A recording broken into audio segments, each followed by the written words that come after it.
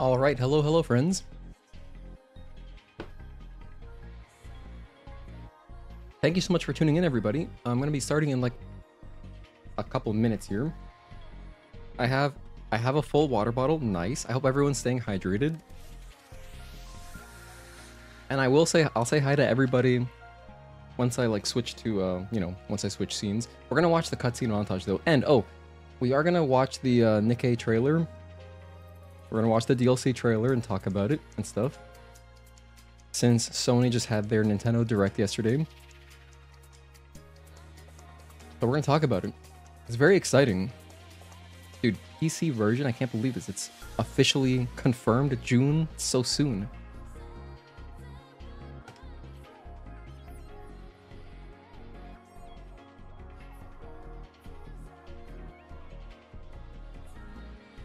Alright. Let me plug in my controller before I forget. Okay. Nice.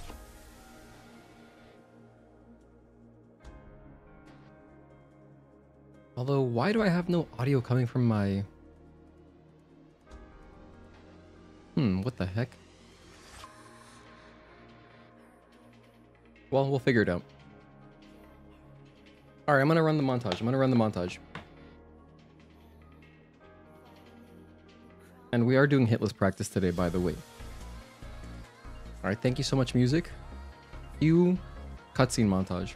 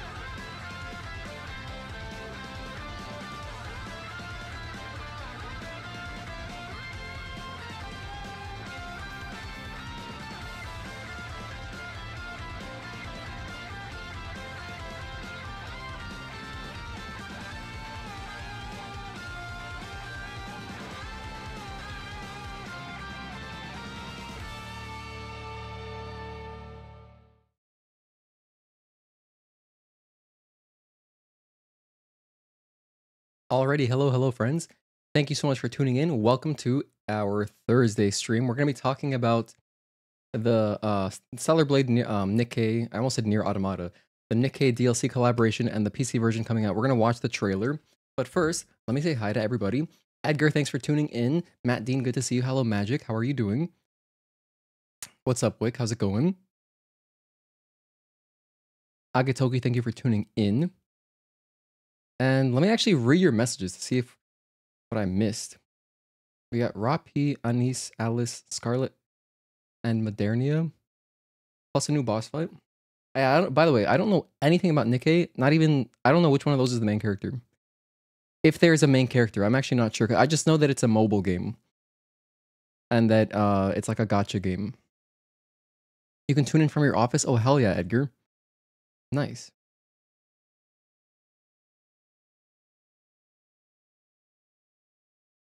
But yeah, I'm doing quite alright. Thanks for asking, Matt. Ciao, fratellino. I'm doing alright, Edgar. Hope you're having a good day at work. I do appreciate that you're tuning in there. Taking a little risk. In the thumbnail of the collab teaser, Eve has Rapi's uniform and her gun. Ain't no way she's actually has her gun, right? I mean, yeah, we might have like a drone skin. but I don't think the gun will function differently. Okay, you guys also don't know anything about Nikke. Okay, fair enough. We're like, you know, playing console games here. Also, my controller didn't plug in. Oh, there we go. The Onimusha 2 remaster is coming soon. Can't wait. Oh, it's a remaster. Nice. So we got the Ninja Gaiden remaster and now Onimusha remaster. That's cool. Haven't played either of those series, unfortunately. Although I remember Onimusha was like, I believe those games have always been expensive. They've always been like kind of low volume, right?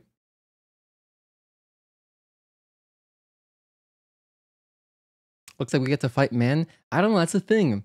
I'm not sure if we actually get to fight man. We're going to watch the trailer in a second because to my understanding, we have a boss fight, like a Nikke themed boss fight, which I didn't know you fight. You like fight stuff? Does that game have actual gameplay?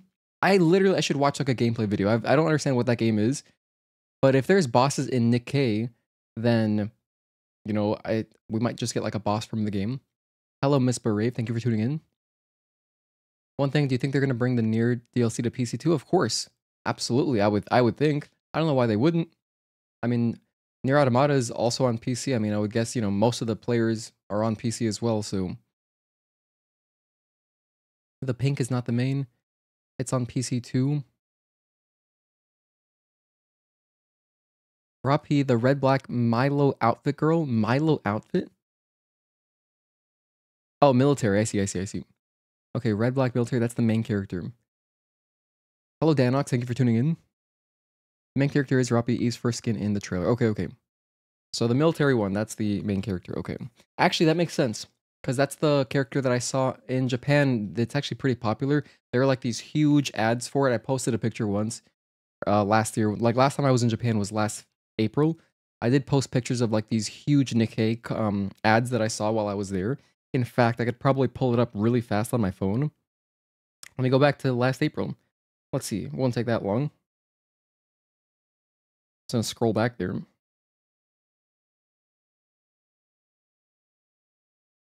All right, this is around, because I did post it in the Discord, but I feel like I can find it faster this way. Wait, did I already move them off of my phone? Maybe I did. Maybe I did. I have just thousands of pictures on here. I take pictures of everything, dude.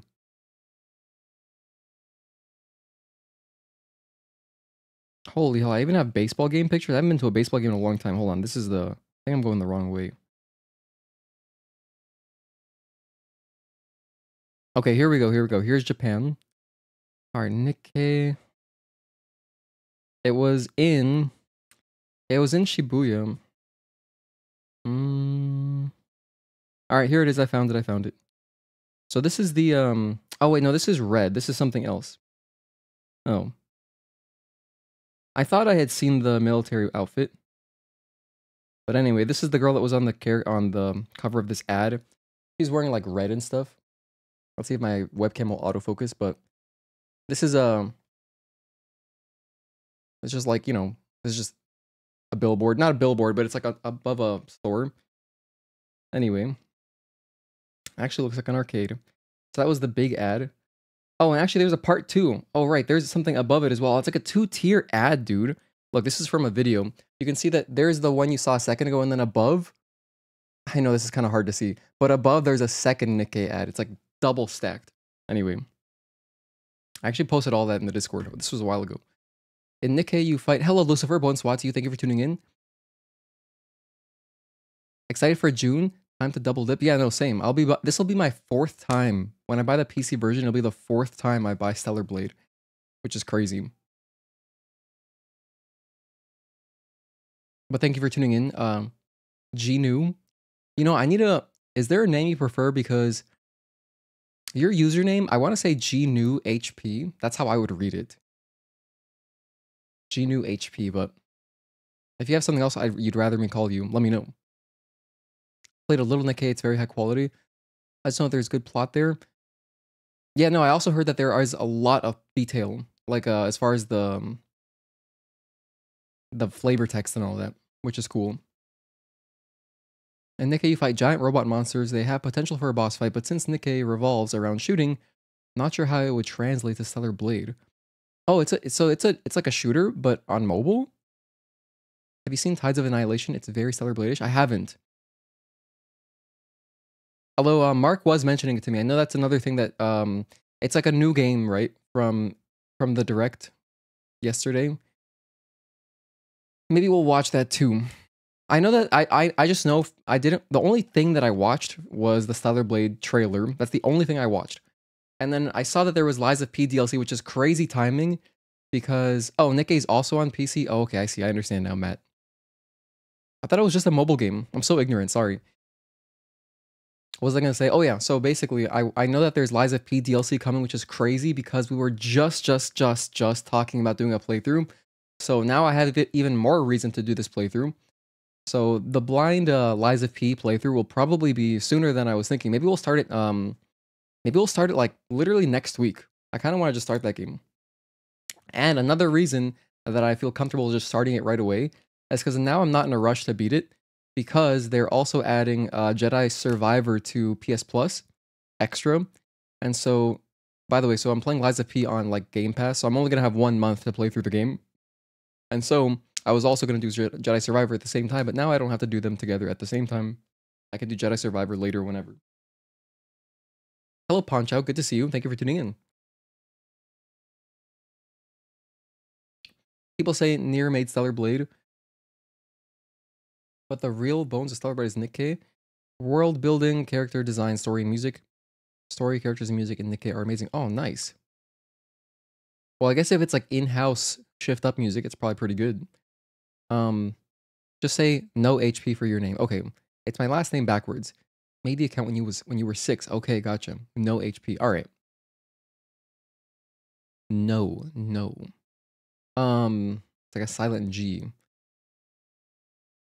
Nikke is just 2D shooting worth a world map. It has a dark story. Nikke gameplay is actually pretty fun. Makes good use of the platform touchscreen / mouse controls. Nikke has a lot of fan service, but the story is so good you can definitely see Nikke Stellar Blade similarities when it comes to the world building and story beats. Yeah, I just restarted a new Lies of P game tonight. Oh, hell yeah. Maybe you should wait until the expansion comes to buy the bundle. Oh, for Lies of P? Well, I'm going to be playing, I don't know what I'm going to do with that game because like I want to play it. I want to use my Xbox.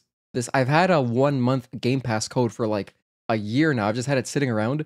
And so I finally found a reason to use it, which is to play Lies of P. What's awkward about that is that like then if I want to play the DLC, I'd either have to like buy the DLC through the Xbox store. I'm actually not sure how PC gaming through Xbox works. I haven't done it. So, because I know it's not going to be like a Steam version, obviously, it's Xbox platform. So then I'd have to buy it through there, which I don't want to do. So unless they add the DLC to Game Pass, then I would just buy like a second month of Game Pass later. Don't want to play the DLC in the actual new game 4. Nikke is a shooting RPG. Okay. I think let's watch the trailer. Shall we watch the trailer? Let's check this thing out. I watched it a few times already, but okay. I don't think this is gonna be too loud. It should be a good audio level. So there's our main character. What was her name again? And then there's another costume. There's like a pink one too.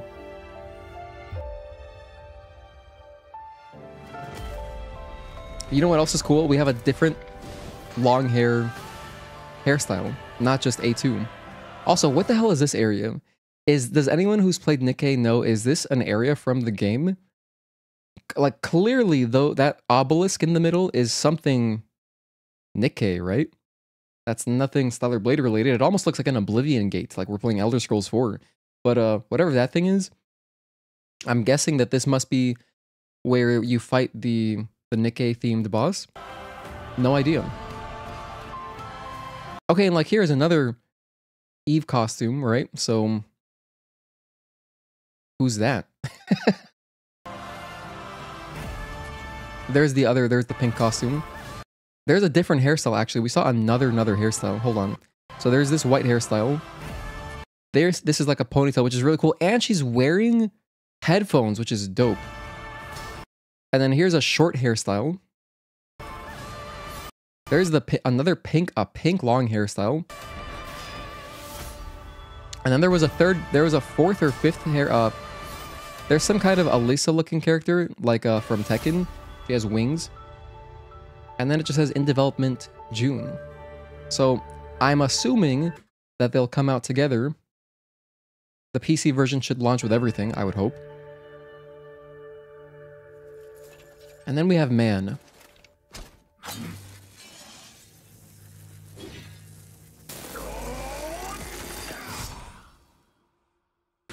So the Man thing, right? At first I was thinking, oh man, this is really hype. At first I was like, damn, this is sick. We get to fight Man. But I don't think I don't expect we're actually gonna get to fight Man, you know? Since we just know there was like some, I believe it was like the IGN article. It says that we're gonna have a Nikke themed boss fight. And so maybe Man is fighting, maybe Man is fighting that boss. Or I don't know, maybe we just get to fight Man randomly as like a bonus. That'd be crazy. That'd be really cool. I would love that. That's what I really want. Because I think Man would be so cool. That is a Scarlet themed area. Scarlet is a unique character in Nikke because unlike every other character who uses a gun, she wields a sword. The white costume is another Nikke character. The Sakura field is basically Scarlet's place. Scarlet is the one with a giant hat. Modernia is an Alisa-like character. Anise is short hair girl. Alice is pink. Scarlet is the ninja samurai. Was there a ninja samurai there? Dorothy is the pink hair white girl or white outfit girl. And Rapi is the main girl. Okay. Man might just show up in Boss Rush. It's like a secret boss. That'd be really awesome. I would love that. Or hang on a sec, because you know it says coming to PC with additional contents. So what's interesting about this is that it's not just saying like it's like they didn't just say, oh, the PC version's coming out with all the DLC. It's coming out with additional content, which makes it sound like it's gonna have its own exclusive shit. You know what I mean? That's what it sounds like to me. Kind of like how, for example, you know, whatever. Think of tons of PC versions come with different stuff, like the PC version of Devil May Cry 4 that had an exclusive difficulty mode, Legendary Dark Knight. And there's stuff that's just like exclusive to PC versions, either for performance reasons or whatever. So like, what if we do get to see more of the main story that we are aware of, but in this PC version? That would be insane. Because then what if we get to like, you know, I don't know. Like, what if we get to see more of the before, like while we're up in Spire, before we get back to Zion, what if we get to see more of that? Even if it's just a cutscene. But, you know, the way they hype up Man, it makes it seem like you get to do something with him. I can't imagine we're going to be able to play as Unidentified Naytiba. Agatoki, thank you for the 3 months. Please watch the Tides of Annihilation trailer. Okay, let's watch the Tides of Annihilation trailer. Let me get this trailer up real quick. Tides of Annihilation. All right, so this is on PlayStation's website. I'm gonna download it. I don't want to. I'm gonna download the video just so I can scrub through it more easily in case we want to look at something.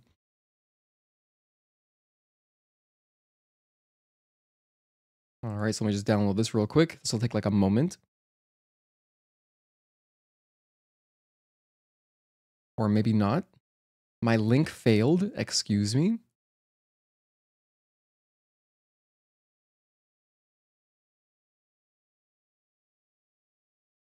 I don't want to play it in my browser because it's not as good.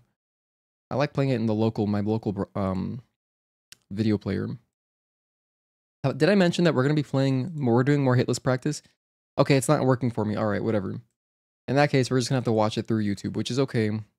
It's not ideal, but it's okay. So let's go back over here. Pull up the Tides of Annihilation trailer. There we go. And let's watch it. So this is Tides of Annihilation, another thing that they announced yesterday. This is like a brand new IP, right? Okay, Stuffy Doll. No one knows how that world came into being. It devoured everything from the past. Only I was left.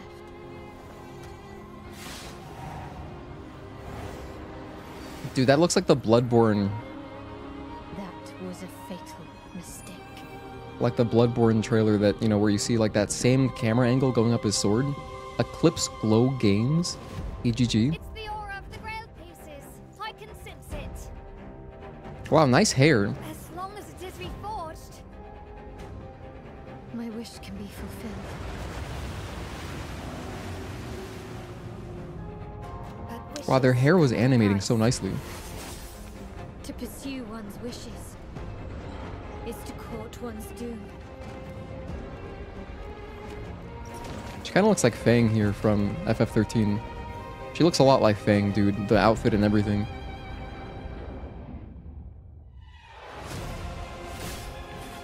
Okay, so it's like a Souls-like. You can summon stuff.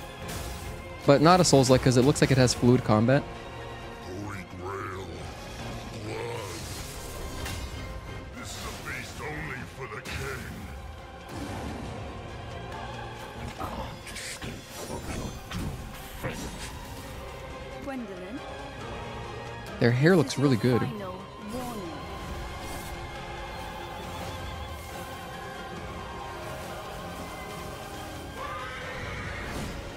My quarrel lies not with you, but I will take back everything that belongs to me. Even Wow, if their it hair looks so is good. my Jeez, soul. looks amazing. Tides of Annihilation. Wishlist now in development, so no idea when it's gonna come out. The table is dead. It exists no more. Damn, the hair looks amazing, dude. That's amazing. Okay. Well, so it's like a third-person action game. I didn't see any parry stuff happening, so... What's up? It's RJ. Good to see you, RJ. Thank you for tuning in. Why, man? The devs say the gameplay more like Devil May Cry. Well, I mean, it did look smooth, so it looks pretty arcadey in that sense, right?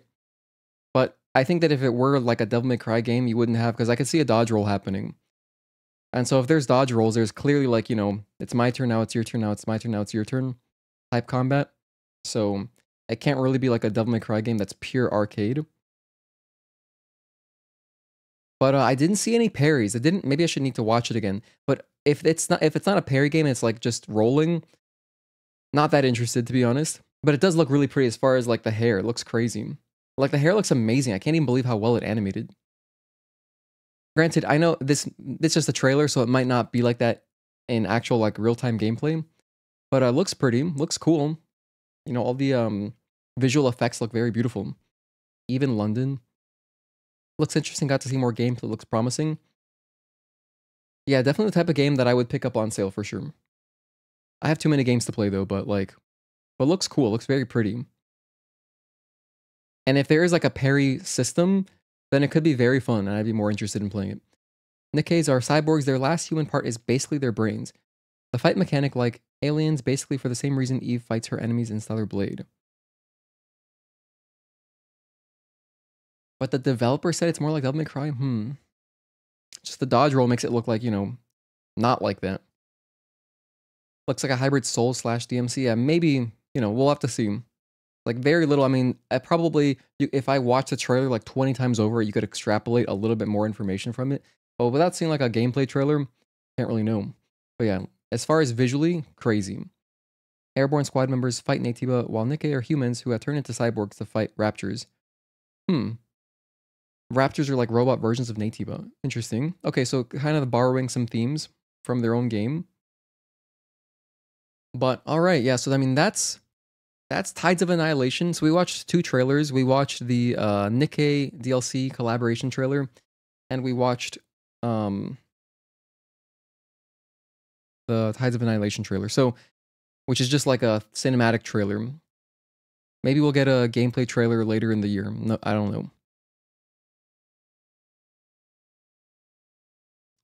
Gato. Okay, here we go. For some reason, my now we should be good. For some reason, my 4KX was not actually giving us any audio, but now we have audio on my console. Cool. I think it's time. Let's start playing Stellar Blade. Let's jump in. We're going to be talking about this DLC and the PC version like all stream, I feel like, which is, you know, that's kind of the point. That's kind of the point. It's going to be a big discussion stream while we're practicing at the same time. I'd say to check the Lies of P trailer, but I don't know if there's any spoilers for main game. Yeah, that's why I didn't want to watch it, just because I'm planning to play Lies of P very soon. And so, no point in spoiling anything, even potentially. Dude, I'm really excited to play Lies of P.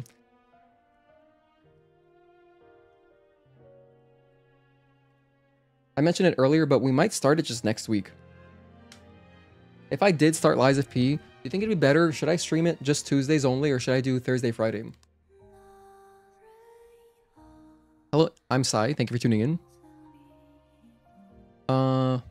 No spoilers from the main game shown in the DLC trailer. Well, even so, I think we're good.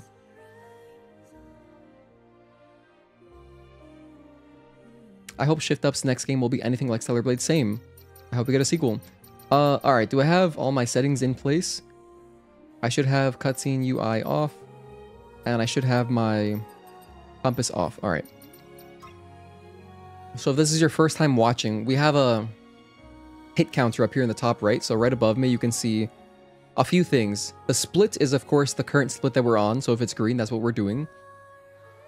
The now column is how many hits we've taken this session. Difference is the difference between this session and my PB, which our PB at the bottom you can see is 16 hits. And I had some rough ones towards the end, so we're gonna let's shoot for single digits. Let's go for sub 10. I think that's a good goal to have. And we're at 33 minutes. So let me make a timestamp.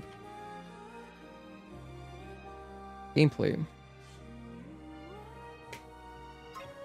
Okay, let's jump in. Good luck. Thank you so much. Have a good stream. Gotta head out. All right, take care, Matt Dean. Am I on PS5? This is on PS5. There is only a PS5 version of Stellar Blade.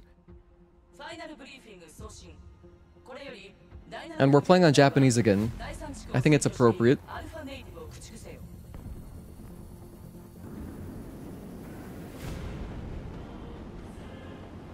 Stellar Blade might be your favorite game of all time. It's up there for me. Definitely in my top 10. Did they say how much Nikke DLC for Stellar Blade? Oh, the cost? No, they haven't mentioned a price or anything. There is no price or anything. And they, just like the Nier Automata DLC, they probably are not gonna announce that or reveal it until it's much closer to release. Which makes sense, right? Because from a business perspective, if you announce something and people are kind of like on the fence, and then you give a price to it, they might think like, okay, never mind, I'm definitely off of it. But if you give someone the chance to like digest, like, oh, I'm kind of excited for this, they might already kind of be emotionally connected to it and like think, you know, I'm just gonna buy this no matter what it is. And it's like, okay, it's 15 bucks, and then it's just like, okay, 15 bucks, I'll spend it. Hello, Mugiwara, thank you for tuning in. Hey, Bliss, hope you're doing good. Found you through your 3-hour speedrun. Thanks for watching, I appreciate that.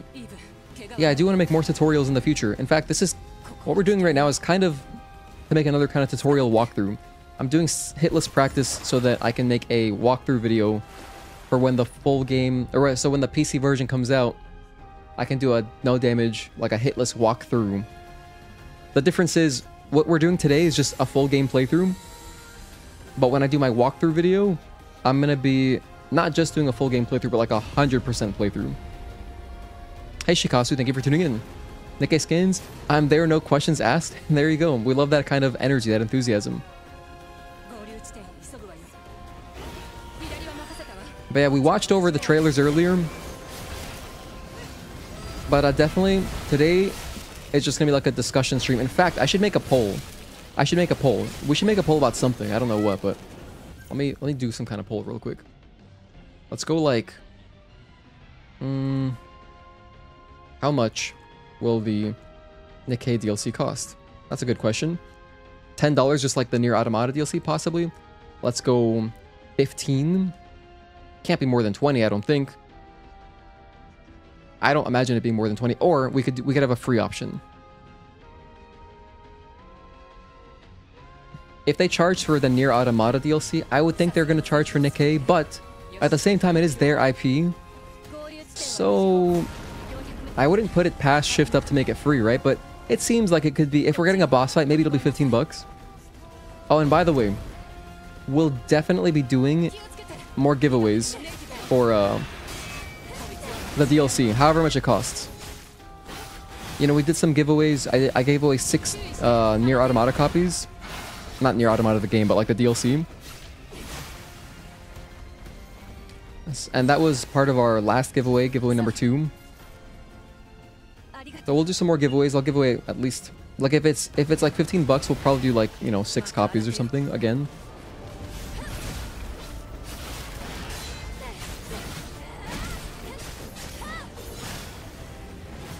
And that's why you want to stay tuned to the Discord. The giveaways are mostly just for the Discord, so if you're in there, you'll never miss them because I will ping at everyone if there's a giveaway. That's basically the only thing that I ping everyone for. But the current one that we're doing a giveaway right now, actually. It runs for all of February.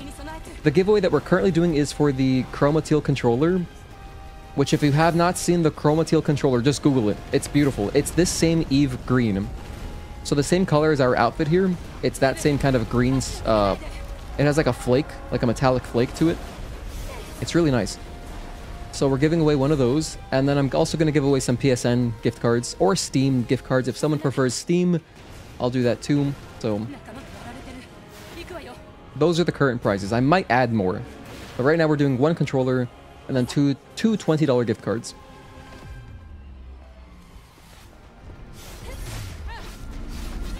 One.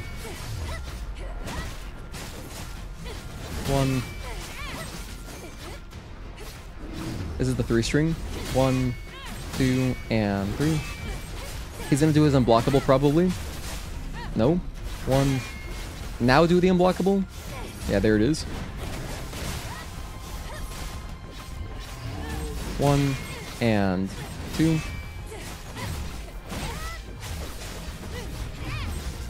1. Alright. I built up my beta energy there. That's brute. You got me, I'll participate? Hell yeah. Yeah, please. It's free to join. It's a free giveaway to enter. All you gotta do is write a short story. What's my favorite game of all time? Miss Brave, my number 1 favorite game of all time is Resident Evil 1 Remake on GameCube. That's my favorite game of all time. Like, it's not even close. Is there a way to get through the cage door next to the parking lot before a Batten fight? In the parking tower, no, but for the fence outside, there used to be a way on the original patch. You could use blink, like if you lured an enemy over. Or no, there were like 2 methods. You could do it with blink as well as with a barrel. If you like used a barrel, rolled it over, because items had different collision back then. I know this because we did a 1.000 playthrough like in November or December. And, you know, the VOD is there, but, like, I couldn't figure out how to do it, but I know you can. I know it's possible. But not anymore. That's all been patched out. Hey, Tezel, good to see you, man. Happy Thursday. 20 USD for the DLC. I feel like the only skin out of the ones shown that will be free is the Rapi one. Scarlet's portion of the trailer showed a new stage, also man boss fight. Yeah, I know that we're getting a boss fight that's Nikke themed. If we get to fight man, that'd be hype. But, so, Tezel, earlier I was talking about how I think my prediction is that the PC version is going to have exclusive stuff. Like, we're going to have stuff that's only in the PC version, possibly seeing more of the invasion, like the Unidentified Naytiba siege of Zion. And maybe that's just like part of a cutscene. Or we're going to have like secret boss fights on the PC version, you know? It makes sense in a way, because they want to, I guess, encourage double dipping and also reward PC players for waiting. But at the same time, they should also reward the most loyal people who have been here since day 1 on console. So we'll see. Maybe PC will get some exclusive content that'll come to console later. I don't know. To be honest, there's so many ways they could do it. I think that they would want to include console players too, though. That kind of makes sense to me. Why didn't I kill this guy? I'm playing so dangerously. I'm playing so dangerously for no reason. I am doing Hitless. I gotta lock in. We just started, but I gotta lock in already. But the new area did look interesting. I'm really hyped. I'm really excited to just have new stuff to do in the game. It's gonna be really fun to make another update video. We haven't gotten an update since, well, Christmas, which wasn't really that long ago. But, yeah, it'll be fun to dive in. And you know what else is weird? Not weird, but like, so if the DLC comes out in June and the PC version comes out in June, then that means, you know, like, okay, should I just ditch the PS5 version and just hop onto PC because that's where I'm going to be playing most of my time? Or, I guess probably what I'll do is I'll play through the console stuff first, just really to like update my spreadsheet, my speedrun spreadsheet, and see if they patch anything else out or if anything changes. And then I'll hop over on PC. Because if there's a patch on console, I want to update our spreadsheet. If anyone is newer around here, I do have a spreadsheet with all the speedrun tech and my description. I can see a final mix update for the DLC. Yeah, something like that. June's pretty far away. June's like right there. I don't think you understand how close June is. In not even 120 days, we're going to be playing the DLC. So, and baseball starts in, you know, in basically 6 weeks. So then for me, once baseball starts, time's going to be flying by. And it's going to be June before I know it. So I'm excited. I'm very excited.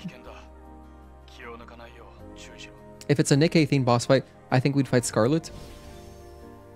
I don't know. You know, you guys have been educating me a lot. And to be honest, some of this information I'm not going to retain that well. And for anyone just tuning in, earlier in the stream, we did watch the trailer. We also watched the Tides of Annihilation trailer. So we did that. But we're still talking about, like, the stream today is going to be mostly like just a discussion. While I'm doing Hitless practice, we're mostly just discussing, you know, what we're anticipating the DLC is going to be like, how much it's going to cost, you know, speculating, excitement in general.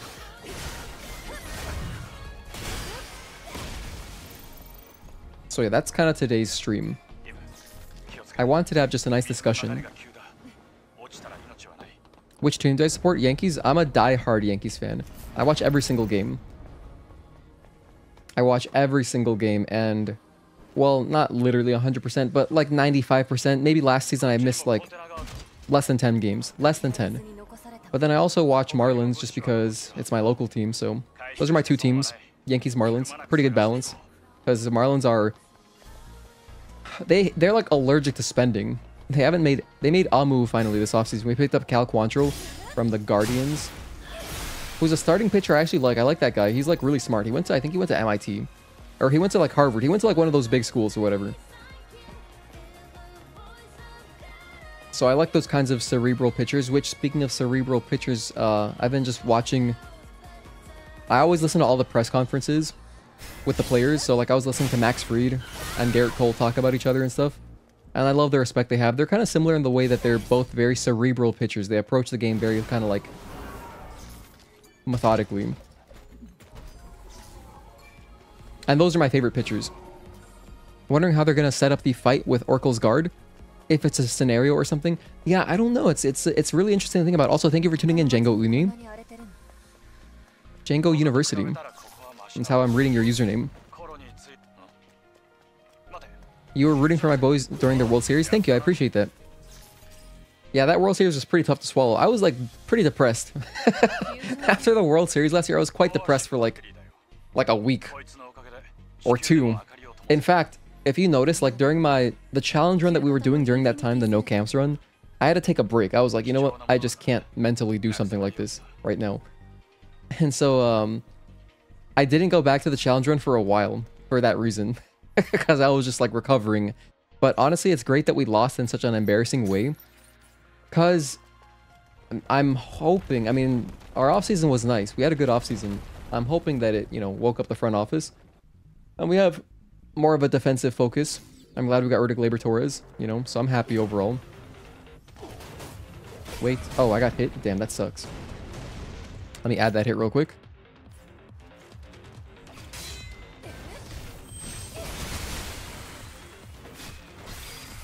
We got kind of sideswiped. Unfortunate.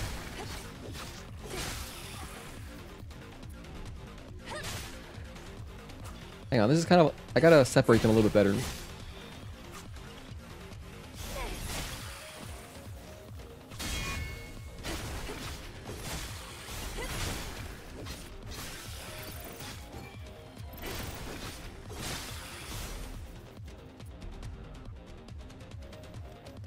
My goal today is just sub 10. Wait, and walk away. Nice. That's the goal for today. And, you know, it's Thursday. Tomorrow's my day off. Tomorrow's another day off. And so we're going to be playing late today. Kind of a longer stream. I might even do 2 playthroughs, possibly. Or I could also just play some FF7 later. We'll see. I'll do one or the other.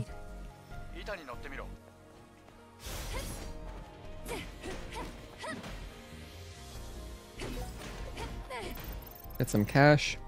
Not that we need it. We really don't need it. We are going to be rich by the end of the run. Hate that they're buying up every player as well. Oh yeah, for the Dodgers. I mean, you know, they can do that. There are a lot of owners in MLB who could spend a lot more money than they do. So I do respect that the Dodgers are just going all in. They don't have anywhere near... And this is what's really irritating about Hal Steinbrenner. He's not like his dad, you know. The Yankees make literally more revenue than any other team. But they are like just not gonna... They're kind of just stubborn on how much they actually spend a year. You know, if they wanted to, they could be like Steve Cohen, go over the luxury tax, whatever, but... I was sad when the Dodgers knocked out for your team in the NLDS. Your team's the Padres? Yeah. Speaking of the Padres, isn't it crazy that they actually spent money? They just signed Nick Pivetta, and I was thinking they weren't gonna do anything. Because, like, there's the whole thing with, like, their battle over, like, ownership of the team with the siblings, and they got, like, all this stuff going on, so... At least they made a move. By the way, thank you everybody for tuning in and hanging out. We're doing hitless practice today. So, our PB is 16 hits for the full game, and I'm currently aiming for sub 10. But yeah, we're just practicing right now, so I'm going to do one playthrough here. I might do another one later. Might do another one. We might do back-to-back playthroughs. Hello, Virgil. Thank you for tuning in. Another World Series for the Dodgers this year. I mean, I think it's a guarantee they're in the playoffs. But once the playoffs start, honestly, all it takes, they have ridiculous depth. Crazy depth. So they're somewhat resistant to injuries, but like still, you never know. You never know. They could be going into the playoffs not at full power, and then the other teams have a chance. But like even so, like some players, you know, they could have a bad run during the playoffs. All it takes is like a slightly weakened offense, and then the other team running hot to knock you out of contention. It can happen that quickly. So 1, 2.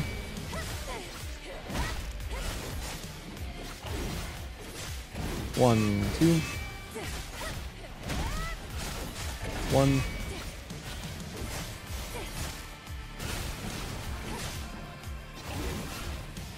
One, 2. Alright, so that's phase 2.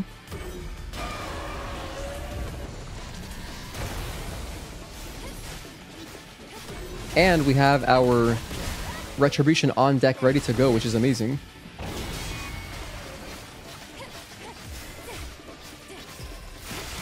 Like the stream? Thank you guys, I appreciate that. Yeah, I mean, liking the streams and videos is like the best free way to support.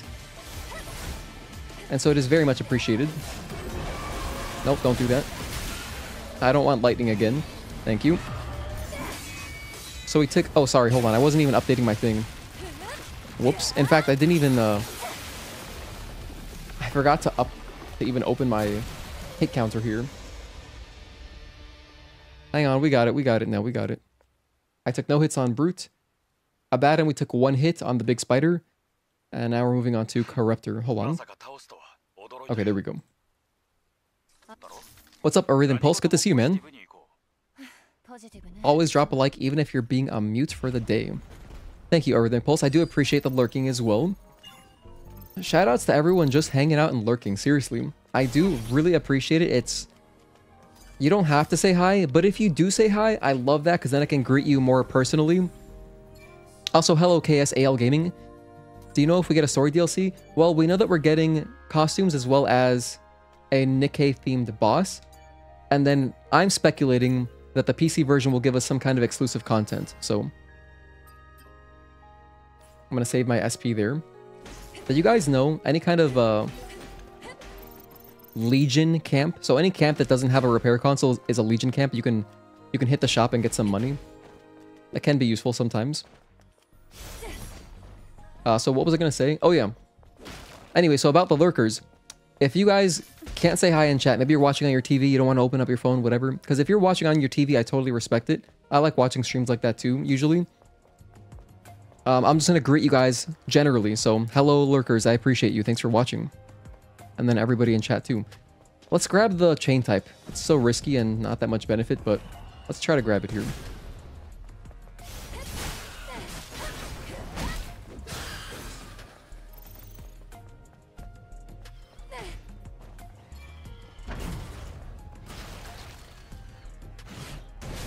Damn, I was a bit too far away from him.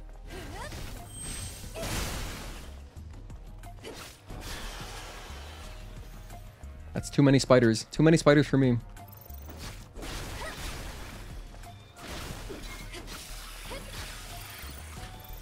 Oh, that was close.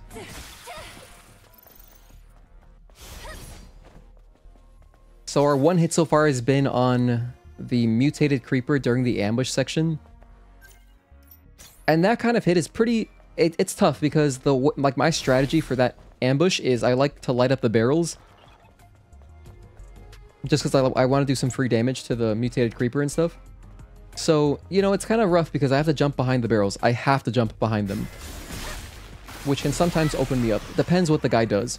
That mutated creeper will occasionally do that side swipe that it did.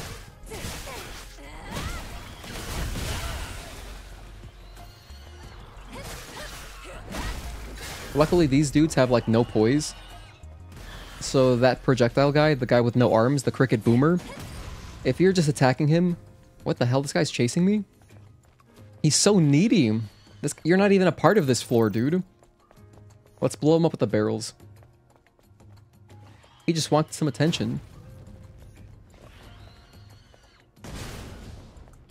Keep going, keep going, keep chasing me, keep chasing.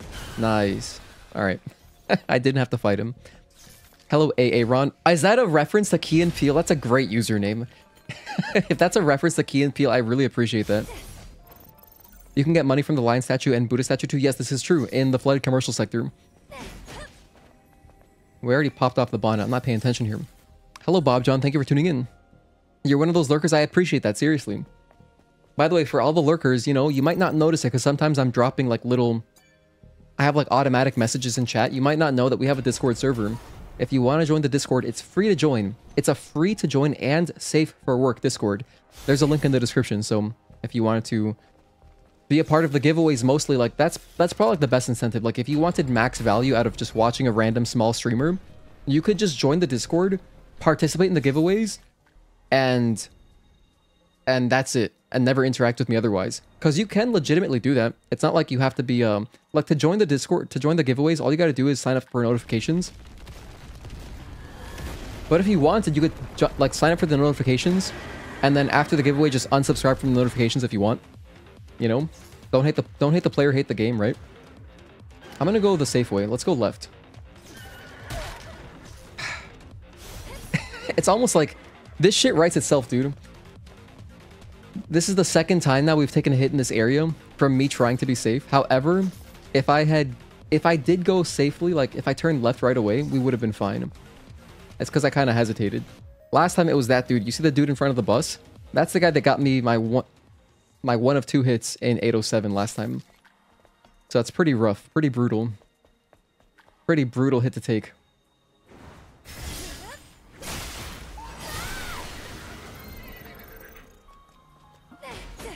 So we're at 2 hits right now. Hey, this is still on pace for a PB for 807, which is 2 hits. Except last time it was here and then on Gigas. So if I'm perfect the rest of the way, we'll match our PB, and then we're still on pace for sub. Like I want a sub 10. That's what I want right now.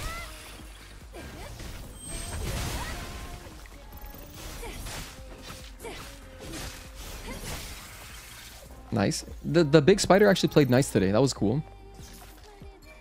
Can I get a free backstab on this guy? I'm gonna try. Maybe I haven't learned my lesson, but I'm gonna try to backstab. He noticed me. You see that? Now I'm gonna get away. He noticed me. He has eyes in the back of his head. We're not messing with that.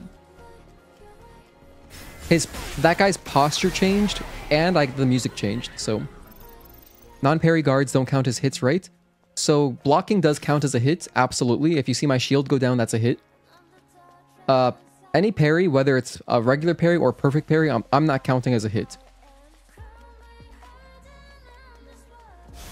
What was I gonna do? Oh yeah, I have to go this way. So if you see a regular parry, I'm not counting that as a hit.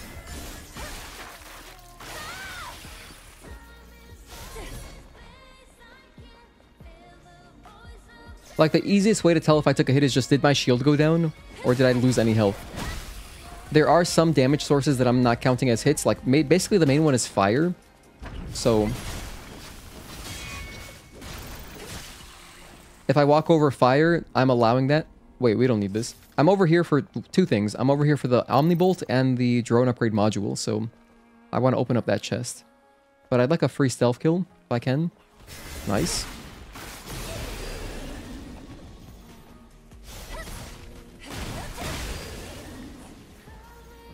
So this one has an important Omnibolt because I like to get an extra gear socket. We want to have two or I want to have 3 or 4 really. Wow, that was really nice RNG. Did you see that? I got 4 right inputs in a row.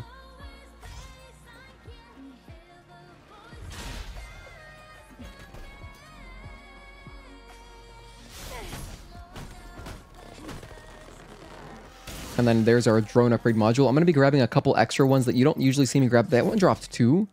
Does he always drop 2? I think it does. I think it does. There's no RNG to that. The only RNG is the Omnibolts for the gear sockets. I should really know these things. I've speedrun this game so many times. I'm not fully aware if that drone, that little bot, always drops 1 or 2. Hold on, I already did everything here. We can just leave. We're good. I got confused. But I already grabbed the fusion cell.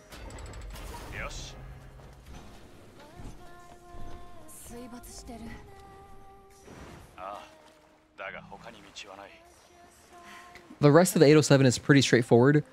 The only really dangerous part, to be honest, is just the construction zone. Because there's like that one room before the 3rd ID card. In that room, there is a cricket butcher and a heavy guardian, and if I let up my focus for a moment, it's pretty easy to get hit there, you know. However, if the cricket butcher does its repulse, you can just sidestep it. So hopefully I won't have to demonstrate that, but you know, if it comes down to it, we will be doing some sidesteps, like we're playing Tekken out of nowhere. How's the poll doing, by the way? Most of you guys have voted for $15, so it's 37%, $15. 30% $10, 19% $20, and 15% free. I love you enthusiastic, optimistic, free people. You keep picking up these upgrades and running through the game so much, you'll soon probably be able to one-shot every enemy and boss. Well, you can get close to one-shotting, sort of. If you want, you know, honestly, that might be like a good video to do. I don't know if everyone's aware, but if you haven't ever seen like fast boss challenge kills, the strategy is just, this is like for New Game Plus stuff. The strategy is just suppression, eagle eye, and then use a grenade to down the boss, and then you just shoot them, and that's it. That's the entire strategy. And the combination of like suppression giving you more damage when an enemy is down, and also keeping that enemy down longer, means you can do like, basically knock them out in one cycle. It's amazing. If I wanted to just do a hitless run just to do one, we could do this on New Game Plus and, you know, use like an overpowered gear setup. And we could do that pretty easily, I think, because we wouldn't have to fight the bosses. We would just shoot them. But yeah. That's why we're doing New Game. On New Game, it's much more interesting, in my opinion, to play.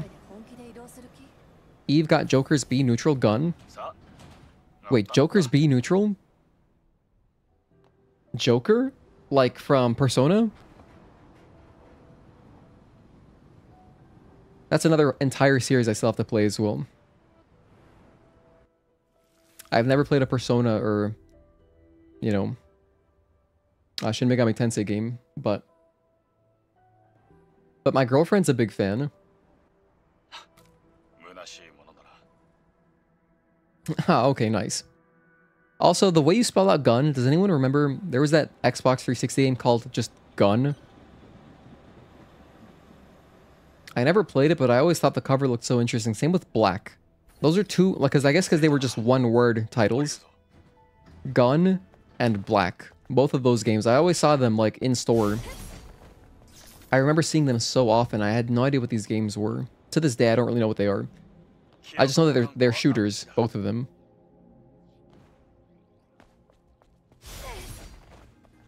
SMT is dope. Yeah, I really want to play Persona 5. I heard it's like the most friendly game to jump into the series with. Persona games are definitely long commitments. Yeah, I know, for sure. Maybe that's why it's taken me so long to just start playing them.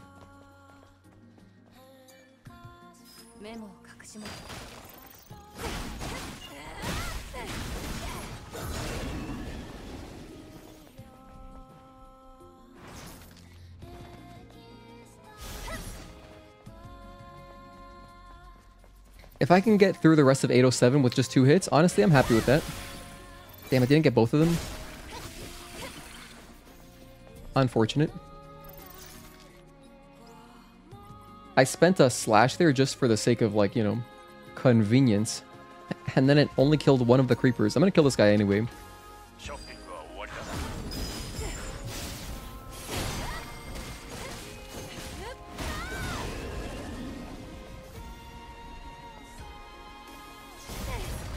And now we're coming up to Corruptor, so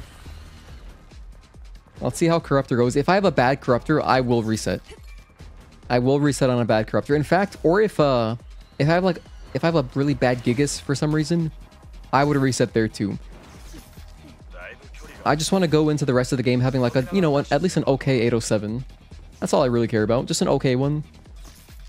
So I don't feel like I'm, you know, up against it the whole playthrough. I messed up my cutscene skip there. If you want to see how to skip that cutscene, just check out the spreadsheet in the description for the tech. But all you gotta do, you just gotta jump through, not kind of... There's like a fence on the right that pushes you to the left. And if you just avoid that fence and just jump over to the right, you do skip the cutscene. SMT is the... or Shin Megami Tensei is the Dark Souls of turn-based JRPGs. Really? Are they actually notorious for being really hard?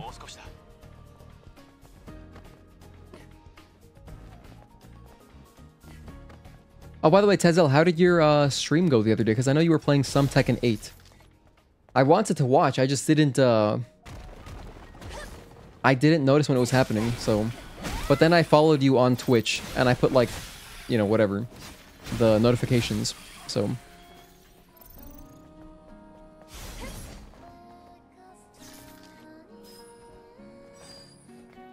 Let's get a free backstab here.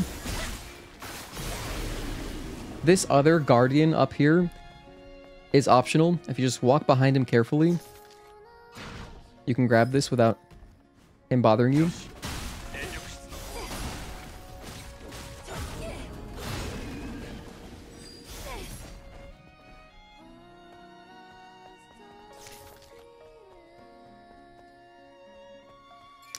SMT games typically can be forgiving. Like, you just walk into a fight and die because of unlucky crits? Damn.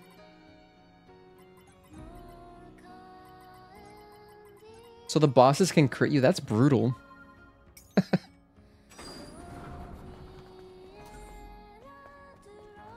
To the point where it's like, oh, your fight's over. Pretty rough, man. It's pretty rough.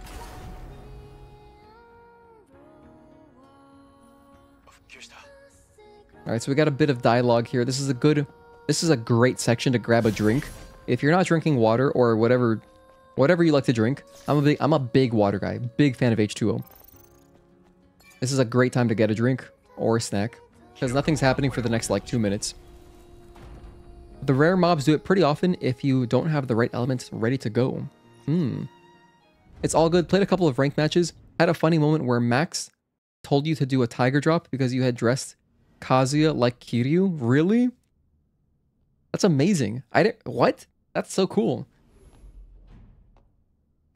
Is there actual Yakuza, like, dedicated Yakuza costumes in Tekken? Or is it just a custom costume?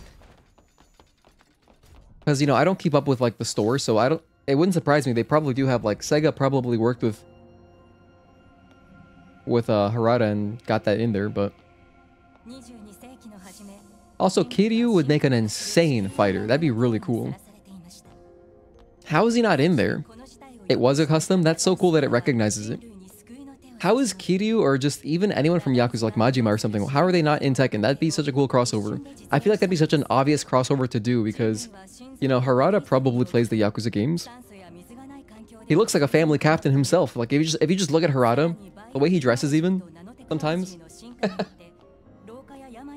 He looks like he's up there. He's like a high-ranking member. He's like, you know, brass. I don't know what the hell I'm talking about. By the way, earlier, for anyone just tuning in, we did talk about all of the Nikke stuff earlier in the stream, and we watched the trailer and all that. But after the fact, like if you wanted to go watch that later, I do always timestamp my VODs, my live VODs. So I'll be timestamping like when we watched the Nikke trailer, when we watched the Tides of Annihilation trailer, all that. Kiryu, Majima, or even Ichiban, the newest pro tag, would definitely fit in Tekken 8. Yeah, I think it makes the most sense to be, I think, Kiryu or Majima, just because I know that like Yakuza 0 was hugely popular, and for good reason. It was amazing. There really aren't many games with OST as top-notch as Stellar and Tekken, man. Well, we were just talking about, apparently Nikke also has a really cool soundtrack. So I'm gonna have to look up some Nikke music later. And I guess it's just like shift up in-house music, which a bunch of the music from Stellar Blade is also shift up. I want to say, I think the split is like 60-40. I think it's like 60% Studio Monaco, 40% shift up. Something like that. I'm going to put on fixed damage. You know, I like a lot of shift ups music. Alright, let's go ahead and let Crafter do his water balloon. And then rush in. 1 and 2, 3. Always let the blink rock, because then I can do a full combo.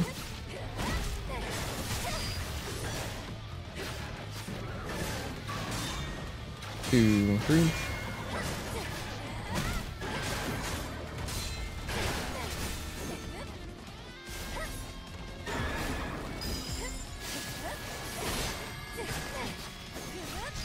Alright, let's do like one more parry string, and we should be good. Oh. I could have interrupted that with triplet, but I didn't.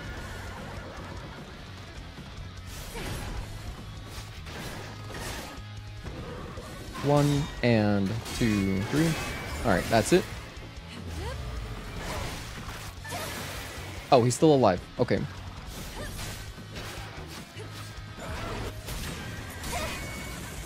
Alright, that's Corruptor. We did take... Hold on, what's wrong with my,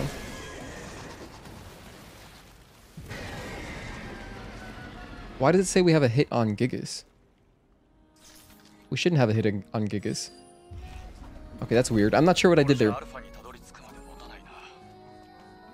Hang on, what's up with my splits? Let's go on to the next one. That's adding a hit. That's working. Okay, we do have 2 hits right now.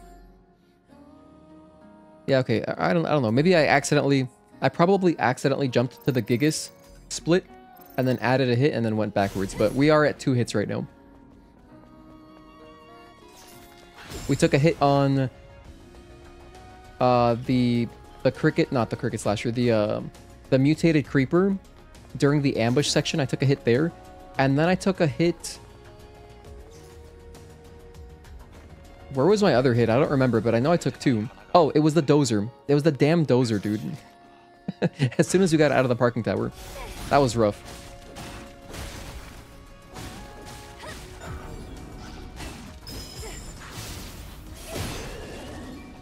I wanted to open up this chest. I'm not sure what's in here. I think it might just be nanos. It's a bunch of nanos. Honestly, those are good to have. We're not really at a shortage of them, but can I get a self kill on this dude possibly? I don't want him bugging me. Nice. Just in case. Just in case I don't want him following me. Like, there's a chance he follows you to the ladder, and I don't know. If I grab the lower part of the ladder, he might hit me while I'm on it, so just to be extra safe. Metal acid from Nikke. Oh, okay, I'll check it out. Sounds like the Metal Gear trait. There was like a card game. Well, it was called Acid, right? There's a Metal Gear Solid card game on PSP. I'm pretty sure it was Acid. But Acid was spelled with... The I was an exclamation point. I never played that game. But, you know, I remember seeing it on store shelves as a kid.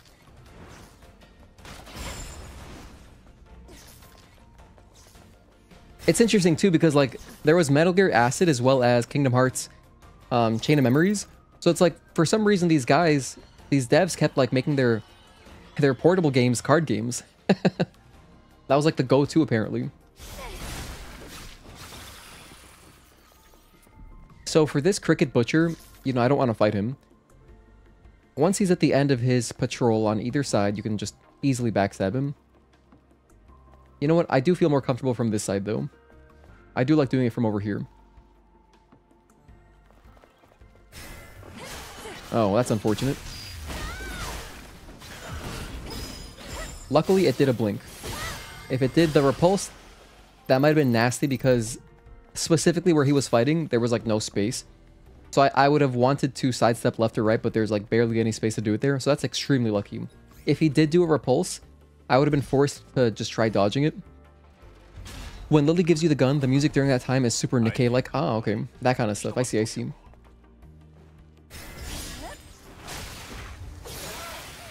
I'm going to put you guys on game. Look up Goddess from the Overzone soundtrack. Yo, Tazel, you should post it in the music channel. On Discord. Post it in there. Actually, Arrhythmic Pulse, if you want to also drop the track that you mentioned, you should also do that. You guys both, I would love to, you know, listen to those tracks later. Just so I can be less ignorant about Nikke's music. Since there's going to be a collab, I feel like I should know at least something about it, so I'm not like going in totally blind. I'm going to grab my safety things. I'm going to grab Reflex Boost and Focus Boost for maximum safety, so now we're overpowered. And then I'm gonna come over here to grab another Omnibolt. Just be careful with that petrified guy. This Guardian will wake up when you walk past him, so... If you drop down, like from the wrong angle, it could also just wake up and, you know, stop you from opening the box and you gotta fight it. Which is suboptimal, of course.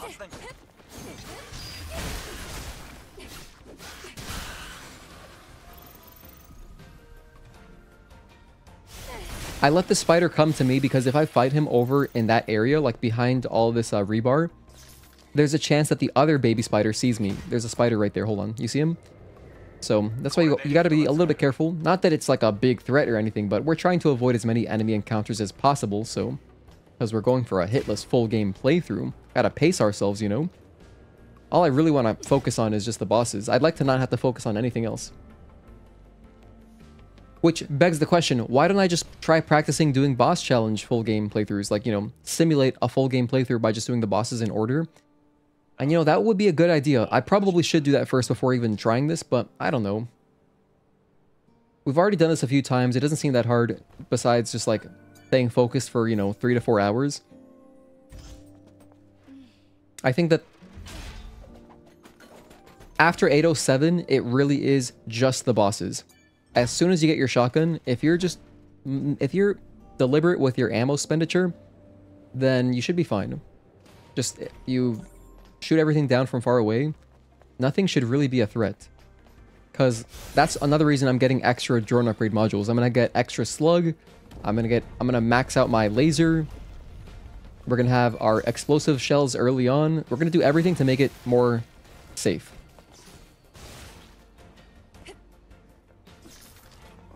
He noticed me already?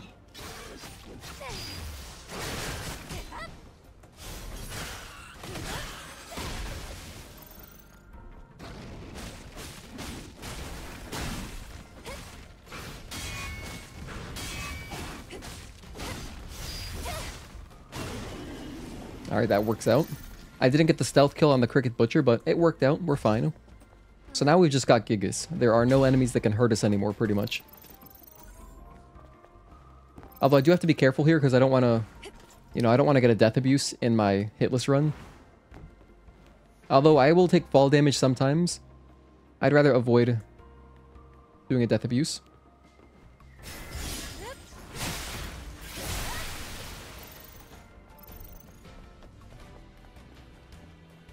I'm taking fall damage occasionally just because for the pacing of the run, like, it's just nicer to stick to the speedrun tech. Oh my gosh, why did I do this to myself? Okay. I could have just crossed the bridge like a normal person. We're good to go. Let's just use the crane. You only have to move one crane here, just the right analog stick.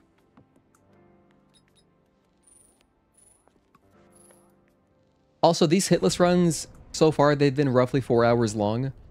Because, you know, we do slow down quite a bit compared to just like a speedrun. We do slow down to take things extra safely, maybe run around, do some extra collecting that I normally wouldn't do. But once we have it like down, I feel like once we have the route fully fleshed out, we're not going to be that much slower than a speedrun, to be honest. Because the bosses naturally, you're going to be fighting them pretty quickly, so like you don't lose too much time on the bosses. It's mostly just the routing of like... I grab a few extra nanos, I grab a few extra drone upgrade modules, and, you know, I take some rooms very safely. And also, we're not doing any speedrun tech, because we're doing, like, a glitchless playthrough.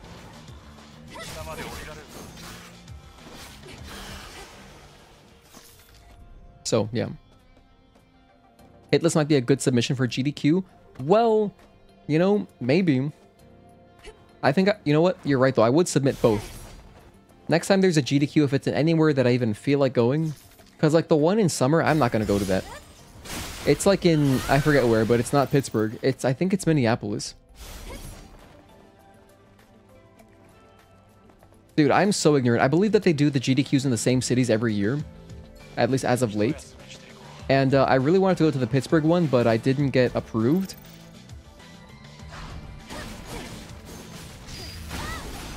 And the summer one, at the time, like when I was, you know, submitting my run and whatever, I looked up the summer one and I was like, yeah, I'm not going to go there. Like, I didn't want to travel there because I don't know anyone there. I forget what city it was, but it's like somewhere where I don't have any friends. So then it's like, I'm not going to go there. I just don't want to do that.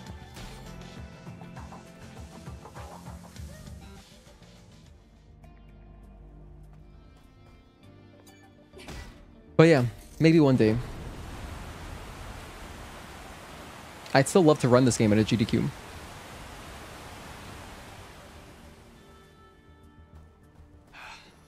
Metal Acid is your favorite normal battle theme in Nikke. Goes non-stop hard. Perfect for work.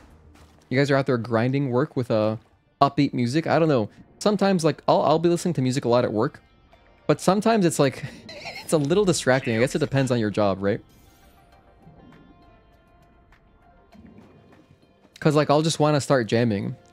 So, as of late, I mean, mostly when I'm working and I have, like, one earbud in, I'll just be listening to podcasts.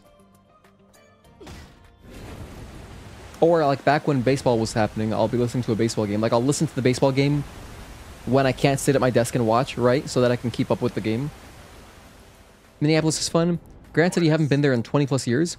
Yeah, last time I went to Minneapolis, I went to a concert with my friend. We rode a bus together. Actually, the concert was in Chicago. So, you know, we went from Minneapolis, like, Indiana to Illinois. Am I thinking of Indianapolis? Hold on, I'm thinking of Indianapolis. Minneapolis is somewhere else. I'm so ignorant. I swear. This isn't on purpose. I'm not trying to, like, further propagate, like, this notion that, like, yeah, Americans are bad at geography. I just got confused for a bit. I guess I'm not that familiar with the middle part of the US. Whoops. No, but they're so near each other, aren't they? Stop. I need to stop before I make this worse for myself. Okay, Google. Where is Minneapolis? It's Minnesota. Okay, it is Twin Cities. I should have known that. I don't watch much Twins baseball though. But I remember, you know, Minnesota Twin Cities. It's Minneapolis and the other one that's next to it. All these policies I got confused with. What are we doing here? Nothing. Okay, so I'm gonna grab Lightning Rush. And that's it. That's all I really need. Oh, but I will put on, hold on, I can switch out this fixed damage thing, which I don't like too much, for shield destruction. Gonna use that. So now I have on combo level 1, shield destruction level 1. We have chain type unupgraded. And I even have 5 grenades if I want to spend 2 grenades on Gigas. If I want. Don't have to. Went to public school, so yeah, I'm bad at geography. Yep, same here.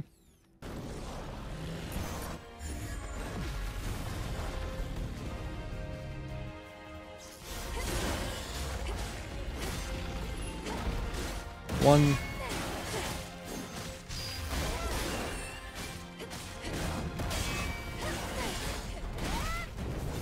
Get back here, crazy bastard.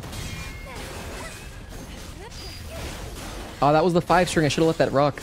Oh well. 1. 1, 2, and 3. No, I was way too late on that. Add my hit. Add my hit. Where to 3-hit 807. Oh well. I'm gonna run away from this one. This is the 3 string.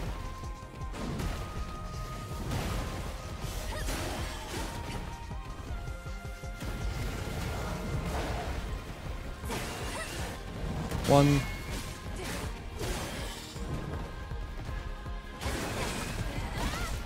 One, 2, 3, 4. Alright, so we got 3 hits on 807.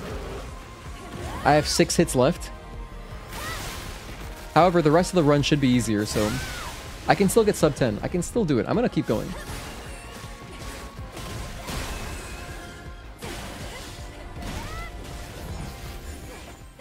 We can still do it.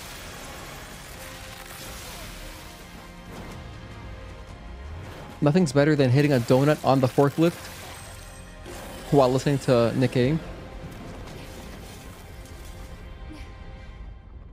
Hope you guys are staying hydrated. By the way, if you're just tuning in right now, we're doing hitless practice. So I'm just doing a full game playthrough with our hit counter here, which is very handy. Keeps track of everything per split. Let's go ahead and do a bunch of dialogue. This is a great section to also get a drink, get some food. Because it's just a lot of dialogue for the next, like, I don't know, like 10 minutes or something.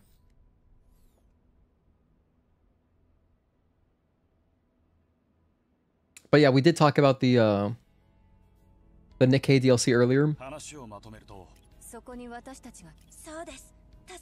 The whole stream is basically open to discussing all that, whatever you're excited about, anticipating, speculating, all that.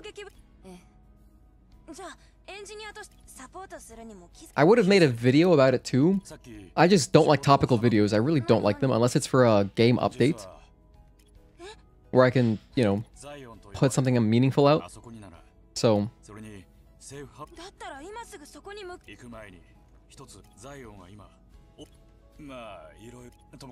even though it would be kind of fun to, like, you know, have a video about it just so then everyone can comment, I'd rather just talk about it live on stream. It's just, like, nicer, because, like, topical videos like that, I just feel like are a stain on my channel. Like, they don't age well, they become irrelevant very fast. And I'd rather not have a bunch of irrelevant videos. Now you actually want to try some more of it? Played about 3 minutes? Damn, 3 minutes is... it only lasted 3 minutes? Damn. I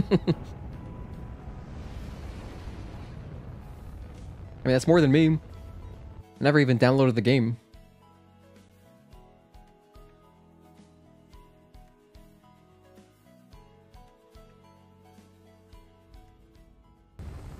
Alright, so we're back in Zion. There's a few things that I'm going to be doing differently from a speedrun.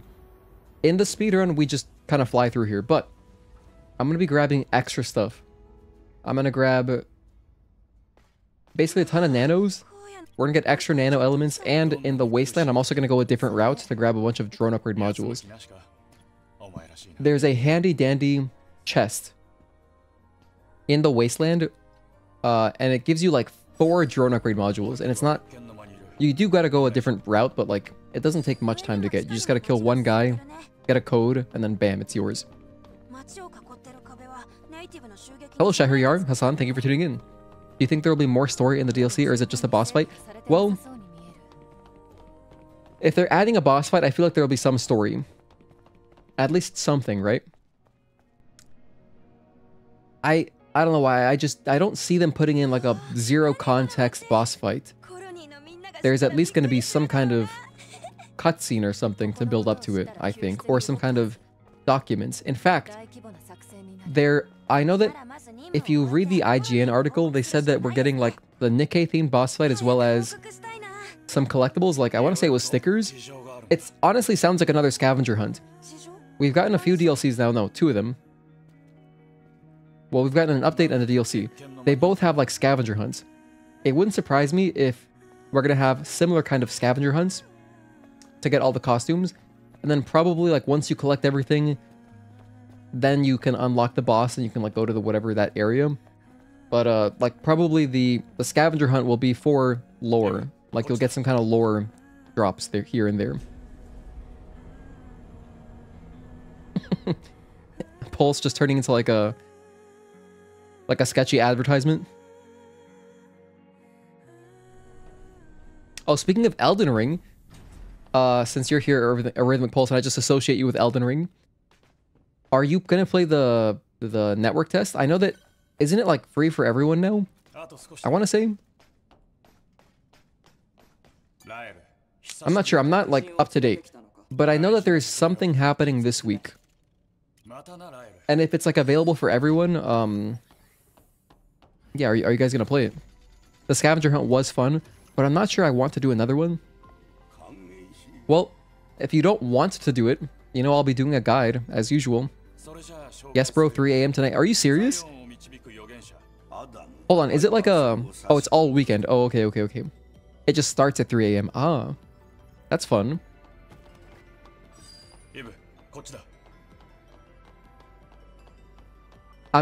Mark told me that the Elden Ring Night Rain, like the game itself, is only $40, which is awesome. I'm glad it's not a full price game, because now I don't feel bad about buying it when it comes out. You know, I usually buy games on sale, like because most games I can just wait to play, like it's not urgent. But you know, Night Rain, I would like to play with friends from the Discord when the game comes out, and so since it's only $40, I feel it's much more justifiable to me. I hope they answer the question of those dead people in the flooded commercial sector. Yeah. That, I would love to get more background too, but I don't know that they would include that in a Nikke DLC, because like I don't think they're going to be tied together. Like there's no reason for them to be tied together, because we know who killed those people, right? So, and since we know who killed those people, we know it's just like contained in Stellar Blade's story. You're pretty stoked. Hopefully not too gassed from work. I think you'll get a second wind once it's 3 a.m. You could also take a nap, you know? There are time slots. All of them are 2 to 3 hours long. Oh my goodness, are you serious? That's how it works? So you just gotta be awake? Wow, dude, the people in California, or like just the West Coast, are chilling. Cause, oh wait, you are in California. That means it's 3 a.m. for you, so it would be 6 a.m. for me? That's almost better, I think? I think it's almost better, because then it's like you could just get up early. Yeah, $40 is a great price. How did I hear about this game? About Stellar Blade? So I heard about Stellar Blade because my girlfriend got me into console gaming again. She's like a Sony girl. She's a PlayStation girl. I haven't thought about console gaming for like literally, I don't remember. 2009 is when I dropped out of console gaming. And then, you know, it was only in 2023 that I got into it again, so I could like, you know, learn about her hobby. And that was when I was like looking into like upcoming games for Sony. And I just saw Stellar Blade and I was like, oh wow, this game has a really cool art style. This looks hype. Oh, you can parry stuff? Cool, that looks fun. And then I was like, just excited for it. And then the demo came out. So then I played it and I was like, oh yeah, now I'm 100% on board. And that's basically it. I'm BC just north.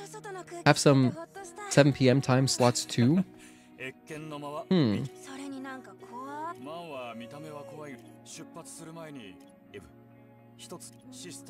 BC is in British Columbia. Why did I think you were from California for some reason? I got confused. 7 p.m. time slots too. That seems really nice. That seems very reasonable. 7 p.m. is like the perfect... It's going to be like the perfect, I feel, time slot because then everyone will be on. You're going to have no shortage of players. However, I feel like even at 3 a.m., you're going to have plenty of people playing. Hello, Juan. Thank you for tuning in. It's a common mix-up. People always think you're from Cali. Well, probably because you're just really cool, you know, and like chill to talk to. So it's like California and Canadian, kind of similar vibes, I guess. My boy Carlo looking good in the DLC. Yeah, we're going to be starting... I think I'm going to start Lies of P maybe next week. I'm going to start it soon. I'm going to start it pretty soon, man. However, I don't know if I should play it once a week or twice a week. Maybe twice a week. Well, maybe I should do it once a week. Ah, that's the thing. My goodness. So here's like the constant battle, right? If I'm practicing Hitless full game playthroughs, I don't want to get burnt out playing this game. If I ever got burnt out, I don't see it happening, but like, if I ever got burnt out from this game, I'd be pretty sad. Like, that'd be pretty tragic.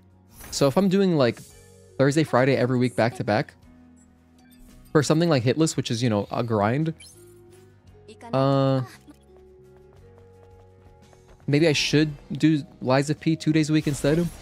Because it's like I can either do, you know, I stream 3 days a week. I could either do Tuesday, Stellar Blade, and then Thursday, Friday, Lies of P until we beat the game. Or I could do Tuesdays, Lies of P, Thursday, Friday, Stellar Blade back to back. Because, you know, when I play back to back days, I always do much better on the Friday after the back to back day. Because then it's like, you know, I'm already warmed up from the previous day. Are there other games in the state of play that interested you? Well, I only watched the Stellar Blade trailer, and then today, earlier, we watched the, Tides of Annihilation trailer. Which looked, you know, it looked really pretty. It doesn't look like a game that I would buy, like, full price. I wouldn't buy that, like, on release. But it looked really pretty. But yeah, I didn't look at anything else. I just know that we have Lies of P DLC coming out. And that's it. So basically, no. Basically, no.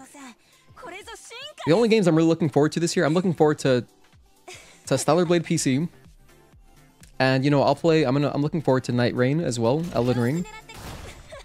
And that's it. I don't believe there's any other games coming out this year that I'm interested in. Because, like, Rebirth already came out. Rebirth came out on PC earlier in the year. Unless we get, like, a Resident Evil game.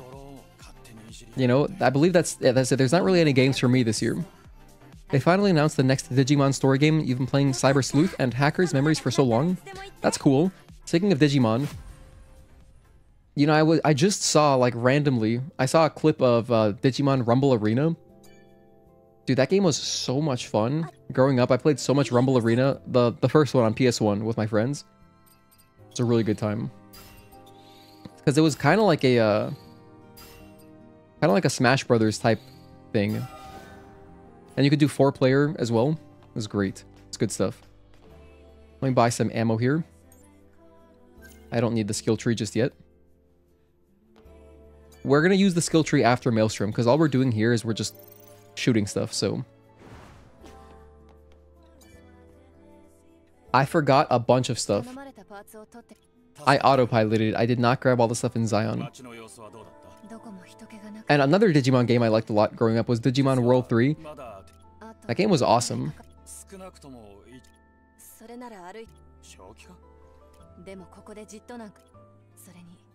If you don't know, Digimon World 3 was like an RPG. It's like an actual RPG. It was really cool.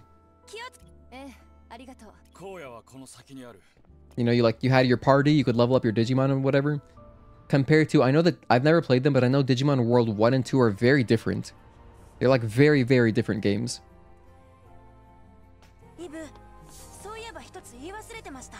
So it's interesting how the World franchise was like different genres.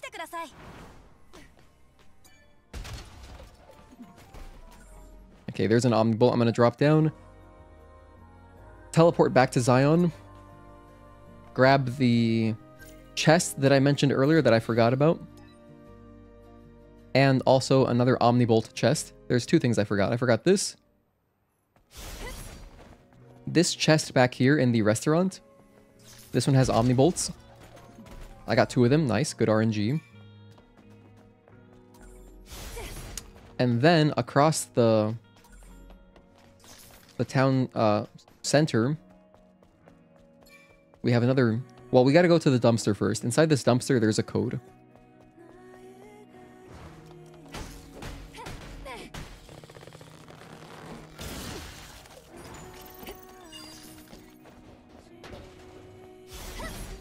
And then, very conveniently, right next to it, we can enter this code. So 00KKE.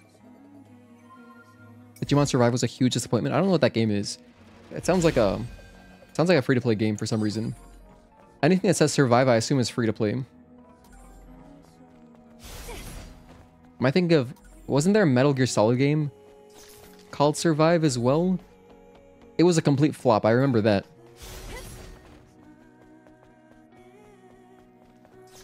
That's like all I remember. It was like some kind of online thing. This was after... Kojima had nothing to do with that game, so it was like a... I think it was just like a train wreck from the start. Not quite as bad as Concord, but you know, it didn't take off. Let's go to my repair console again, because I've got Omnibolt Suspend. Nice. Okay, so now we're good. I didn't get insane RNG like last time. So the playthrough that we did on Tuesday, the Tuesday playthrough, which was our 16-hit PB, for that one, I ended up getting a 4th gear slot because I got like really, really good luck. And I think I got like max Omnibolts from every chest. So then it didn't cost me much time extra. Like I just got 1 extra Omnibolt. And then for Spire, we had a 4th slot. However, that slot is pretty whatever. It's like not that, it's nice, of course, but with 3, you're already very strong. You can put on everything important, so... I'm going to be going a different route.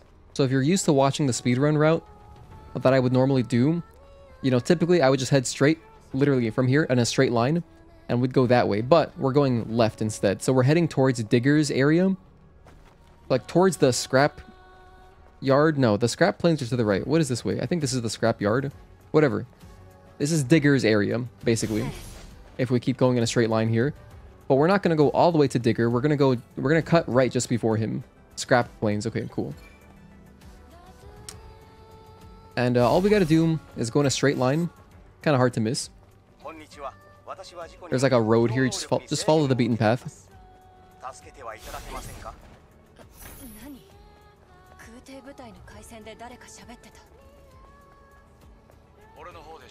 I'm going to try to watch out for these dudes because they do have, you know, very long distance projectiles. I don't want to mess with that. But then in here, yeah, this is where the guy is. I got to take this guy out.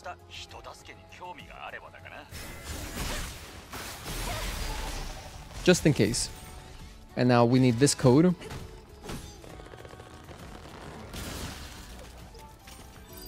Let me go open up our chest. This chest that we're about to open it has 4, I'm pretty sure it's 4 drone upgrade modules. Super handy.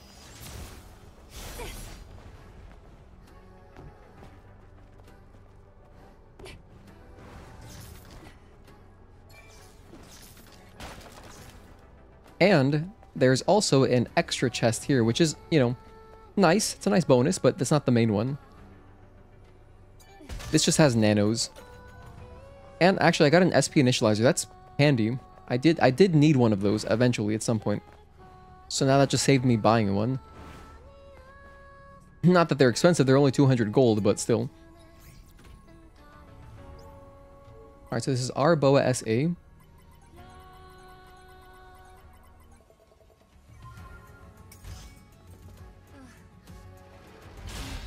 One, two, 5. It's actually 5. That's insane.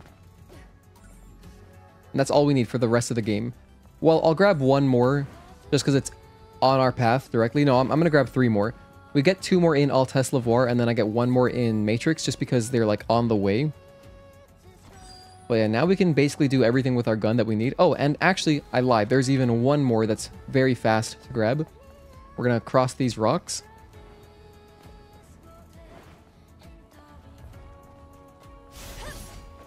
And then over here, kind of buried in some rubble, at the end of this narrow pathway, we have another drone upgrade module. This is kind of just one of these loose ones. Kind of like the ones in Altess. It's just loose, just sitting out here. So grab that. And now we're good. Now we're back. So I'm going to run past these dudes. Hopefully they don't bother me. Please don't bother me. Oh, that was close. That was really close.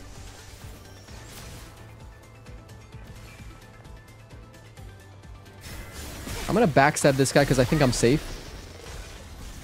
Okay, we're good. We're alive.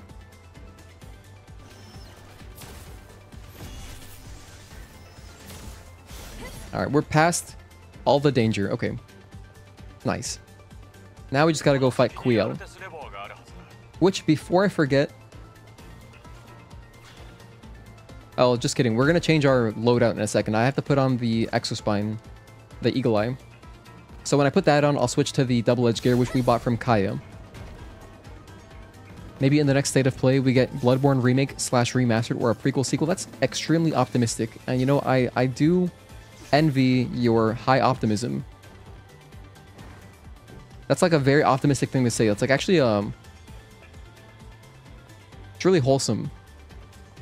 It's really wholesome that you would think that we're gonna get anything Bloodborne.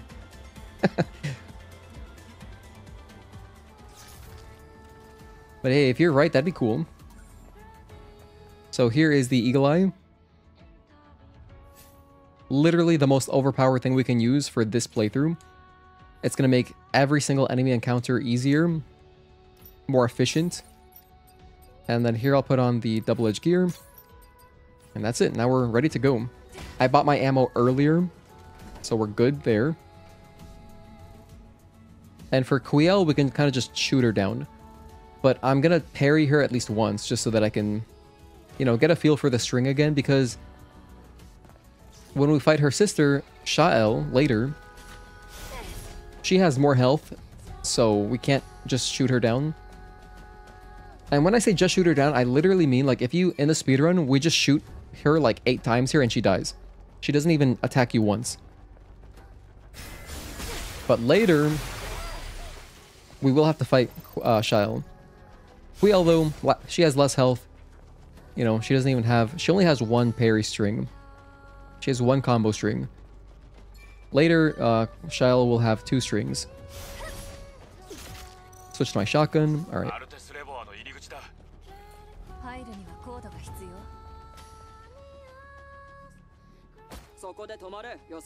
Can't skip this cutscene, so just gotta mash X to speed up the dialogue a little bit.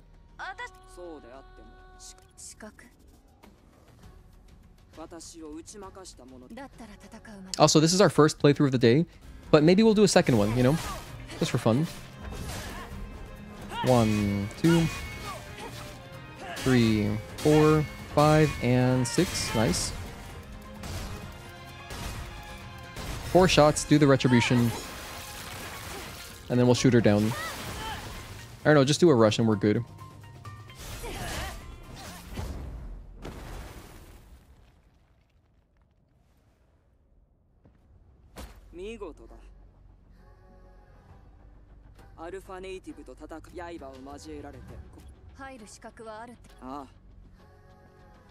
So that's Quiel. Let's advance.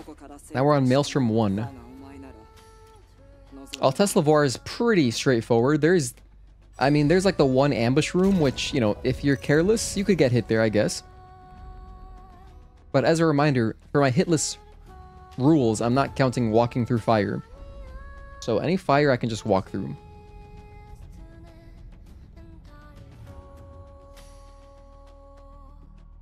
And similarly, if I were to walk through a laser, like later in Abyss, I wouldn't count that as a hit either.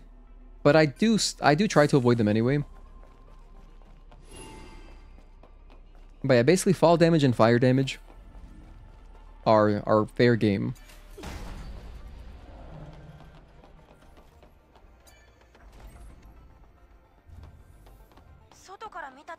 By the way, for this little dialogue here, in case you didn't know, if you're running as you go into the dialogue, you don't have to re-sprint. Exiting the dialogue, you're still running. It'll maintain kind of like your running state.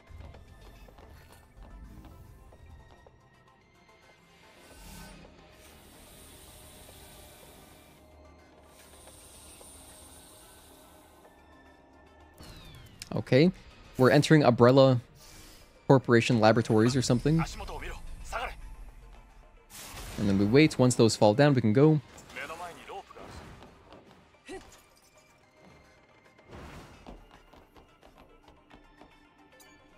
Alright, here's our first enemy.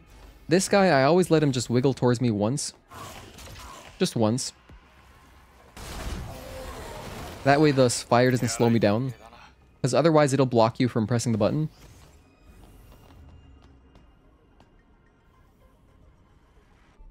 What about emotional damage as a result of fight against Providence? Without spoilers, obviously. Wait, hold on. Sorry, wait, what's the question? What was I saying earlier? I'm not sure what prompted that. Oh, as far as taking a hit? Okay. Alright. Emotional damage is also fair game. So it does not count as a hit.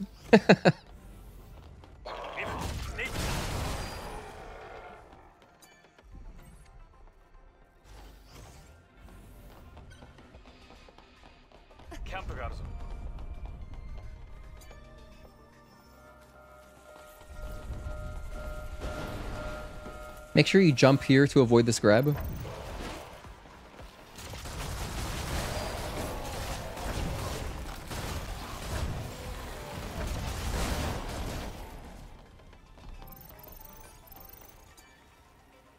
So we're coming up to the PlayStation room here. The pattern is triangle, circle, X square, just going counterclockwise on your controller. Circle, X square, triangle, circle, X square. But of course there's different ways you could do that. That's just the way I've always done it, so very comfortable doing it that way. Here we do have 3 little spiders. They all take 1 shot each with my double-edged gear on, so they're not a problem.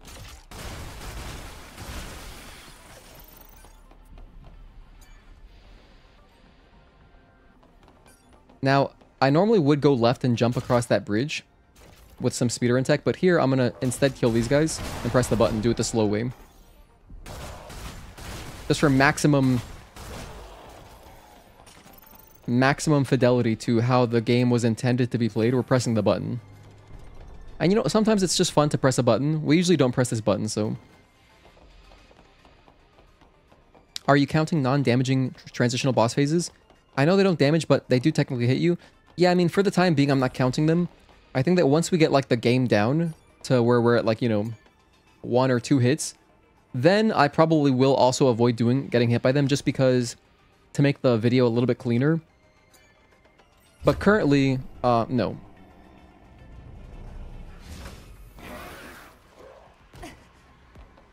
And the reason the thing is, I'm going back and forth on it. The reason I don't feel like there's a point in counting them is because if I count those, I feel like I should also be counting the invisible attacks. And by invisible attacks, I mean the quick hits that Juggernaut and Belial do. You know, the get off me attacks. Both of those attacks are essentially invisible, kind of like a Hell Sweep in Tekken. You know, it's like you can't really see it coming. And so, I don't know, like if I were to be doing actual full game hitless runs and then I get hit by like something like that. That's just like, I don't think that's in the spirit of the run. Like the attack isn't meant to, just because it's technically parryable, like just since it comes out so fast and it doesn't deal any damage to you because it is, you know, essentially invisible. The fact that it doesn't deal damage makes me just not want to count it. So, alternatively, like if I wanted to switch to no damage instead, like okay, if we did no damage, how would that change everything? Then I couldn't walk through fire, so I'd be more at risk during Juggernaut because now Juggernaut's fire could possibly damage me, and then I'd be more at risk during just the Spire turret section outside, because the Spire turrets, you know, there's fire that I like to run through, just going the normal route, and then I also wouldn't be able to do any, I couldn't take fall damage. So it's like, what do I prefer? I don't know. I think I prefer it this way.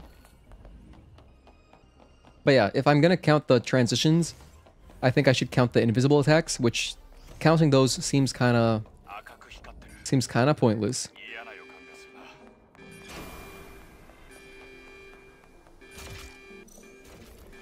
So here's a little ambush section.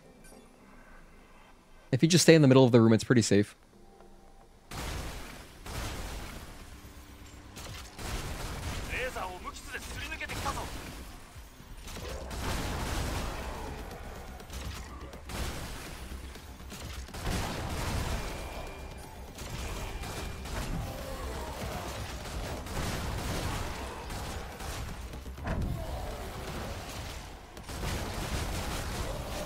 Grab some ammo here.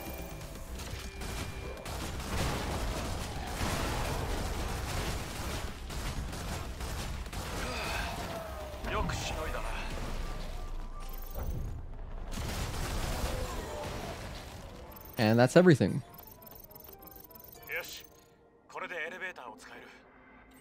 The only thing that I do there to be careful... Actually, wait, it doesn't matter. We're on normal difficulty. So there's only two bodies, like the two body bags that fall right here in like the second wave. Those guys, I like getting close to them so I can grab their ammo, just in case I run out of ammo. But actually, you don't really run out of ammo on normal because everything dies pretty quickly. But on hard, oh my gosh, on hard it is more relevant. It's more relevant to grab that ammo. So I guess I just do it out of habit now. Here are a bunch of nanos, which I like to grab. And then if you're quick, you can press this button before that guy notices you. Nice. Do you plan on doing no damage run in the future? I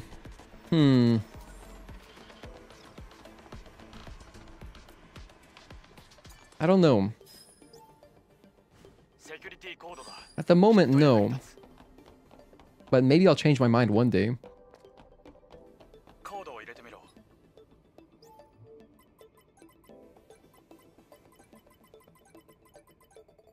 I guess it wouldn't change too much. It would just be a little bit slower. Like, I really appreciate just being able to just drop down, take some fall damage if I need to, whatever. So...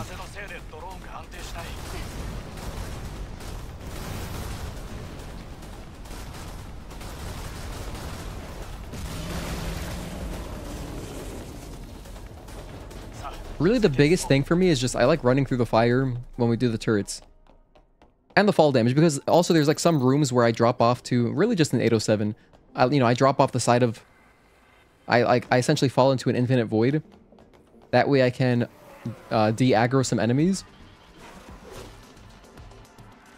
I really enjoy that aspect of the game. It's really handy sometimes. Let's buy some ammo again. Actually, no. Hold on. I'm going to upgrade my gun first, and then I'll buy ammo. So I can stay stocked. Eagle Eye, we're going to max this out right now, too. Beautiful. And then go to our drone. Let's grab explosive shells. Get level 2 for this. Grab some more slug. And then it's a decision of, do I want this or do I want level 3 laser. Wait, hold on, no. Am I gonna buy rockets? I guess I am. I'm gonna get the laser. It worked out last time pretty well. The laser ended up being pretty nice. Okay, we're good to go. But also having more slug is legitimately cool because, you know, slug is our cheapest ammo. So it's handy. It's very handy for random enemies. But the laser is just excellent for the walls, like the hives, I mean.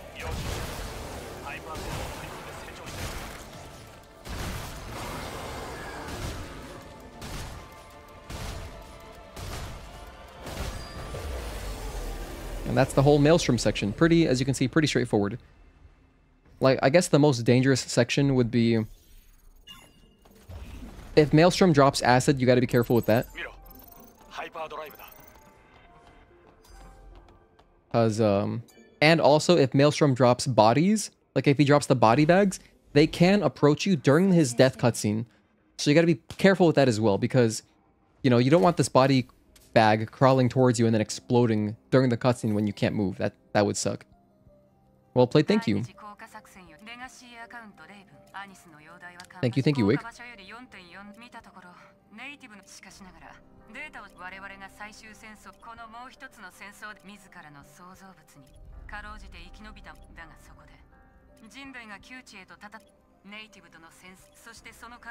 And yeah, this is our first run of the day. We didn't do any restarts, which feels very nice. Good stuff, thank you. Depending on how soon this ends, honestly, I might play FF7. Last time we stopped on, I just did chapter 15. So now we're actually, you know, we're at the Shinra building, it's gonna be exciting. We're like approaching, you know, the end of the game. I got 3 chapters left. 15, 16, 17, no wait. 16, 17, 18. Yeah, I just got 3 chapters, so maybe I'll play that instead of doing a second playthrough.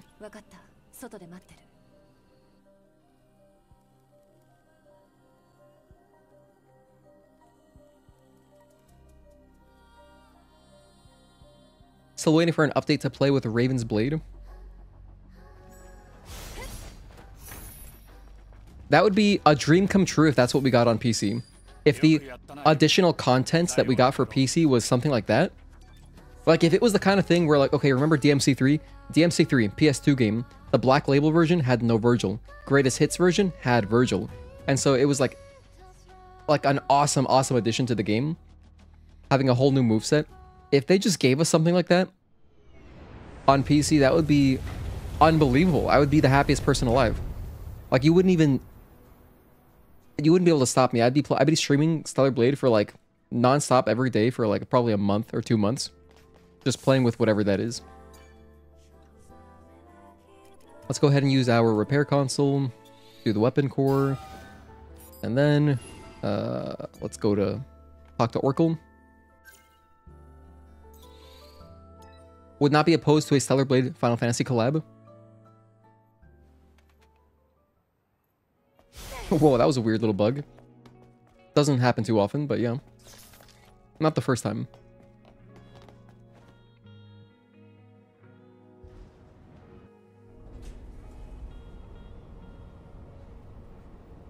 I think it'd be more likely that we get a Bayonetta collaboration before Final Fantasy. Like just a random collab.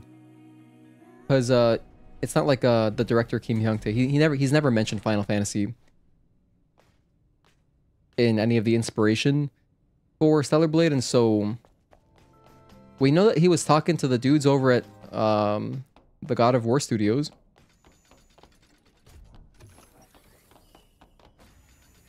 Because the director came down to the US for some game show or like a award show, and so he was there. I saw a picture of Kim Hyung-tae at like God of War Studios.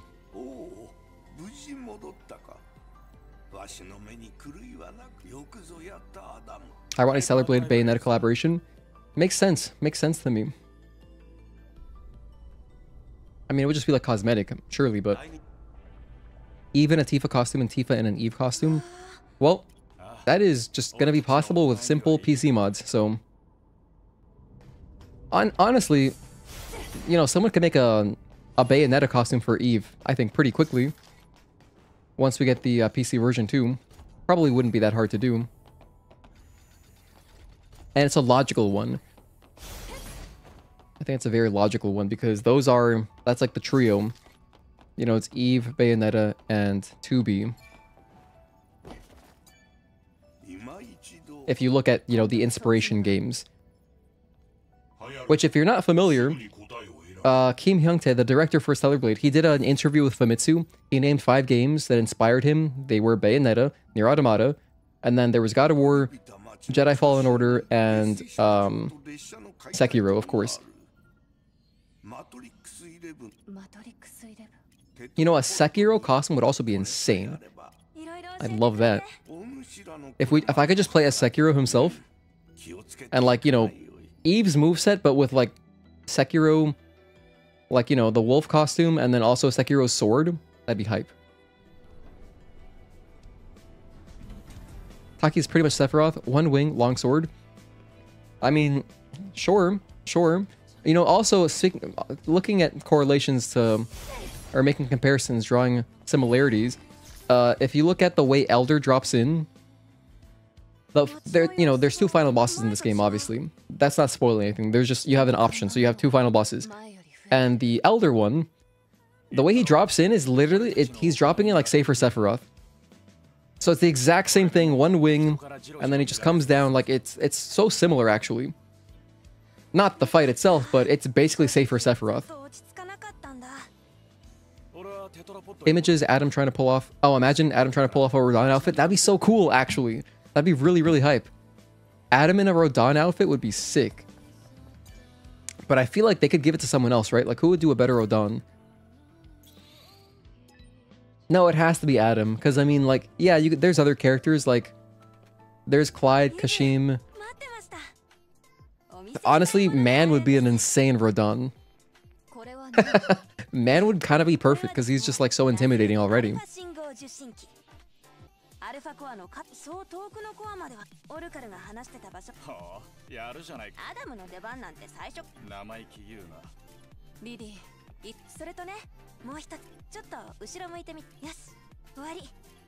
Alright, we got double jump.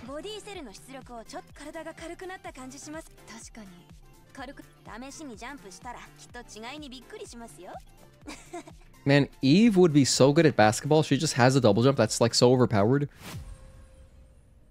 I'm gonna go ahead and grab some more ammo, and now we're gonna use our skill tree. So let's go to the skill shop. I'm gonna upgrade a couple things. Number 1, repulse. Number 2, because I want to have this for Stalker. Number 2, I'm gonna get chain charge, which I'll be taking off, but I'm gonna get chain charge just for now, I think. Honestly, there's not much point. What am I actually gonna chain charge? Because I started shooting things, so I'm not even fighting them like this anymore. Let me think. Hold on. Okay. In the room with the first fusion cell for Matrix, I don't have to chain charge anything there anymore. I can just shoot them from far away. There's the Cricket Slasher, and then sometimes I would chain charge the Hive next to it. After Stalker, I can just shoot those guys down. There's also... No, that's basically it. The other one too, after Stalker as well, in the room that you flood, I don't have to chain charge anything there. Yeah, no, forget this. I'm not going to research this. Let's get this. Let's grab more Infinite Rush. And then I think I save up for Overdrive. Now I'm good. Like, we're good here. All right. Make sure I'm full on ammo. I might have already bought ammo. Okay, there we go. And we're looking good. Okay, Matrix time. Hey, Victor Perez, what's up, man? Good to see you again. I'm ready for those Nikke skins to drop in June, and also for that beautiful Steam Stellar Blade version to grace upon us. Yeah, it's gonna be amazing. I can't wait to play on PC just so I can finally play this game. Just so I can see what it looks like at 120 FPS. That's gonna be awesome. It's gonna be awesome. And then hopefully we get good mod support soon. You know, like, I'd love to have no HUD. as soon as there's a no HUD mod, we're doing a full playthrough like that. It's gonna be very, very immersive. And, you know, I'd love also just like, hopefully we get a randomizer kind of soon. I could be very much underestimating how hard it is to program a randomizer, but, you know, we just gotta have randomized.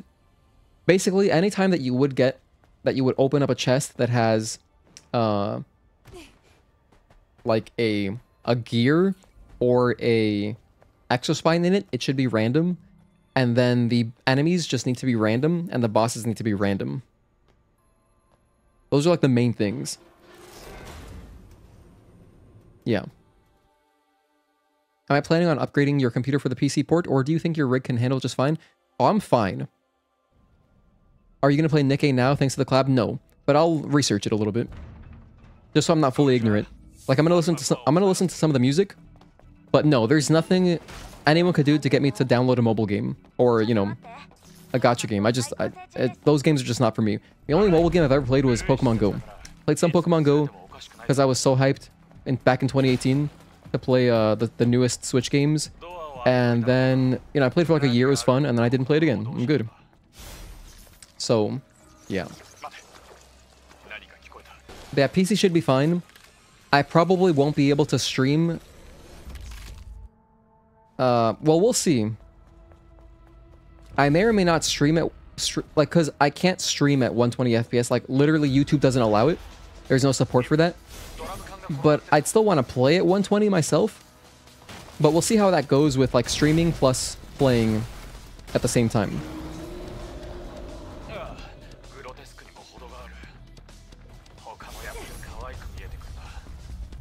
So, yeah. I think loot and enemy randomizer would be fun. Would love to see Elder at the beginning. Yes, exactly. It'd be so cool to have just like, you know, like a Baden, and then it's like, oh, it's Elder. That'd be just so funny. It'd also just be crazy to see like what happens. Like, how does the AI actually behave in a smaller arena, you know? It'd also be cool if there was like a mod. If we could have a mod that's like, it makes every single enemy like one boss, like every enemy is Belial, for example, or like every single enemy is Stalker. That kind of stuff would be really fun. I'd love to play through the game like that.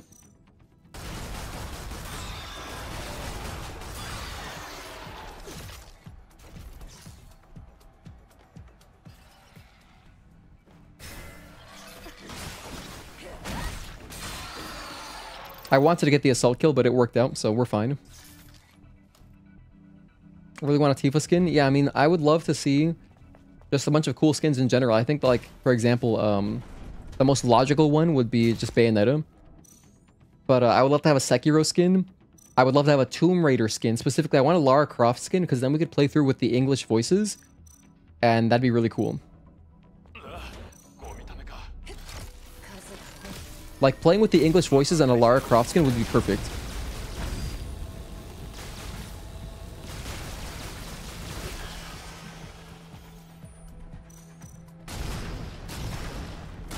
Damn it, I messed up.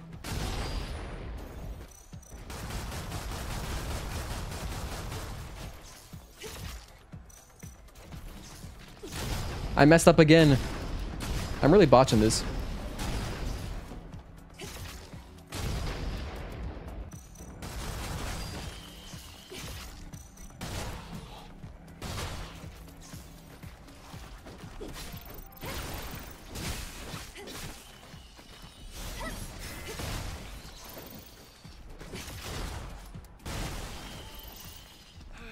And that's it. Okay.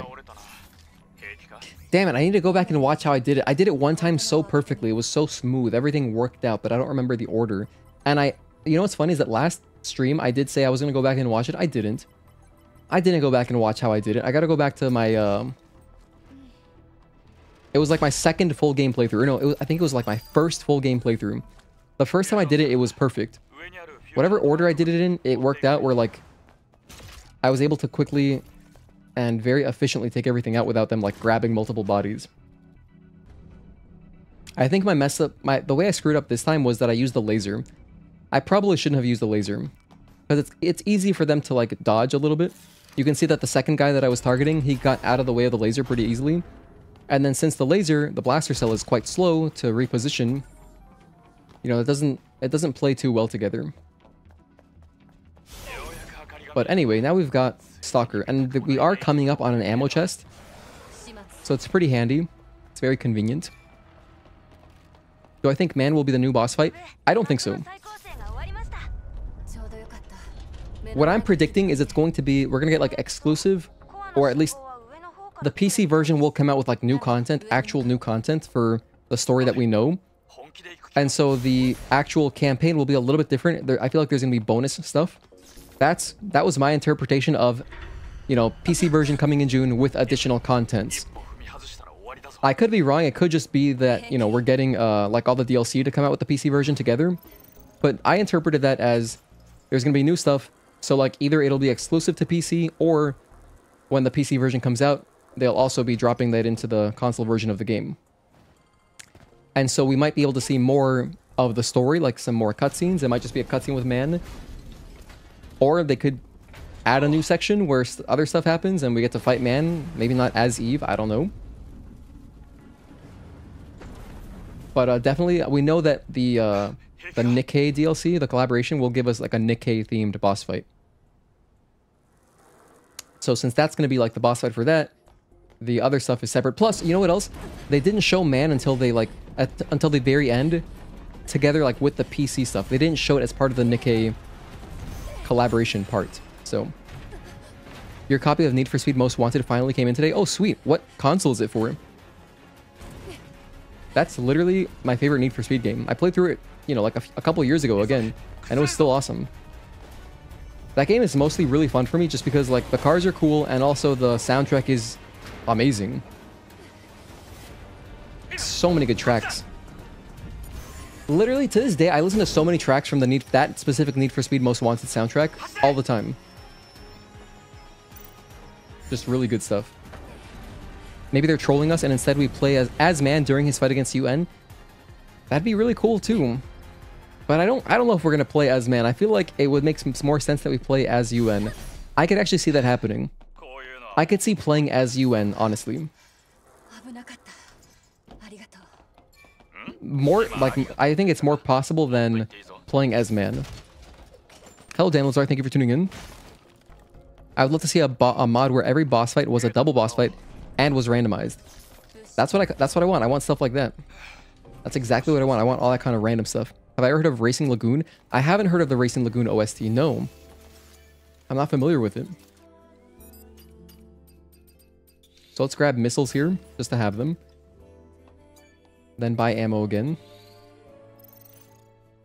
And then I think I've got 3 SP. We're saving it for overdrive, right? I'm saving it for overdrive. Okay, let's go fight Stalker. Let's get a nice clean Stalker. We're gonna have a clean fight, no hits below the belt. Or whatever.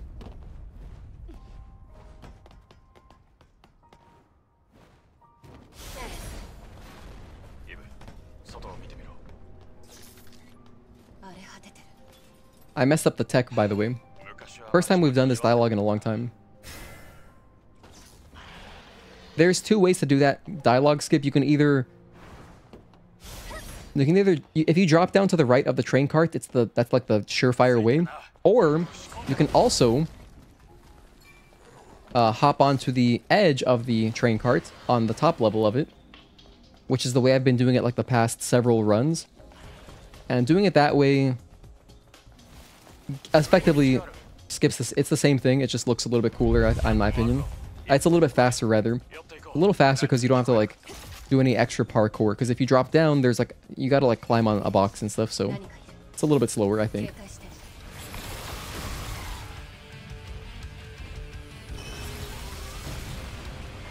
All right, so here's Stalker.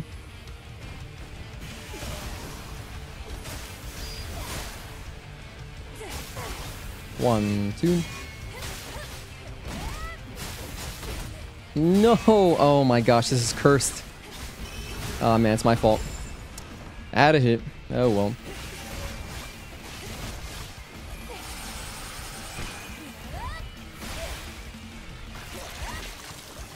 I was playing really passively there, which is unusual. Why'd I do that? I don't know.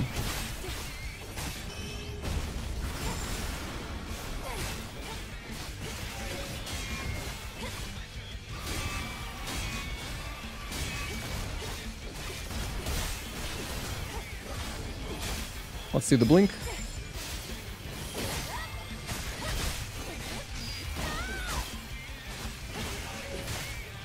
One, two, three, and 1, 2.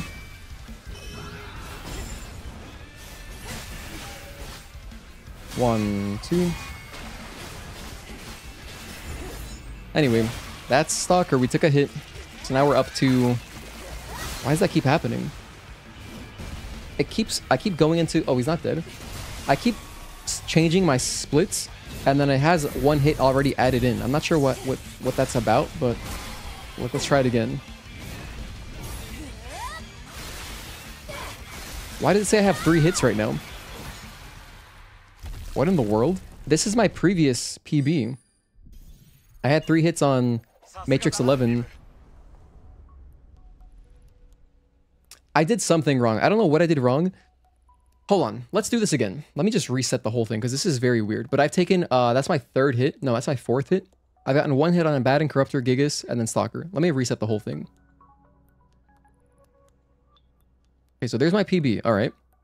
So this is Brute. We took no hits. Abaddon, there was 1 during the ambush. Corruptor, there was 1 during... I got hit by Dozer. Gigas, I just got hit by Gigas. Whale, nothing. Maelstrom, nothing. And then Stalker, 1 hit. And now we're on Juggernaut. Okay, so now everything's... Alright, I don't know what I did. Maybe I accidentally... I didn't press reset or something. But now it's looking correct. We're at 4 hits right now. My goal for today was just sub 10. That's all I really wanted. Which is still very doable.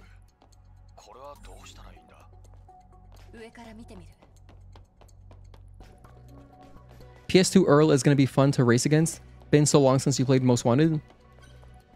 Oh, you're playing on PS2. I see. Yeah, it's crazy. Like, the 360 version of Need for Speed Most Wanted is so expensive. Last time I played it, though, was just on PC. The PC version's nice.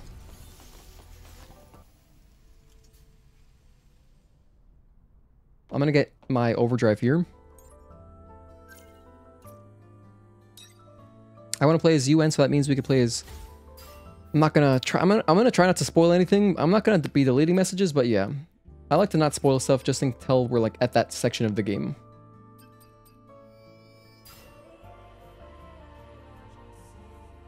Yes, thank you, Magic. Exactly.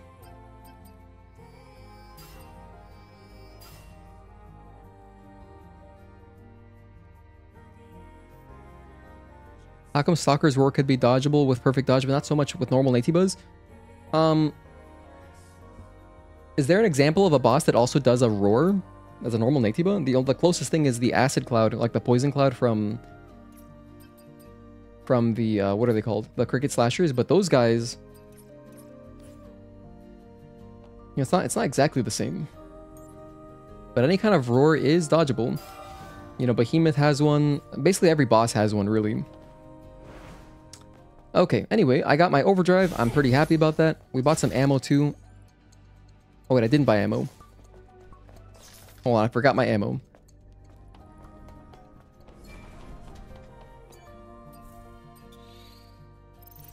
And we're coming up on the memorial section where we get 2 free WB pumps, which is going to be our stock for the whole game.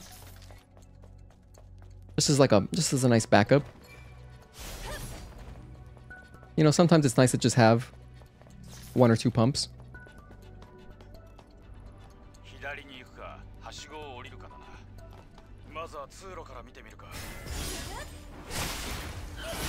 Take care of this guy, grab the body, we need this code. And then for this next room, I will be killing everything with just my guns. It's gonna be extra safe. And you know what else? Hold on. Let me take these guys out right now. I think laser's good here. Because they're kind of close together.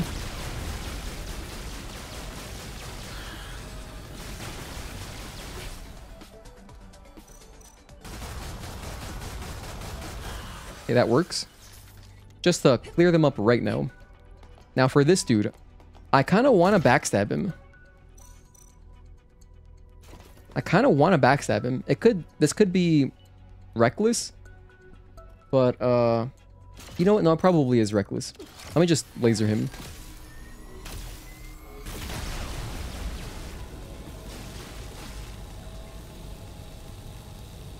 Okay, the other guys didn't drop in.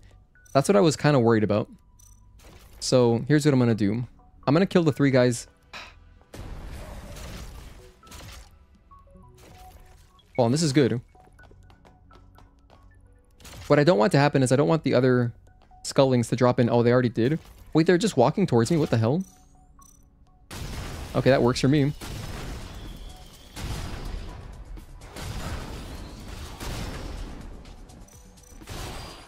Okay, that works out. I think that what I did there is I triggered the... Because, like, when this guy busts through the wall, it's like an event. It's a scripted event. And I guess if you quickly turn around, you won't be within, like, the aggro range. So then they don't, you know, sick on you. The enemies don't sick you right away. That's kind of cool. I wonder how repeatable that is. I should try that every time. Because if I can just quickly turn around and then have them kind of chase me out, it's very safe. As you can see, the Skullings weren't, like, they weren't going for any bodies.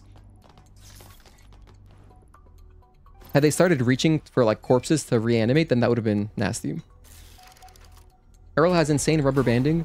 I remember once you were 10% done with his sprint race, and he was 10 seconds behind due to crashing, and a 92 to 96%, he was 2 seconds behind you. Yeah, I guess that, I mean, yeah, older racing games, I guess they just have a lot of rubber banding. Probably newer ones, too.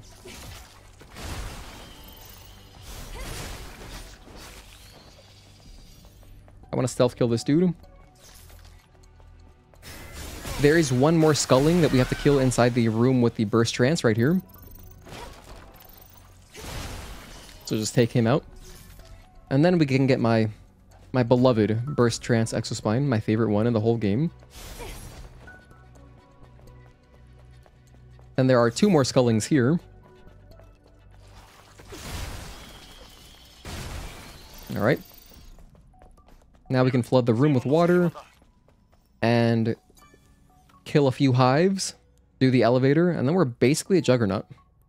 Let's at least try to get a good Juggernaut split. Damn. It's been a rough run so far. But not bad for the first run of the day. The rubber banding on the Switch 2 Mario Kart with like 24 players is about to be insane. Oh, you think so? 24 players, that's a lot of players. That's really cool. I had heard about that it has more people, but I didn't realize it was 24. Hell yeah. I love the chaos. Although my favorite kart racer is, of course, Crash Team Racing. I probably played, like, at least, like, 200 hours as a kid on Crash Team Racing on PS1. I played that game so much. I loved it. And when the remake came out, I adored that as well. It's really good.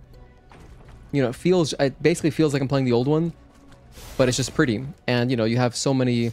The coolest thing that they did in the remaster or the remake is that you can...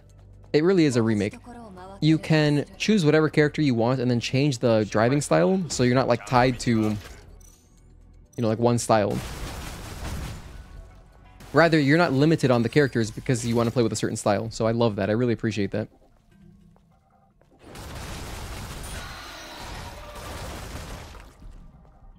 Where's the Skulling here? What the hell? Oh, he spawns in? I didn't realize that. That Skulling, it's not just waiting. It spawns in. Wow. Interesting. So here is where the blaster cell can shine, because as you can see, we're going to just decimate this wall. It'll survive with a tiny bit of health, but nothing that a couple slugs can't finish up. So just, you know, playing very safely, because the hives, they can drop acid all over the floor, and I don't want to get hit by that. That'd be a really silly way to get hit, because we can just shoot them down from far away.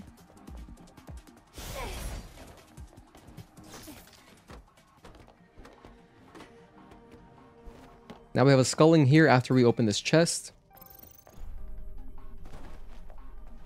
And then we got another hive, and then another hive, and then the elevator. And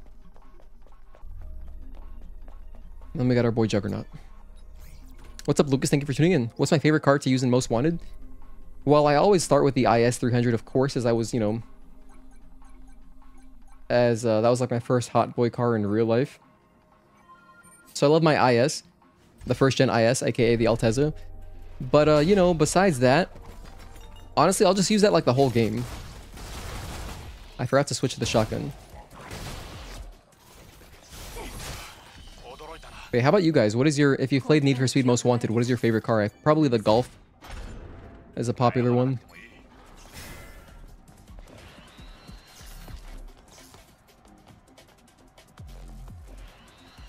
Also, those games are nightmares to stream because it's all licensed music, and so it's just a complete disaster. You can't even really stream a game like that.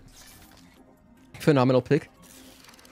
Elise, funny that they don't retaliate after the laser ends. Hello, Seekensu, thank you for tuning in. Will I even be able to get a PS5 by June? I believe in you. I think you can, if you want.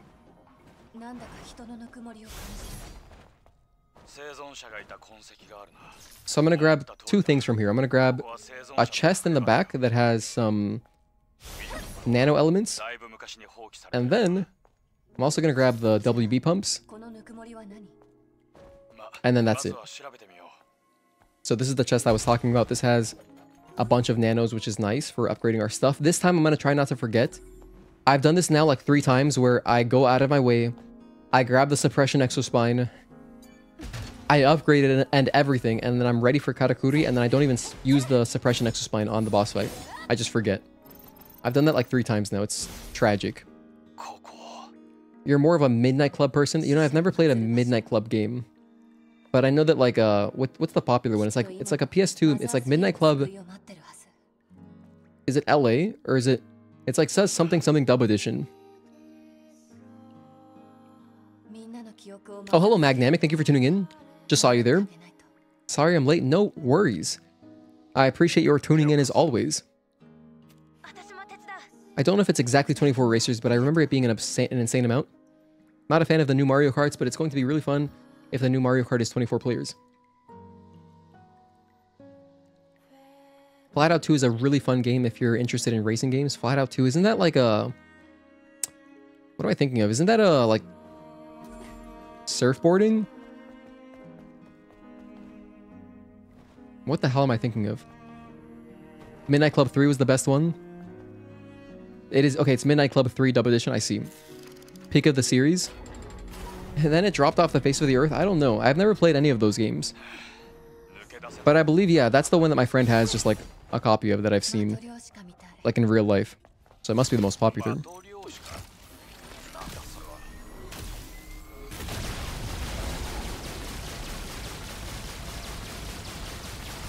Ooh, that was nice. That was very efficient. Then I'm going to wait a moment. Get a stealth kill.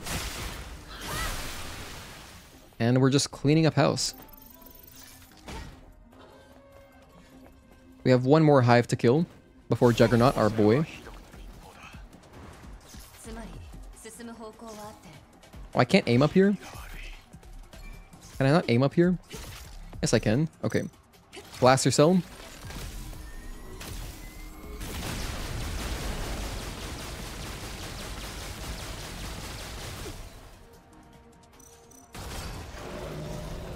Just one shot, one bullet.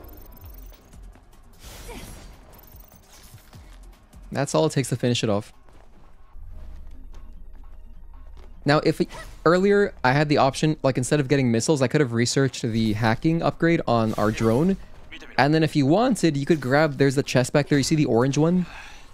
This guy right here? That has a bunch of money in it. But you know, we don't have much use for money in this playthrough just because we're rich. We're not spending money on WB pumps like in a speedrun. You know, I would be playing more recklessly. So instead, we can just spend all of our money on ammo, and that's all we need money for. So then we end up with a bunch of extra money.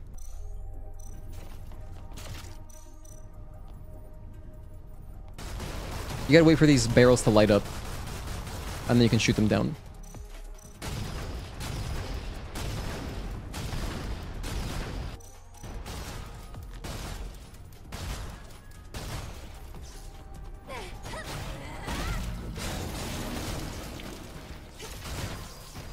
This guy just dropped sculling immediately. That's crazy. Usually it just dies as soon as I just deal any little extra damage to it once the elevator stops. But maybe it's because I'm running away from it. As you can see, I want to just be careful in case he does a like the acid attack. Those hives, that big wall, it can drop like acid all over the floor. So we don't want to take a hit from that.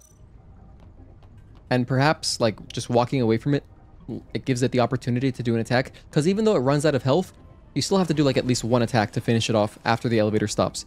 You can't like kill it. It's not going to disintegrate while the elevator is still moving. That just is not going to happen. It's impossible. Did you guys know that Square Enix still sell greatest hits copies of KH2? Really? To this day? Kingdom Hearts 2? That's so cool. I had no idea. I mean, I know that PS2, you know, is to this day, until Switch beats it, if it does, it's the highest selling console ever. Especially just like in, you know, countries where like consoles might be more expensive. And so that's really cool. That there's still people out there just like buying copies of that. That's awesome. I want a brand new copy of KH2. What the hell? That's so novel. I wonder what kind of case they use. Because, you know, like early PS2 cases had like a thicker... They had like a different like disc mounting thing. And then they also had the memory card. Oh, here's what it was. Old PS2 cases, the disc mounts at the bottom of the case. And then there's a PS2 holder, like a card holder, a memory card holder at the top. But then the newer ones, like I've noticed in newer release PS2 discs, like the cases, it's just no memory card slot and the disc mounts in the middle and it's a different mounting mechanism. So it's pretty interesting. I'm gonna buy some ammo here. And I guess it's just, you know, cost savings, obviously, like must be a cheaper mold or I don't know. Yeah, KH2 is generational. It's an amazing game. It's a car racing game with stunts and derby. Oh, okay. What? So Flat Out is stunts and derby. That reminds me of the game called Destruction Derby on PS1. I think it was Destruction Derby 2. This game had legitimately scary music. And I felt so justified because recently I found a there's like a YouTube channel that does like just scary game soundtracks. And they have the song I was scared of as a kid. That game actually terrified me. Well, it didn't terrify me, but I was scared of it. But yeah, if you look at the Destruction Derby 2 main menu music, it was creepy, dude. Something about it just like was so eerie. It was very I don't even know what the word is I'm trying to describe it with. But very ominous.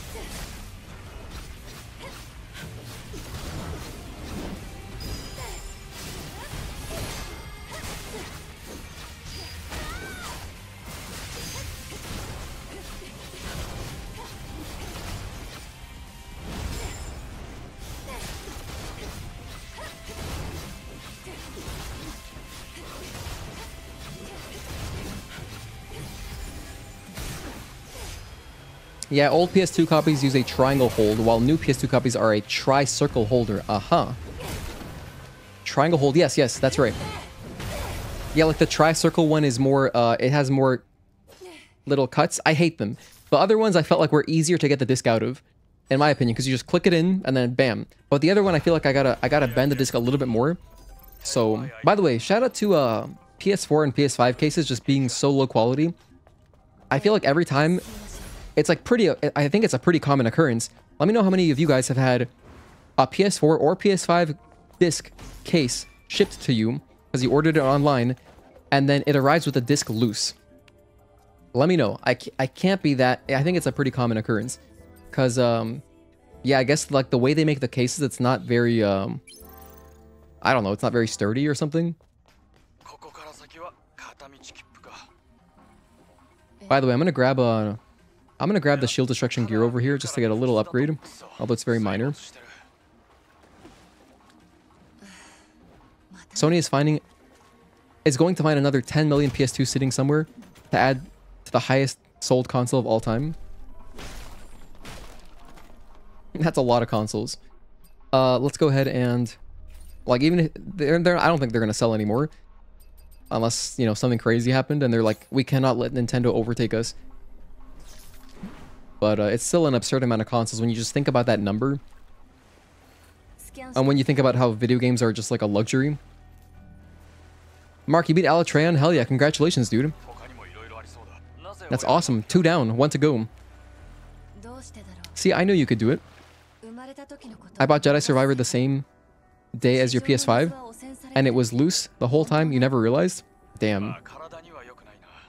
Speaking of Jedi Survivor, you know they're adding Jedi Survivor as a PS Plus extra game, so we're going to be playing that. It's actually this month. They're going to be adding Jedi Survivor, which is awesome. However, I do want to play Lies of P sooner, so I'm going to be playing Lies of P before I play Survivor, but yeah, we'll play Jedi Survivor at some point. While it's part of the service, like while I have PS Plus and all that.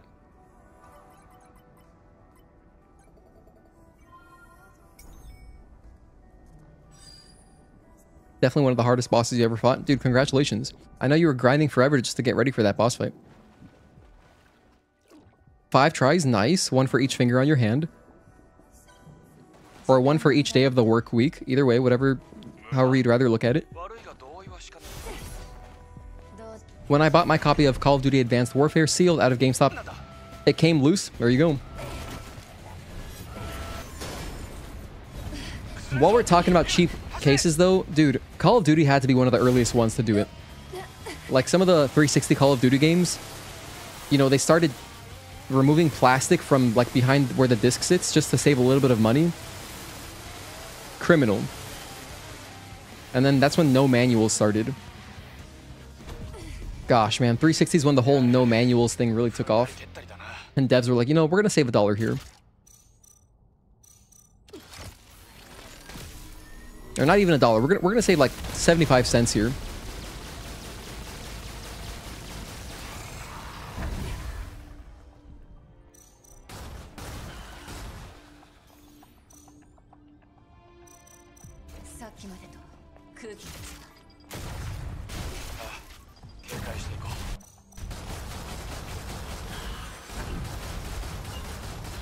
Alright, that's everybody.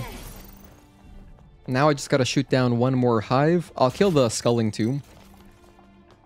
There's a sculling up here.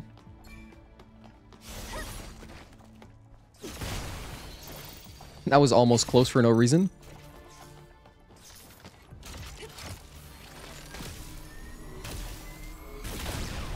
No, I missed. That's okay, we got some of it still. I didn't miss, but I didn't realize there was a... This banister was blocking my path. This little banister right here blocked everything. I was very clutch on the hives part. Hello, Blankets. Thank you for tuning in. Good to see you again. Colorblade PC Edition is going to be insane. Yeah, I'm very excited. I am very, very excited. You know what? It'll be kind of cool. It'll just be interesting. I'm going to play... I'll probably do like 1 playthrough. I can't really imagine playing this game on Xbox controller like long term. But I will give it like a playthrough and just see how it is, you know? I'll give it a playthrough.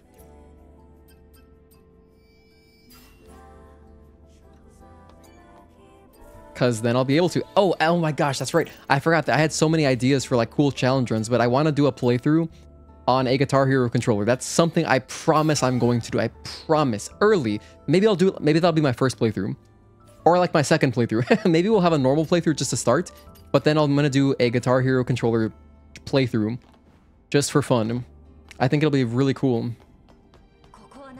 It should be so janky. I'm thinking that I could just remap the D-pad on the... Like near the strum bar, you have a D-pad.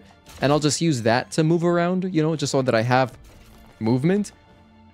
But then like boss fights should be very interesting. I feel like manuals should be paper so that they're biodegradable if devs decide to keep them. That's fair. I mean, any manual I'd be happy with at this point. I haven't seen a game with a manual in so long, you know?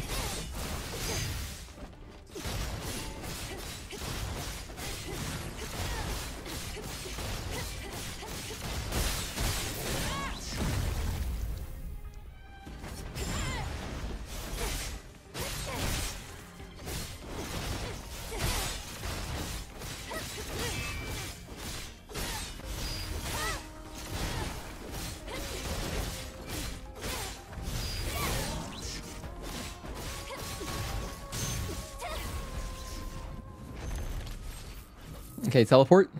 Ideally. Nice.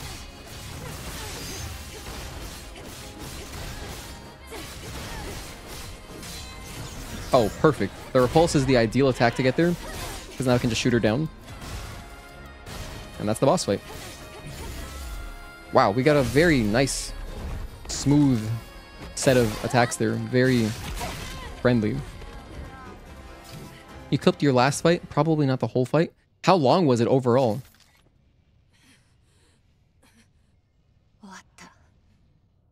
Took you like 35 minutes? Nice. That's crazy. That's a real endurance run.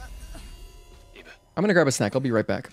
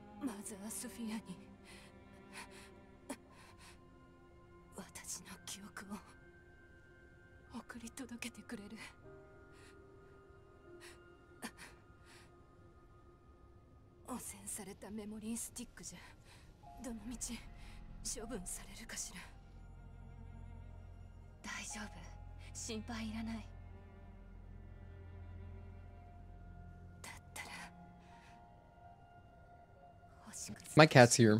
We're gonna see if he wants to hang out. He immediately went for my cables again. He's been a really bad boy recently.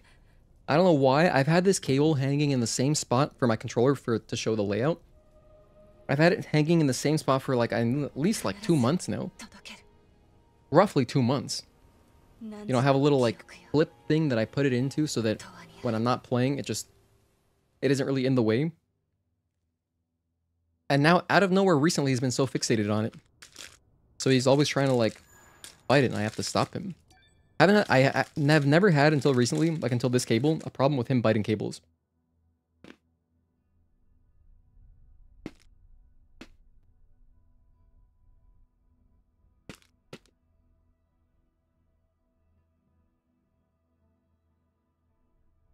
We're at 4 hits. So I have 5 left that I can take.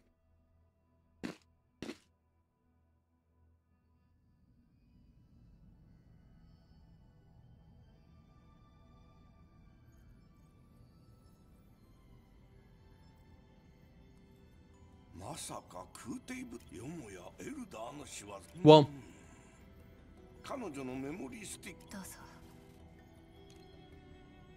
if we have a good Belial section, I think we can get our sub 10.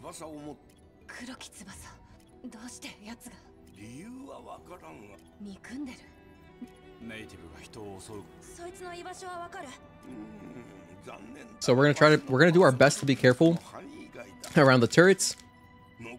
Gosh, last time was crazy. If you didn't see our last hitless practice, dude, you should see I think it was hit number 13.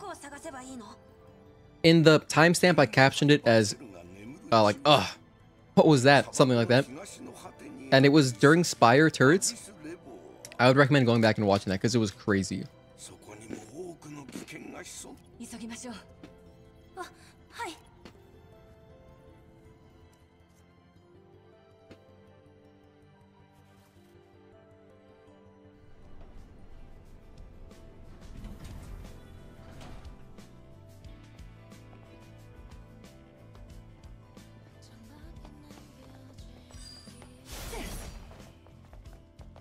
By the way, thank you again, everybody, for tuning in.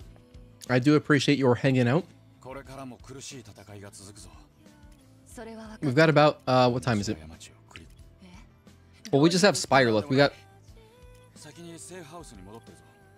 have Abyss Lavoir and Spire, so we got like an hour and a half left.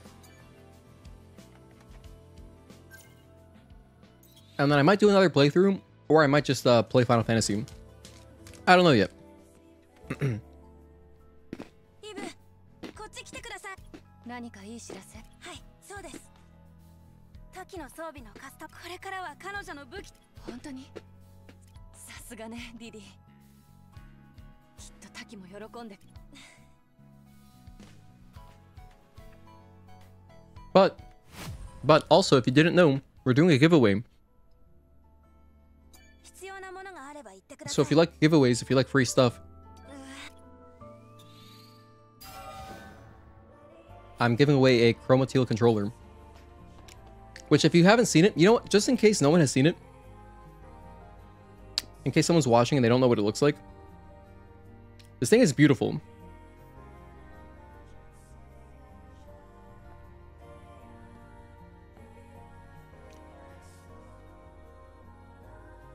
Come on, buddy. Why are you doing that? This is the controller right here. Look at how green it is. It's this green. Isn't it nice? So we're giving away one of these. That's a Chroma Teal DualSense. It's literally just Eve's green. So if you're interested in winning one of those, all you gotta do is write a short story. And then also, we're doing some gift cards. So I'm gonna do some PSN gift cards or Steam, whatever is the winner's preference.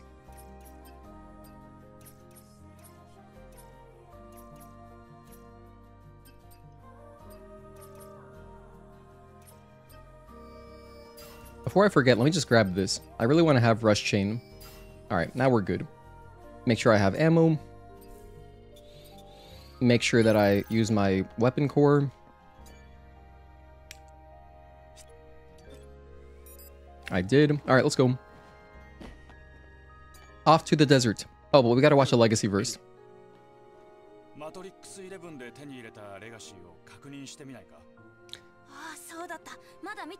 Still continuing your grinding on Neo? Nice. Yeah, thank you. I appreciate the lurk. I appreciate the lurk. It's a beautiful controller magic. I honestly kind of want one for myself, but I mean, I'll buy one for myself if it's like on sale.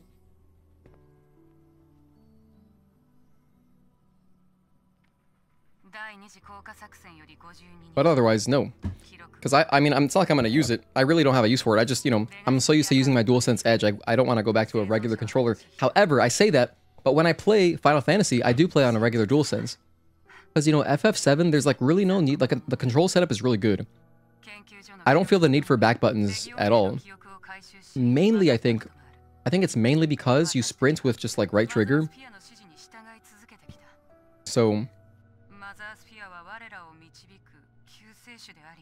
I mean, like, if I hotkeyed anything, what would I even hotkey? I'm trying to think. Yeah, there's really no need. It's just a good control setup.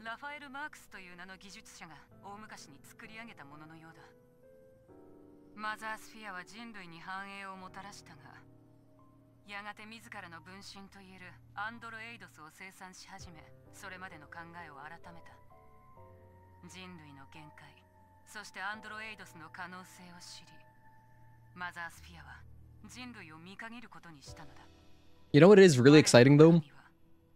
I'm gonna love all the hairstyles that we can play with once we get the Nikke DLC, just because like having more long hair that's not like just not a ponytail, rather having more free-flowing hair is gonna be really cool.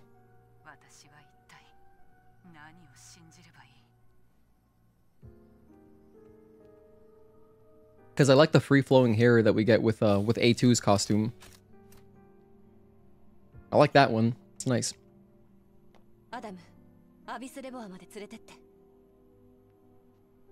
Yeah, speaking of Liza P, I'm probably going to start Liza P next week. The more I think about it, the more I think it makes sense. It'll be a nice back and forth. So we'll be going back and forth between Liza P, Stellar Blade, Liza P, Stellar Blade, Liza P, Stellar Blade. While playing Final Fantasy as well.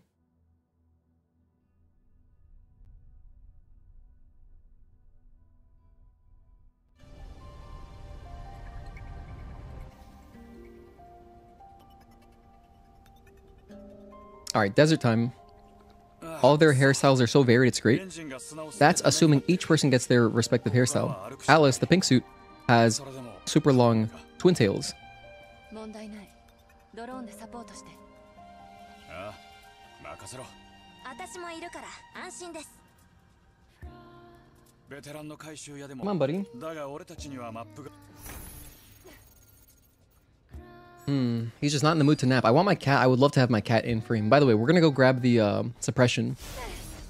Possibly for no reason. I'm gonna go grab it, but it's like, will I remember to use it? It remains to be seen. I've been forgetting every time for the last several... Our last like 3 playthroughs. My cat's being bad. I can already tell him. Alright. He's gonna go for the cable. I can tell.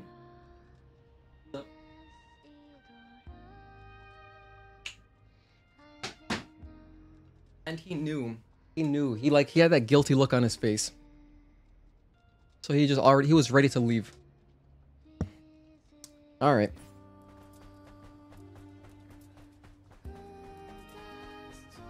You juggle quite a few games at once. I stick with 1 game at a time. I would, but then, you know, it'd be... Hold on, did I run past it? It's just nice to have some stream variety. Suppression is for Karakuri. Exactly, that's the intention. The intention is to use it on Karakuri since we don't have our gun, so, you know, it's nice to just have something instead of my useless Eagle Eye during that fight. But the last several playthroughs, I just keep forgetting to put it on.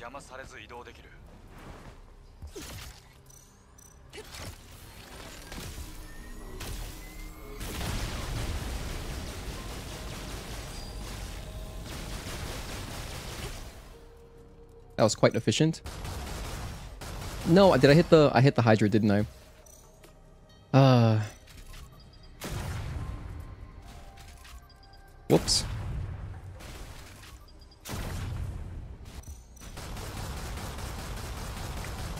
Not a big deal. Just cost me a tiny bit of money to shoot him down.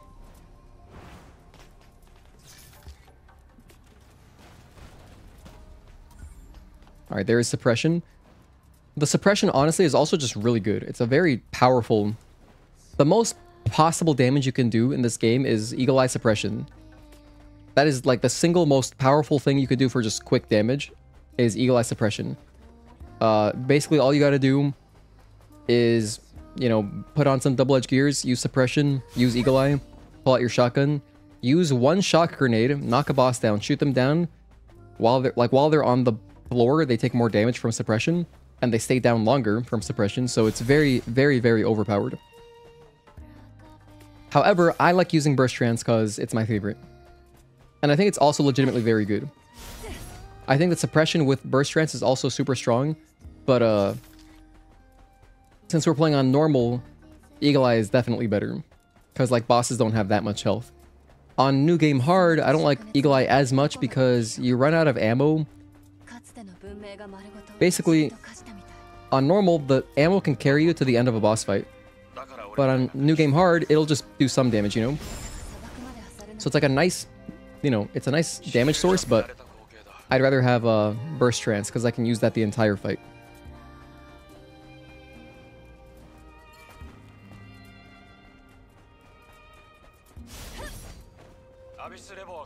Okay, let's go do Shael. I have my shotgun. Nope. Switch to the shotgun. We're going to want to use this. I'm going to do a parry string. Shoot her 4 times. Do the retribution. Do it again. And then she should die.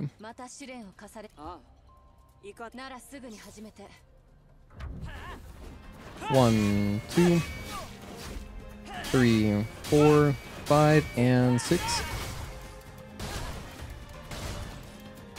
Alright. Knee to the face.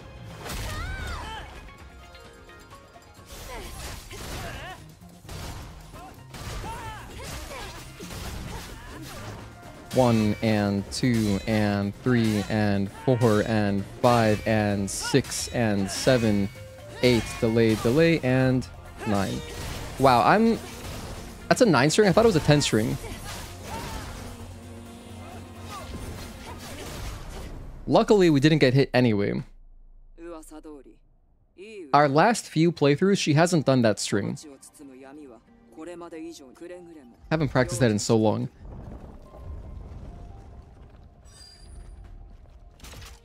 Switch to my slug. Alright. Time for Abyss Lavar. Yeah, poor Shile and Queel. Yeah, poor girls. I do have bad cable management. I hope Stellar Blade 2 has color customization for the nanosuits instead of finding their individual recolors in chests. Hmm.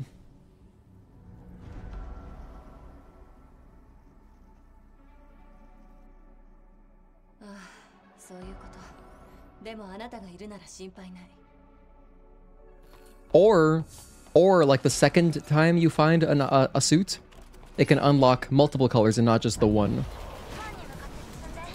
I think that'd still be like a nice balance of like, because it's nice having the reward for exploring again, like in playing through the game again. But then like if the second time you find it, you get like a bunch of colors, that'd be cool. And just like simple recolors probably aren't that hard to add in. You know, if all you're doing is changing the color palette.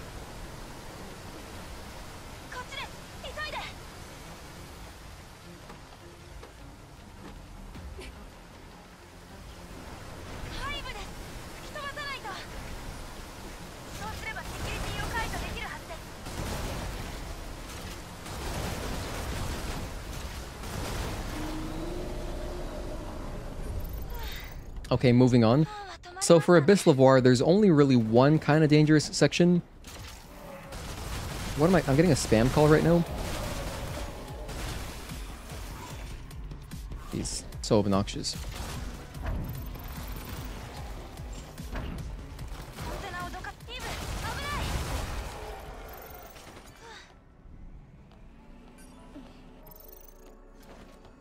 Yo, shout out to spam callers who just apparently have no...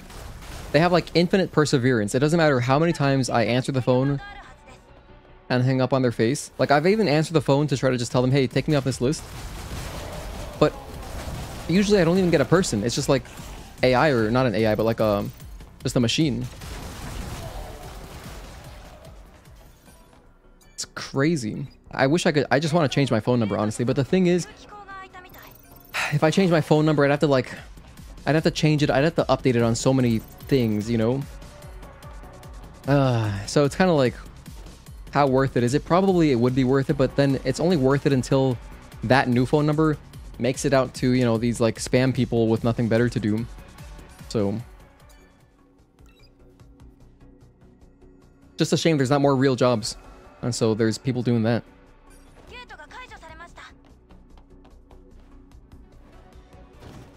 Okay, moving on.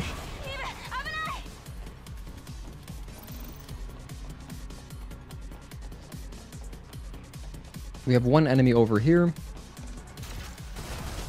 Gotta shoot those red fanny packs. Now for the guy that jump scares you here, just jump. That way you can't get grabbed. And usually he blocks the hallway, so what I end up having to do is walk back. I just walk back and kill him. Now this room we got hit in last time, which was a travesty. Hopefully I don't get hit here again. I don't even know how that happens.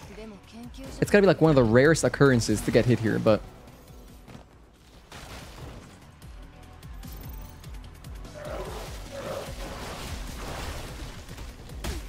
I got hit here again. Dude, in all my speedruns, it is like the rarest thing to get hit there. That's crazy. And we've gotten hit there twice now. In back-to-back runs. So we're at 5 hits. I've got 4 hits left. If I want to get in... Because I wanted single digits. Single digits was kind of my goal for the day.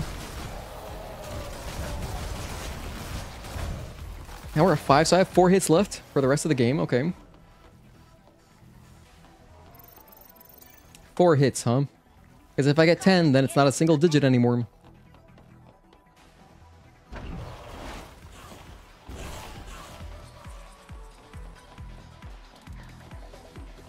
Do I have ammo? I have plenty of ammo. Let's just go. If you were low on ammo there, you could just stop at that camp.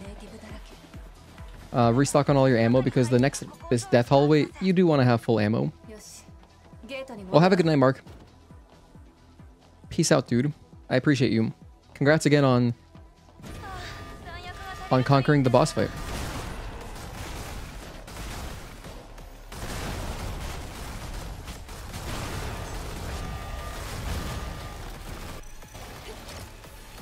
Let's switch to the laser here.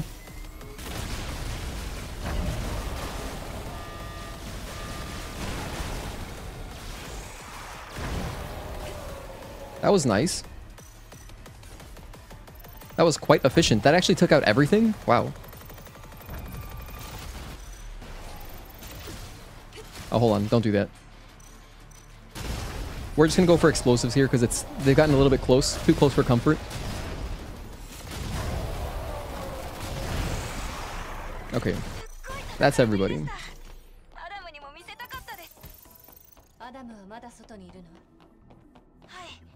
But yeah, I can't believe that one level 3 laser took out the entire second wave. Like, everyone. That was beautiful. I'm gonna wait here. I don't want to get hit by the laser for no reason. Just because I'm kind of low on health as well.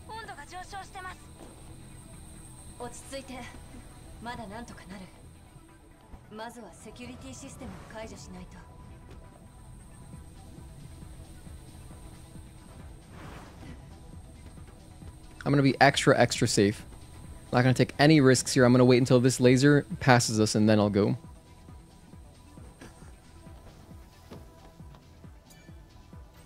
Because now I'm on 5 hits, so I gotta be extra careful. Oh man, getting these one-hit abysses is so gross. Thanks again everybody for hanging out. You know, there's a chance I'll do a second playthrough tonight. Maybe.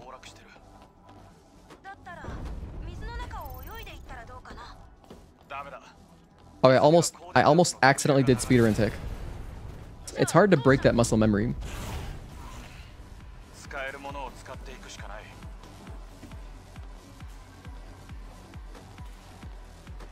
But it's been fun going the slow way, just going around the long way, you know, just to mix it up.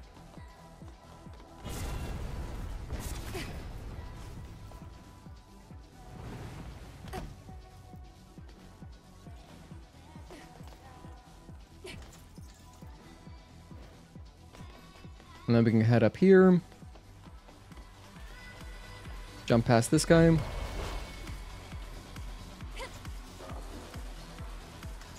Do one more wall run, and then we are at Maelstrom.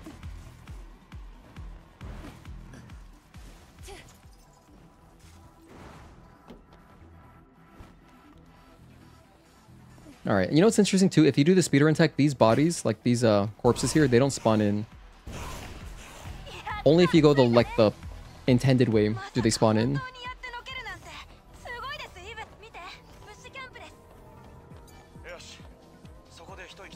Let me make sure that I have all my ammo. Not that I need it. All I really need here is my shotguns. Just my shotgun shells and that's it.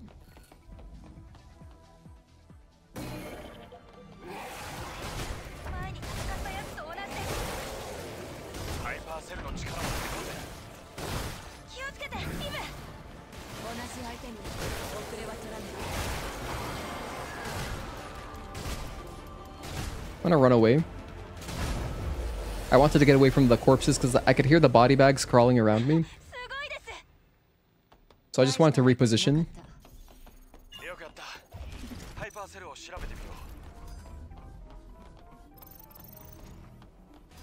So we took another hit on Abyss. Tragic.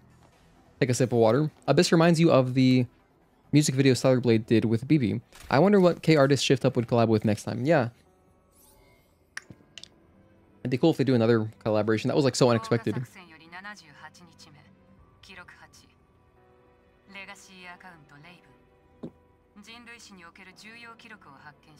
I think the best thing they could do, like I wish they got like a popular artist to do Everglow. Because if Everglow could have gotten a music video and like promoted by that artist's label and stuff, that would have been amazing for Stellar Blade, you know? Because like when I hear Everglow, you know, the vocalist, I kind of hear a little bit of Tiffany, and so I could kind of imagine her doing that song. That'd be really cool. Or just, but I mean, any artist, any K artist, if they got them to do a song that you hear in game. Hello, Anan. Thank you for tuning in. Good to see you again, man. Are you already in Florida? Are you in Florida right now for the presentation? I always wondered where Eve keeps the hypercell. Deep pockets. It's like you guys remember Spy Fox? Spy Fox by Humongous Entertainment. Dude, Humongous Entertainment had all these cool point-and-click adventure games. They had like Pajama Sam, Spy Fox, which was my favorite.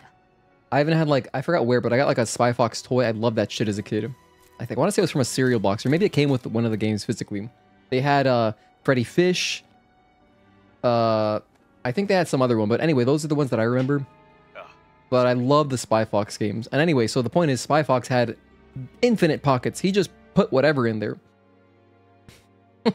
There was never any shortage of space. I mean, you could carry like just tons of gadgets. It was cool. Those are good games. I actually replayed them somewhat recently. Maybe like a few years ago. Around like 2020, I played through the 3 Spy Fox games just in one sitting because they're actually really short once you're an adult. As a kid, it took me forever to figure out like, okay, where do I go? What do I do? But then as an adult, I can just comprehend and listen to the dialogue. So it's funny how fast they are if you're an adult. But they're still pretty funny in my opinion. Like the dialogue's actually pretty, there's some great one-liners in those games.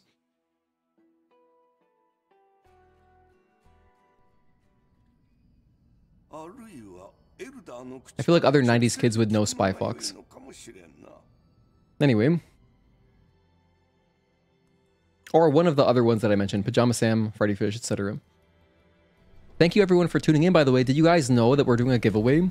I'm doing a giveaway on our Discord. It's free to join if you want to win a whole ass controller or some PSN gift cards. Or Steamed gift cards if you prefer. I'm doing over $100 in prizes. And it's free to join. You just gotta join the Discord. There's a whole giveaway section. Like, you can't miss it. When you join, it just says giveaway 3. And all the instructions are there.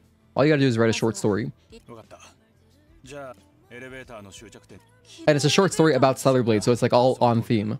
Because the controller is a chroma teal controller, and it's green like Eve's suit here. Same kind of sparkly green. It's exclamation point Discord, but I appreciate the enthusiasm, Tezo. Here, I can drop it in. I can drop it in chat. Here's the link to the Discord. There you go.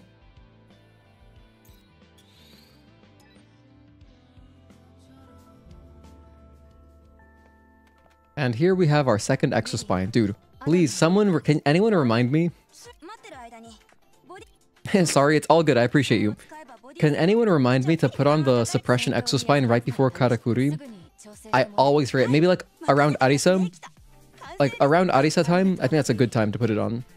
In fact, even when I kill the droids at the end of Arisa's section, that's like honestly not a bad spot to put it on because it would kind of help a little bit for those enemies, just to keep them down longer.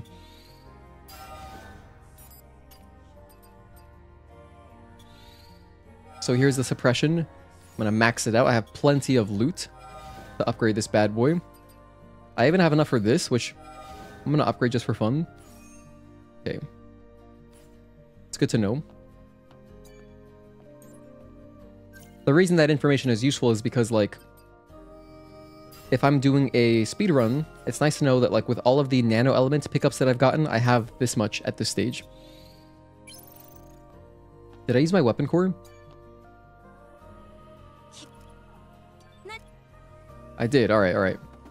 I'm being kind of forgetful. Let me put on my other exospine. I'm going to do burst trance for the time being. Honestly, I could just put on the suppression right now, too. No, I'm not going to do that, though. I have to get better at remembering stuff. I just have to associate... Okay, Karakuri's coming up. Suppression exospine. Just put it on. Is the new DLC going to have gameplay or just cosmetic stuff like the near one? So here's what we know. We know that we're getting a bunch of cosmetics and stuff. We're getting some kind of treasure hunt, I guess, another kind of scavenger hunt to get cosmetics. And we're getting a Nikke themed boss fight. So we know that's happening. We're at least getting a boss fight. And then when the PC version comes out, at the end of the trailer, it says coming to PC June 2025 with additional contents. And the way I interpreted that is that we're gonna have either the PC version will release with exclusive stuff just for the PC version, or the PC version will release with exclusive brand new stuff that will then be added to console as well. So, yeah, I'm pretty excited. Eve was so beautiful, everyone died. The end. Sick SpongeBob reference. あー、通信チェック。聞こえます？ Isn't that the one where 聞こえてる。 SpongeBob just thinks that he's ugly ちょっと行き and they go to the movie theater? No, and then Patrick tells him a story to try to comfort him, and then it doesn't help. It does not help at all. あれ、周りに生体反応があります。気をつけて。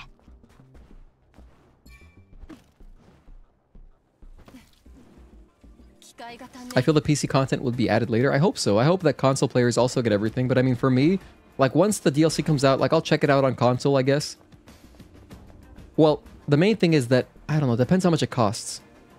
If it's like 20 bucks, I don't know that I'm going to be buying it twice. Because I want to buy it, of course, for PC.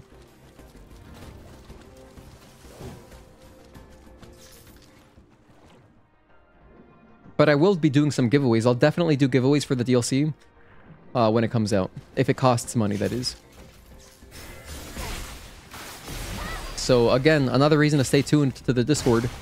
Because we did giveaways for, you know, the Nier Automata DLC. So I like doing giveaways. 問題ない。まずはスキャンしない。 Let me kill these damn dogs that have screwed me before in the past. Now I'm not playing around.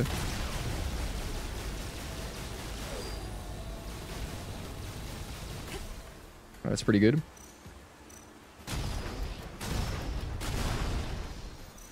Pull out my shotgun.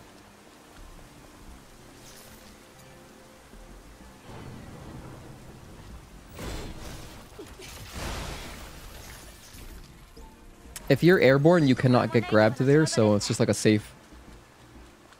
Just a safe way to get through that room if you don't want to dodge. Oh, I can't go up this way. Right. Right. By the way, Bliss came back from Florida already. Oh, that was fast. Damn, you work quickly. よし、水門を閉じましょう。 Hell yeah, how did it go? Did you have Wawa? What did you think? Please tell me you had Wawa. I want a review. Predicting that it will be 70 bucks for the base game plus all DLC integrated.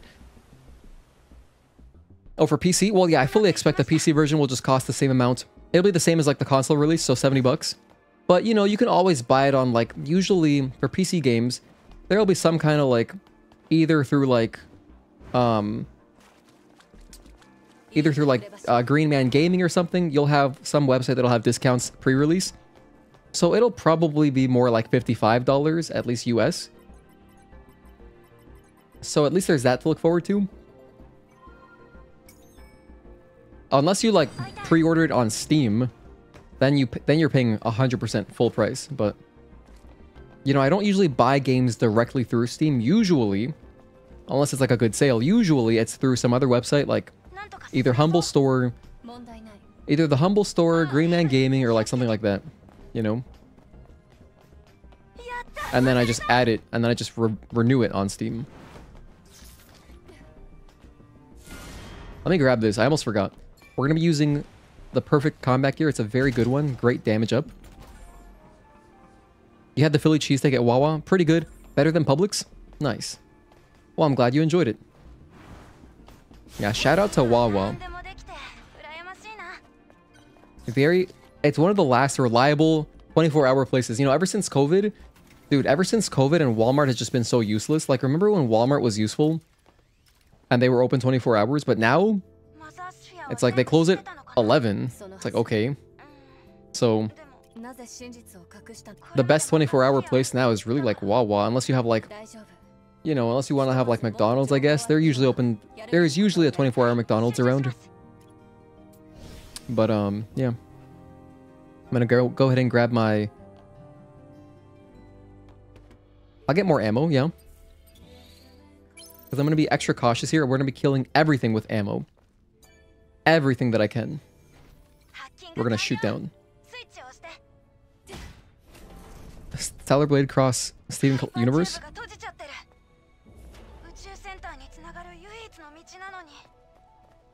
I don't know. I don't know about Steven Universe.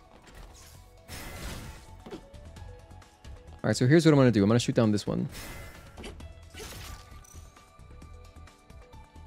I can't? Oh. I guess I'll just assault kill this guy then.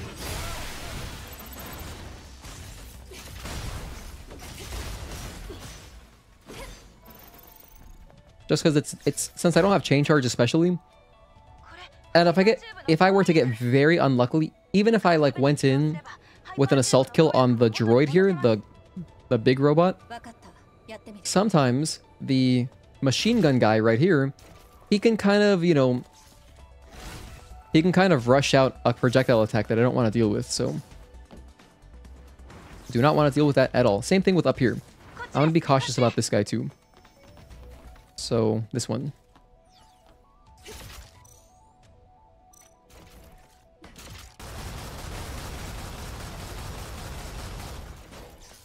That's it. Now we're safe. That's all I had to do. Very safe. This is where I took 3 hits my last run. Ugh, so brutal.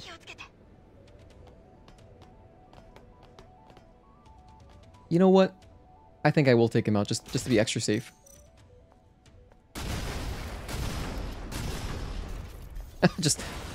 I don't want to mess with it today.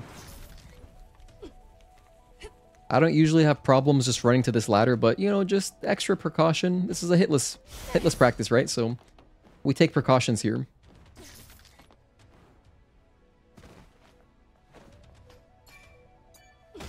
By the way, I drop into that corner very purposely.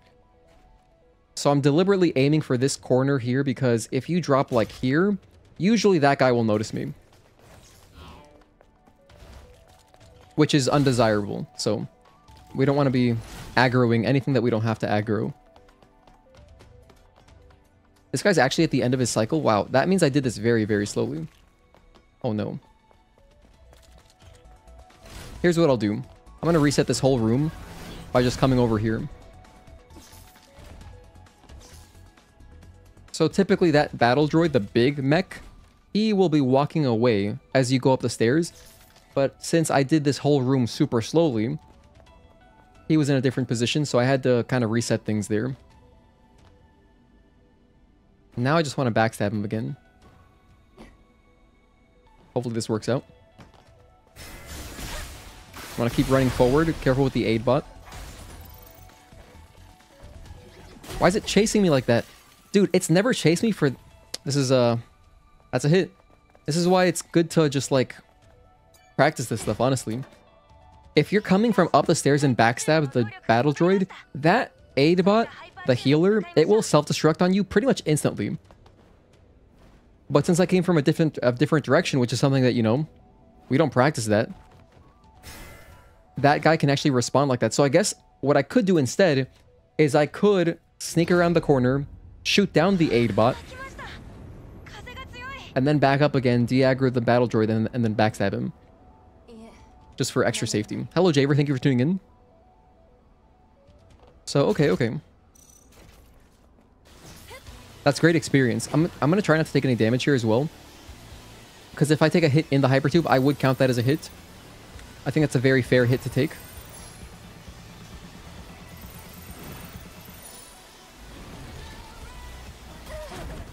I say that and immediately take... You know what's funny too? Let me just add my hit right now before I forget. I was doing a single jump there just because it's cooler. I didn't want to do a double jump if I don't have to. But alright, we're making this extra hard for ourselves. My goal was sub 10 hits. We have now taken 2 frivolous hits. Very frivolous. We don't have much room left. I can take 2 hits basically for the rest of the game if I want to get sub 10. Otherwise, we're going to be just in the teens again, I guess.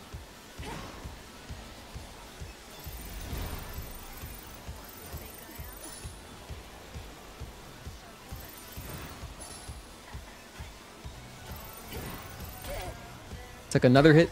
I took 2 hits. Kind of want to restart. 1. Wait, no, hold on. We're at 3 hits. I took 1. And then 2, 3. Yeah.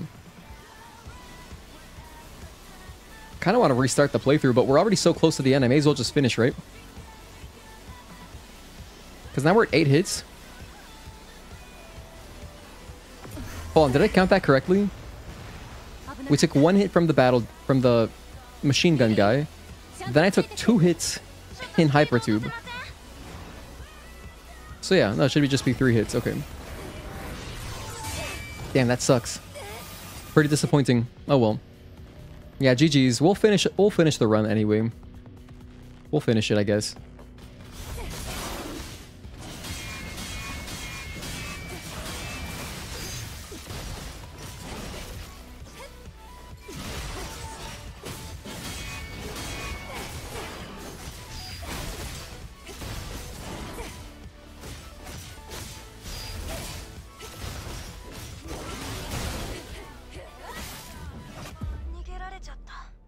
Yeah, it's pretty tragic. Yeah, the run's kind of lost. I mean, I guess I could still get through the rest with only taking one hit, but I mean, it's not very likely. I guess it's possible, technically. We did have a pretty good end game last time. I mean, I've done it before, but now it's just too much pressure. I like having that kind of safety net of like, yeah, I'm at 5 hits. We could just like take some... We can like spare a hit on like the last couple bosses and then that's it. At least go for under 16. Yeah. I can also shoot for that, of course. At least a PB. But yeah, I mean, it's alright though. This was just our first run of the day.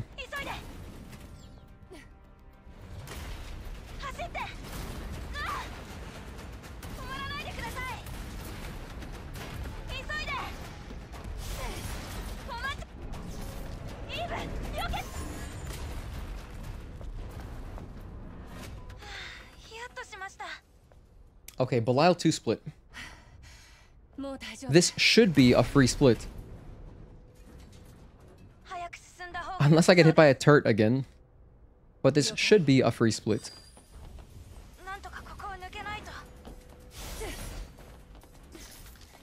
What's our PB for the split? 1. That's my PB. Okay.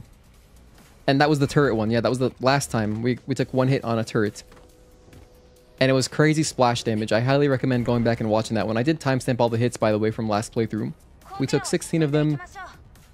And, you know, a good amount of them were frivolous. Let's be safe. I'm in no rush. Okay, now we're good, though. Because now the turrets can't really bother us.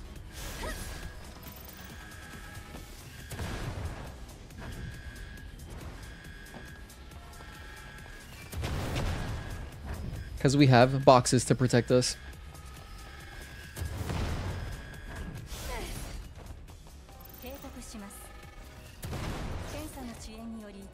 Alright. Should I just start doing speedrun tech? Yeah. I'm going to. It's at this stage in the run where it's like, if my hit count has ballooned, then I kind of just feel like doing speedrun tech, you know? Because it's also like, I don't practice this anymore, so I shouldn't forget how to do this stuff. Yeah, that's good. We're up there.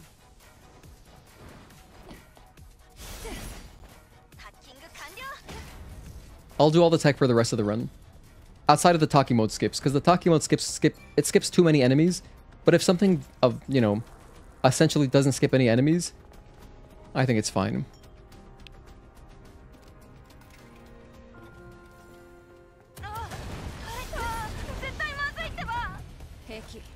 Excuse me.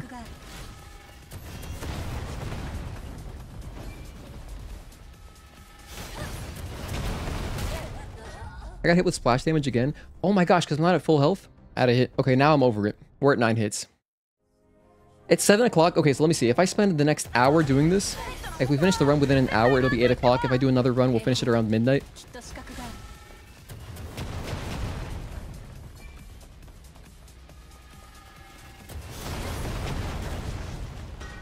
So if we finish at midnight, that's not bad. I'm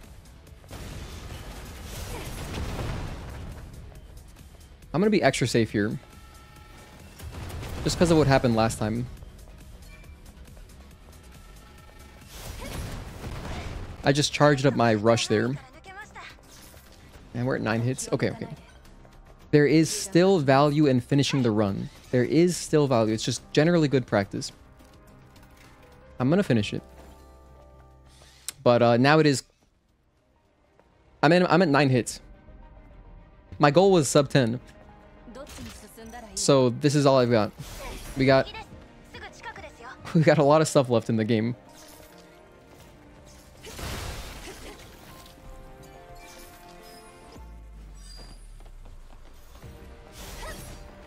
So I guess I died there because I gotta go back and check. I wonder if when it killed me the other day, if I wasn't at full health. That must have been it.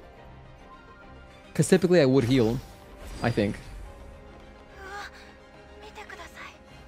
Am I thinking of doing another Stellar Blade run, or are you going to play FF7 Remake? I don't know. I haven't decided yet.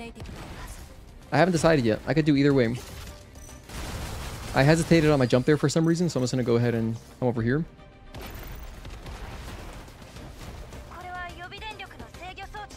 Honestly, that's a nice, just safe way of doing that. I could do that every time. Instead of doing the risky speedrun jump, where I could get hit by one of the tentacles, I can just... I can essentially walk into the first tentacle's range, summon it, and then shoot it down, and then do the jump very casually. Because that was more relaxed. Like, instead of going across, jumping across everything at once, doing it that way seems a lot safer. So hey, right there, as you can see, I just learned another new thing.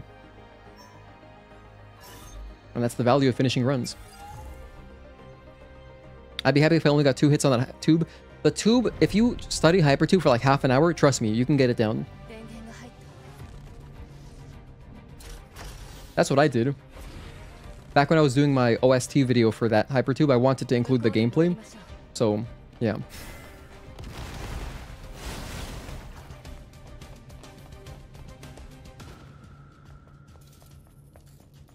We got Belial, Karakuri, we have a couple enemies, but nothing really dangerous. Except for one. Last time, right before the Karakuri cutscene, there's some droids there that are kind of blocking your path, and they'll, you know, if they want to, if they are being very aggressive, they can like jump at you with a blink attack, and it has a lot of range. It's one of the shield guys, that's what it is. It's one of the shield droids. That guy did that last time, it was pretty rough. Luckily, I managed to just barely dodge it. I say FF7 Remake.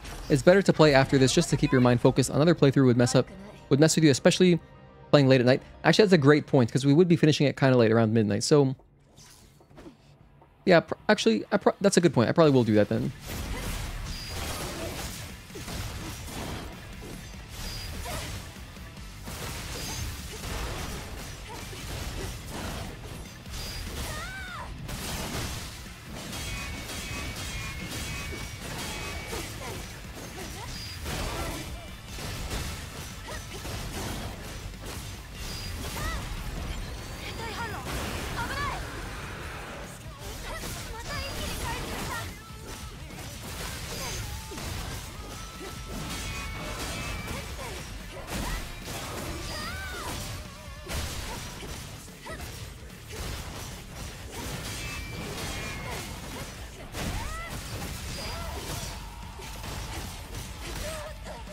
That's the invisible hit that I was talking about.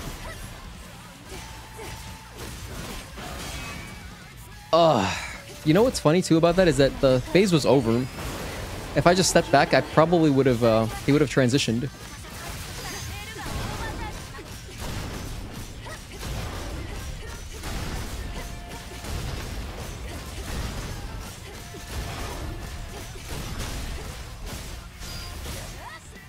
All right.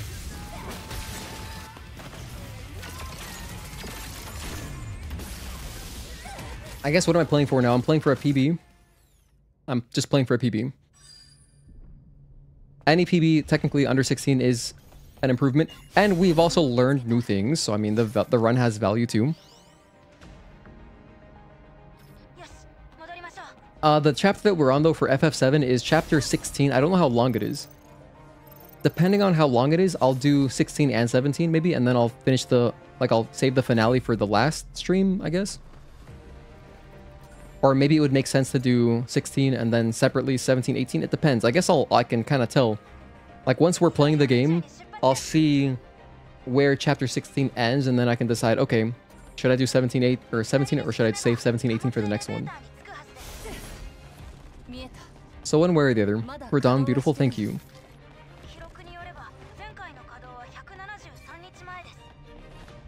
I could use more water. I'm gonna get some water during Everglow. Once we get to Everglow, I'll grab some water. I hope you guys are staying hydrated as well.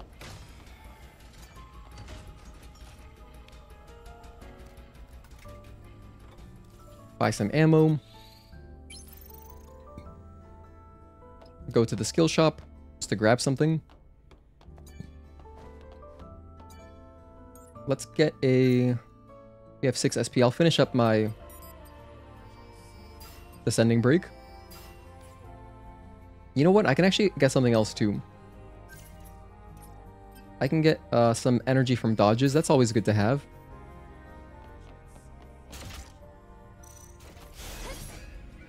Hello, Hedgehog. Thank you for tuning in. Do I think they're going to cap the FPS on PC to 120 like other PC games? Or are we going to get the works to Stellar Blade PC port? Wait, do they cap the other Sony PlayStation games? I've never played another... Like, I haven't played a Sony game on PC yet.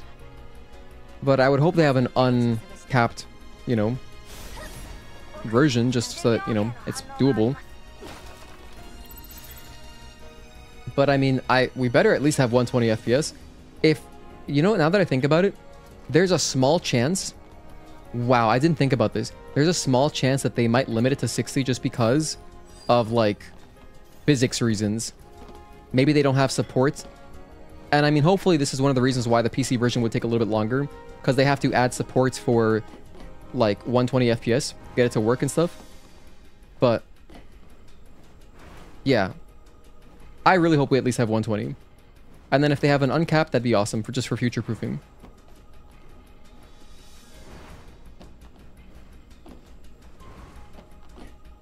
Good thing this isn't a speedrun. I messed this up like... I got it the first time, basically, but now I've been messing it up a lot. Hold on. So from here, jump. Okay. Dash in there. Walk off. Okay, we're back.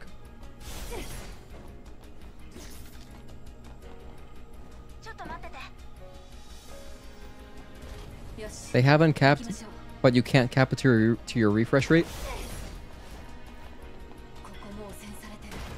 Well, I'm sure Shift Up will go above and beyond. If we can take how good photo mode was as any indication... I can't believe this guy shot me, by the way. That is not something that usually happens. If we can take how, like, thorough they were with photo mode as any indication to, like, the quality of, you know, their efforts, I think we'll get a good PC port. So, yeah. To answer your question...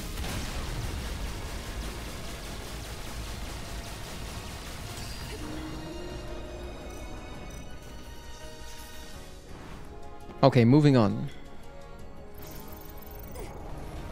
Don't need to fight that lump. I'm going to spend my next 2 lasers here. And then on the last machine hive, I will spend just shotgun ammo. Yeah. Actually, you know what else? We're going to be getting an ammo chest. So if I want to, I could probably just spend my explosive shells on this. But I'm just going to use all the blaster cell. Nice. Now we're safe to pass.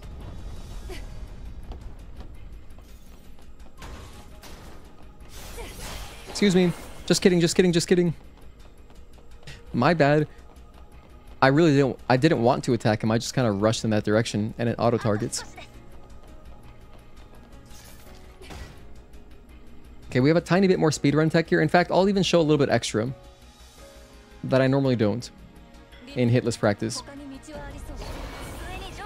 So of course you guys probably have seen me do this a billion times. Just this jump. You can jump across here if you just do a delayed double jump. When's the damageless platinum trophy 100% run coming? Oh, for the segmented run, I'm going to be doing that. Honestly, I gotta work on it soon. I guess I just wanted like a sub 10. I just wanted like a nice sub 10 at least before I start doing that. Because when we do segmented, that's gonna be a grind as well. And it's gonna be a lot of routing, which I'm looking forward to. But yeah, I do want to have my walkthrough out before the PC version comes out. So I gotta work on that soon. As you can see, we just picked up 2 blaster cells. But it's not going to be a platinum run, it's just going to be a 100% kind of playthrough. Or like basically 100%, you know what I mean? We're essentially going to collect everything. Besides memory sticks. Since those things carry over from playthrough to playthrough, there's like not as much point.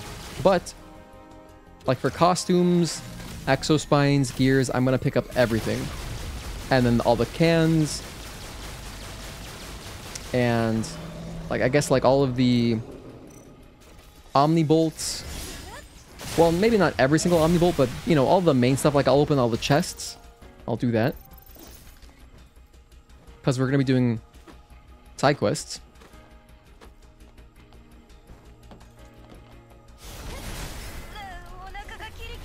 Excuse me. Am I going to do a walkthrough for this game? Yeah, so that's the goal here. So what we're doing today, for anyone else just tuning in, we're doing hitless practice. And that just means playing through the game with no hits. So we're doing hitless practice, and at the same time, we're practicing for a hitless walkthrough kind of video. Because I want to do... Right now, we're doing just like...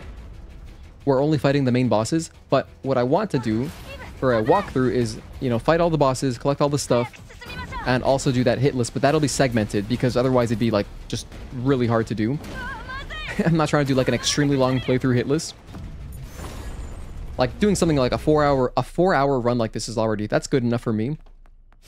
So I'm going to be doing that walkthrough segmented, and we'll, you know, pick up everything, also do it hitless, just to show consistent strategies pretty much. I think it'll be the perfect kind of walkthrough to do for PC. Hitless is like a no damage boss rumble for the whole game.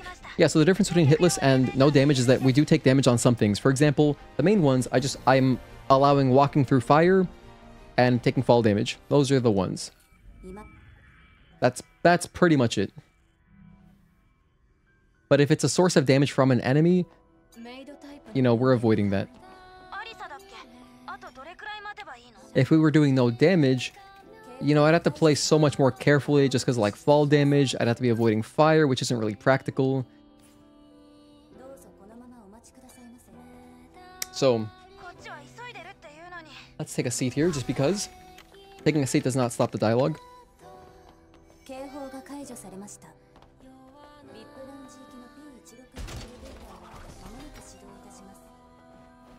Some of the hitless strategies are fun, though, because it makes me play the game in a very different way. Like, I'm using my guns a lot to shoot stuff down that I normally wouldn't think to do. Like, I wouldn't be in that frame of mind, typically. So it is fun, as well.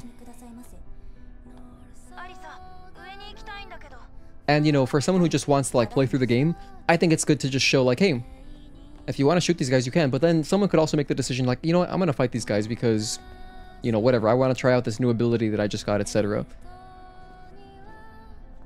I can't wait for Karakuri to be suppressed. Oh, thank you for reminding me. I'm going to put it on right now. Taking off Burst Trance, Suppression. I would have forgotten. Thank you so much, Django Uni. Any games from the state of play that caught my eye? The only ones that we watched, I watched, of course, the trailer for Stellar Blade. And then earlier... you know, someone had mentioned, hey, check out the Blades of Annihilation, so we watched that trailer on stream. I haven't seen anything else. I'm not anticipating any games this year besides Stellar Blade PC and Rebirth that already came out. So, for me personally, there's nothing really that I'm looking forward to. But I am looking forward to playing Lies of P. I'm going to play Lies of P. I'm going to do a blind playthrough of that game on stream soon. We're also doing... you know, Jedi Survivor. I'm going to do a blind playthrough of that soon. And then besides that, you know... Oh, Night Rain. Of course, I forgot. Night Rain. That's like the one new game that I'll be buying. Hello, Cena. Thank you for tuning in. Good to see you.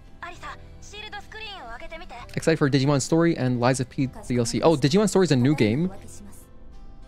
Sorry, you were talking about that earlier. I didn't even comprehend. Have I seen Soul Aside? I don't know what that is. Hides look nice. Been playing Musou Abyss. Yeah, the trailer looked really pretty, but you know, we'll see what it looks like once it's actually like a game. The takeaway from the Tides of Annihilation trailer was that like the hair animation looks really beautiful. Like the hair looked amazing. I was actually kind of blown away by that. But if Capcom comes out with a Resident Evil game this year, then that would be another new game that I buy. I would definitely buy, of course, my favorite franchise. I would pick up any Resident Evil game that comes out, so...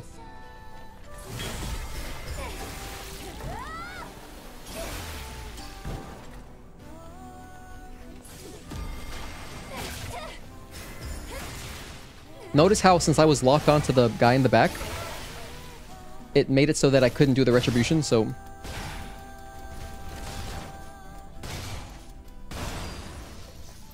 So that's why you do have to be careful with your lock-on. The lock-on will stop you from doing retributions.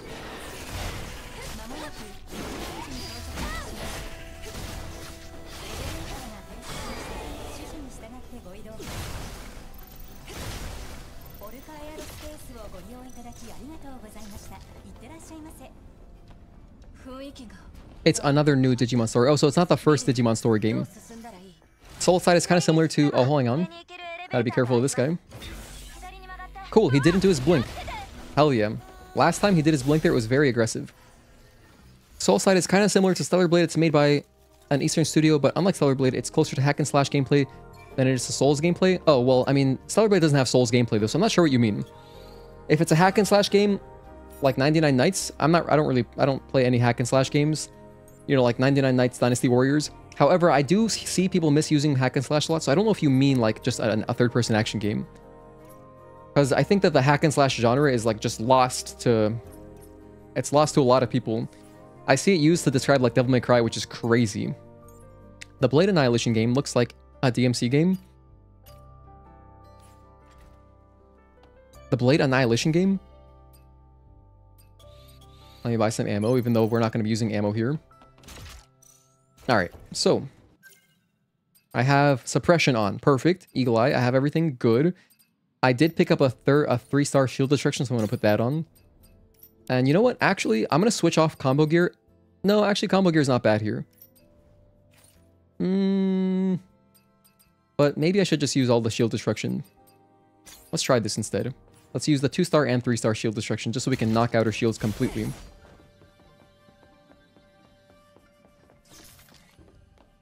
You have suppression on? Yes. Thanks again for the reminder, everybody. Oh, Tides of Annihilation. Gotcha, gotcha. Yeah, it's hard to judge. I didn't see much gameplay, so it's hard to even compare to, like, a game yet. I just saw that they have dodging, so I'm assuming it's going to be methodical gameplay, but then it had some more action-y stuff as well. Like, it looked smooth, so it's not like a Souls, you know what I mean? So we have Karakuri here. Our girl.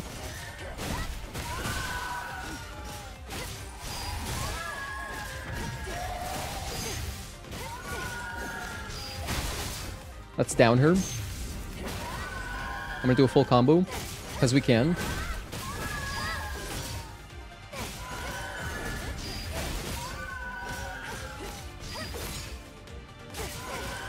One, two, and three. Let's go ahead and back up.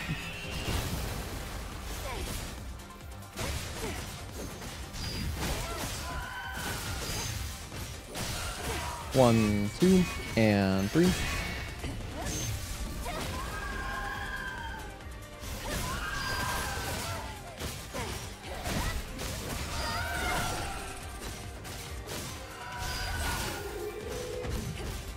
One, two, and three, four. One and two. Nice.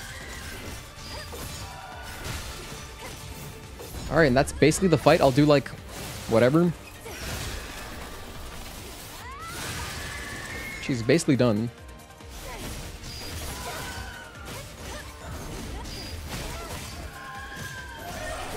Nope, don't do that. I'm gonna down her, actually. Then we'll just charge some more burst energy.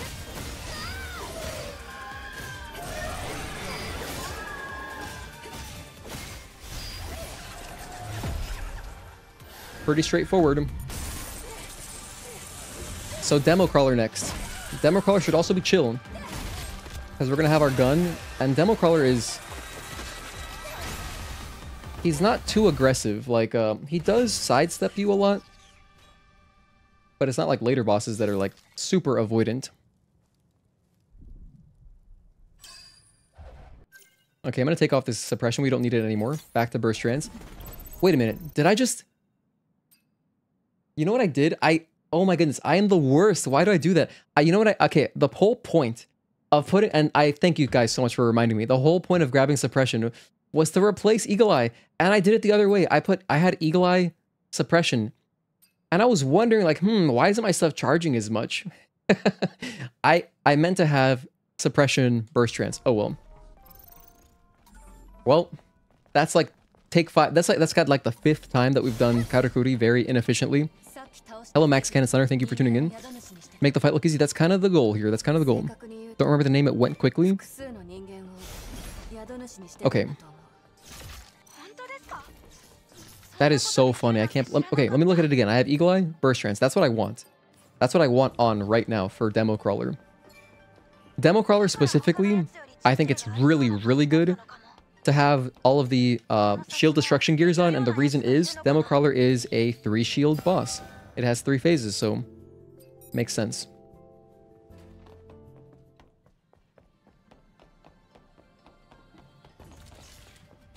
Okay, like I said earlier, I'm gonna grab some water. So I'll be right back. Enjoy the music. You guys should get some water too.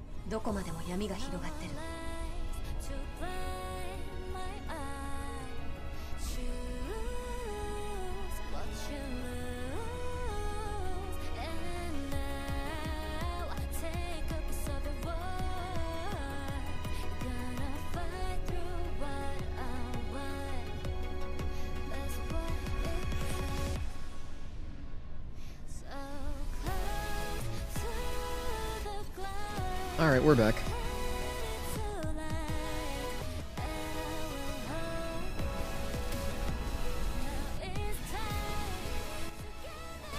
I'll leave the music up though.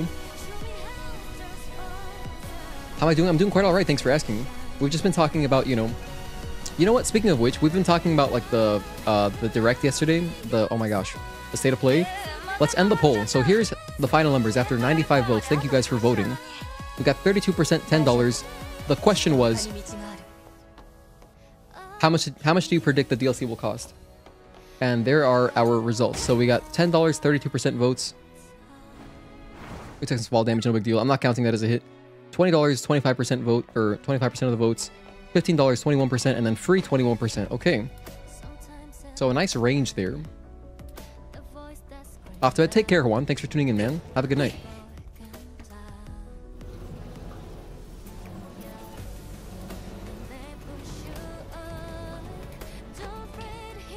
Also, one of these chests, that one right there, it does have an Omnibolt in it. So, if I needed one Omnibolt, I could grab that one. But we're only doing 3 gear slots this time. We did 4 the other day because on Tuesday because it was like, it kind of just worked out that way.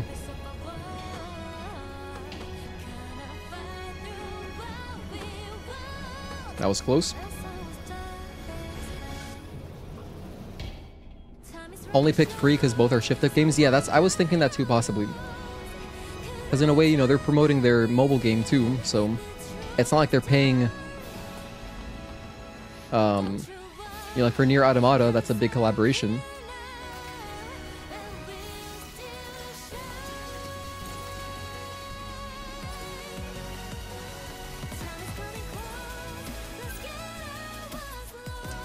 Let's grab this.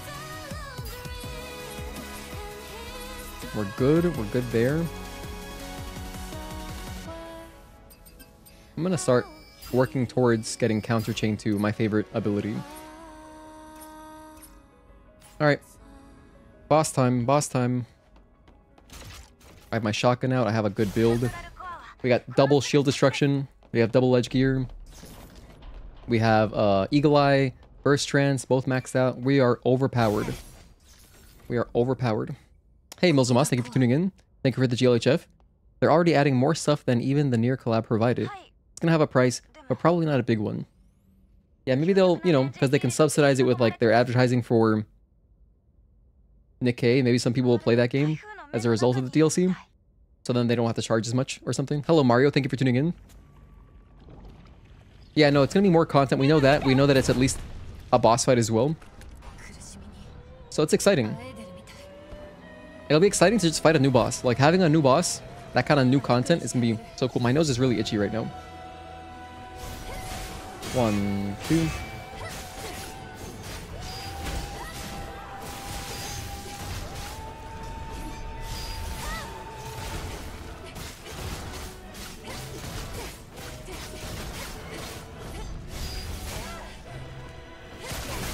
I'm gonna keep attacking him here. The reason is that I'm building up more beta energy.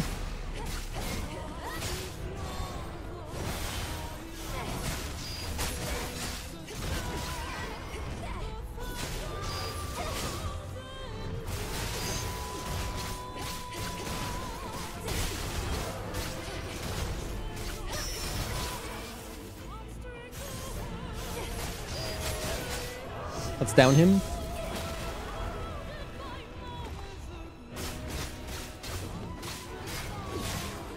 One, 2, and 3.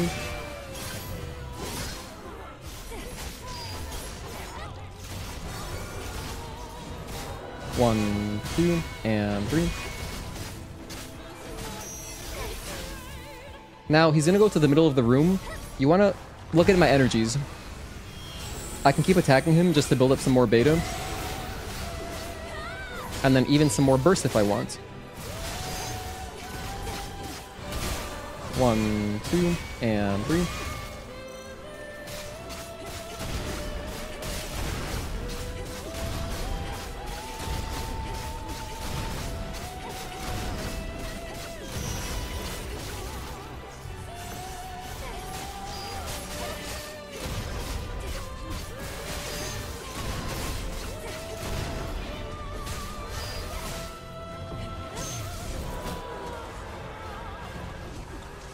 We have a cutscene here, we'll watch it.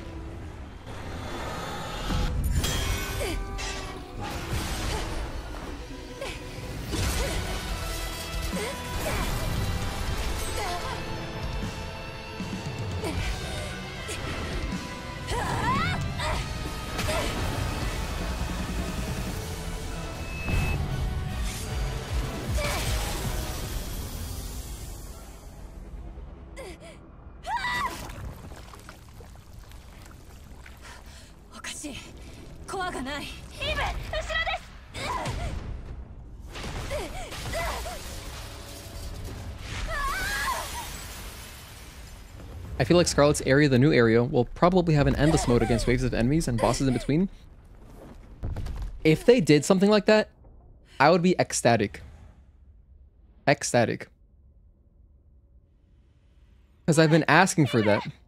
That was one of my wish list things, like a, you know, like a Bloody Palace type mode. Even just like, dude, even if... And this should be easy to implement on PC. I think it should be easy to implement. Just let me run through the boss challenge with one set of, you know, like one set of health. Just to at least make it more interesting. You know, like your items are limited, your health is limited.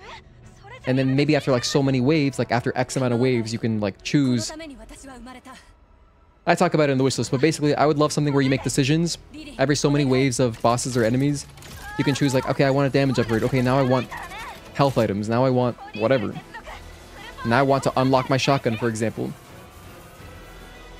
So, because I love those kinds of decisions. You don't use Shockwave beta skill. Find it to be really strong. No, it is extremely strong. It's definitely the most overpowered ability in the entire game. I don't like it though. Because, you know, I like burst. It's my favorite. My favorite abilities are burst, and I'm using burst stuff. So...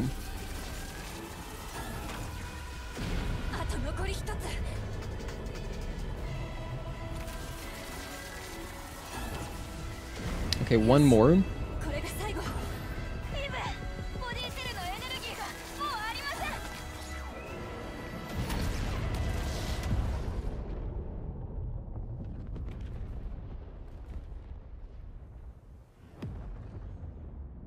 Get some water, we have some more cutscenes. We got 3 bosses left. UN, the Nest boss, and our final boss, which I'm going to do Providence, of course, as always. So...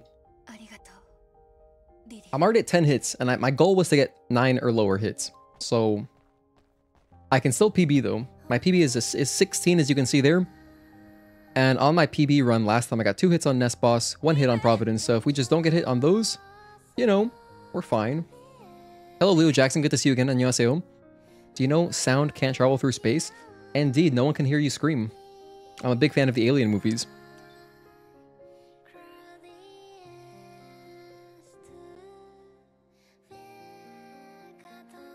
Shout out to dude, can you believe we're getting Alien Isolation 2? I don't think that's coming out this year, but that is a game I'm highly anticipating. I love the original Alien Isolation. Love that game, love it so much. It's amazing. It's an actual masterpiece. And if you like the Alien movies, it's even more like just insane. It's amazing because the environments are so faithful. The environments are so good. They're so faithful, and it looks just like you're watching the movie in it, like sort of, in that like there's all the details that you would expect to have there are there. So, yeah, that's awesome. And just like the way all your weapons look, it's so cool. Alien Isolation 2. Is there a release date on that? If that's this year, then I guess I do have more stuff to look forward to this year.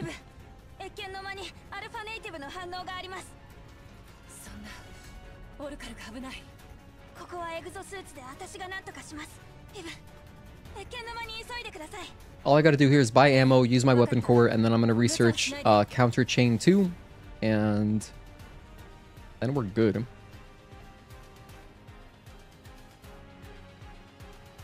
Wouldn't it be cool if we could emulate some kind of space, like a space field? Because like, if you want to soundproof a room, it's so much work. As far as like, to soundproof a room with like, if you don't want sound escaping, it's like, you know, you can, there's not that much you gotta do. You gotta like seal off your doors or whatever, and you gotta put up some acoustic stuff. But if you want sound, if you don't want to hear sound from outside, it is like so much work. If we could just like emulate a space field to stop sound from traveling through it, that'd be crazy. That'd be an awesome development in material sciences, if that were ever possible. I'm actually gonna grab Reflection 1 here. How much stuff do I dodge? For her, I do actually dodge some stuff. So no, Reflection isn't that useful here. I'm gonna be grabbing Reflection 1 and then eventually Chain Reflection 1 before the end of the game. But yeah. And now we're good to go. Okay. And I have some grenades too if I want to spend them. Okay, it's UN. Our girl. 1, 2.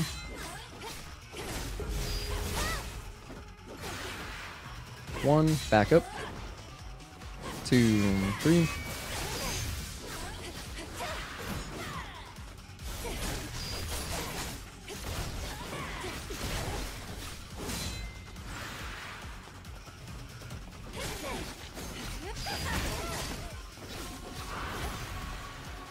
By the way, you can dodge this phase transition if you want. Perfect. I love the blinks. Anytime you get a blink, it's really favorable because you get a bunch of burst energy back, so it's nice. 1, 2, and 3, 4.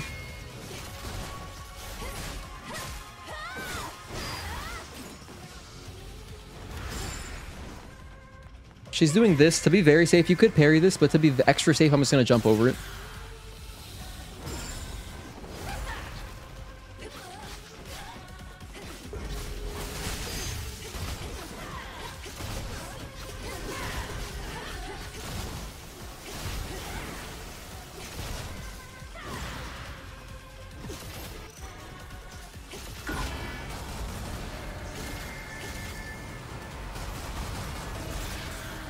Hold on, where is the last one?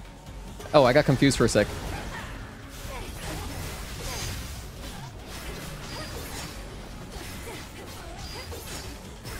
By the way, so the groggy state, when you do an insta-kill, is very long. It's not like a normal groggy state, and so you do have plenty of time to build up some energy there. Oh my gosh, I didn't have my shotgun. I didn't have my shotgun. Yeah. I should have known. I mean, I know I didn't have my shotgun. Oh well. No reason to take a hit on this boss. Kind of sucks. 1, back up. And 2, 3.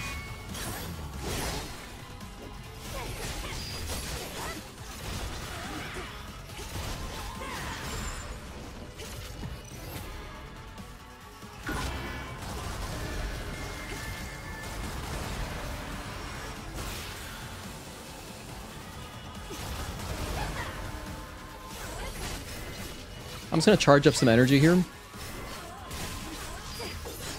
Do our retribution, and then we're going to shoot her down with explosive shells, and that'll be it. So we're at 11 hits. I mean, yeah, we can PB. Definitely PB. I almost forgot to switch again to my explosive shells.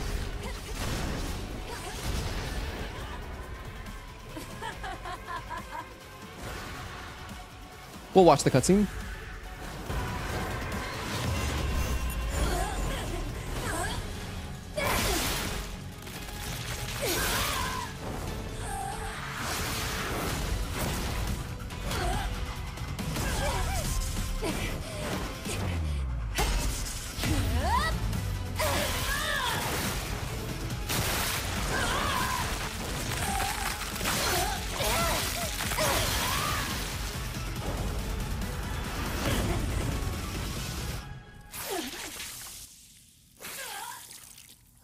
Yeah, I mean, 5 hits for 2 bosses is plenty. I can just, well, I can take 4 hits if I want a PB at all. But, you know, a 15-hit PB is like, it's such a marginal improvement that I don't want to take any more hits for the rest of the game. Nice, thank you, Wake. And we do get amazing drops from UN. So now we have the, I can replace this with combo gear 3-star. Oh my gosh, wait, I forgot that I have perfect combat gear. Wait, I'm going to use that instead. Whoops, I picked that up and I haven't talked about it, but I didn't put it on. I need more like vitamin something. Didn't I pick up perfect combat gear? Or did I not pick it up? Oh yeah, here it is. Okay, this is nice. Yeah, I should have been using that. No, honestly, perfect combat gear. Okay, these drops, the 3-star combo gear is nice if you have 4 gear slots, but I already have the best on right now. So perfect combat gives us an extra 11.5% damage, which is a lot. Then we have shield destruction 3-star, which is like 36% shield destruction. And then we've got double edge gear, which is another 15% damage. So it's already like a lot. But if you're doing combos, if you're doing like this kind of playstyle, the combo gear level 3 is really good. Like 36% more damage for combos level 2 or higher. So any combo that says 2 at the end of it or higher. So like incursion 2, 3, 4, onslaught 2, 3, 4. So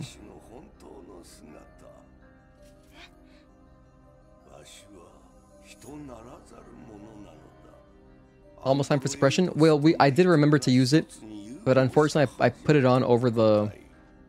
I replaced the burst trance with suppression when I was supposed to take off the eagle eye, so I just forgot. So at least we remember to use suppression this run in a way, to an extent. For that one boss, just for Karakuri.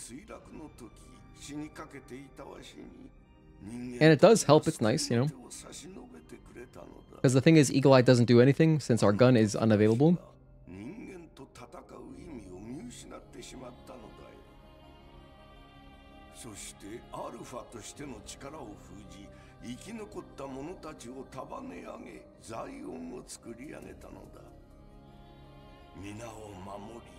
Oh, by the way, speaking of which, hey, Wake, how far are you in Rebirth? Like, what chapter are you on? I know that that game is... I think it's less chapters. It's obviously longer, but I think it's less chapters than Remake Part 1. Better runs will warrant it more.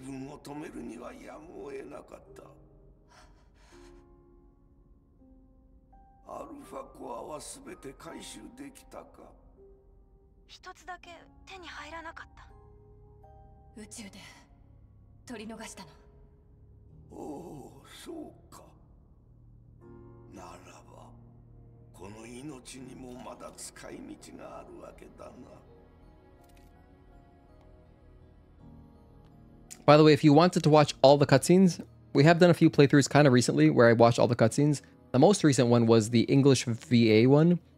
So my first time hearing all the English dub, we did that playthrough like a week or two ago. And then we also did a full Japanese playthrough around like Christmas or New Year's. One of those. And we watched all the cutscenes. And it's like in the title, you know. The titles will say if it's Japanese dub, all cutscenes. Oh, you finished it? Hell yeah. That's awesome. I'm glad you enjoyed it. So let's get past, we're past the UN now, we're on to the nest boss.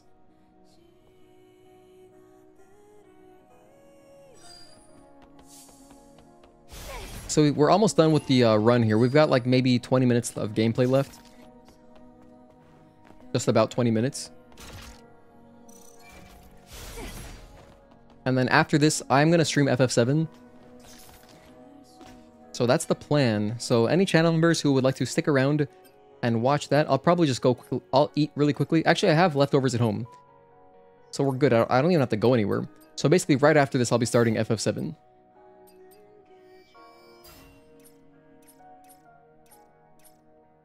That's everything? Yep. Okay, so we're done with upgrades. Grab my ammo. Then use the repair console with Lily, and then we're on our way. Made you feel like a kid playing Kingdom Hearts again? That's so cool. I get that feeling too, kind of. I also kind of get that feeling when I'm playing FF7. Just part 1. It's been amazing.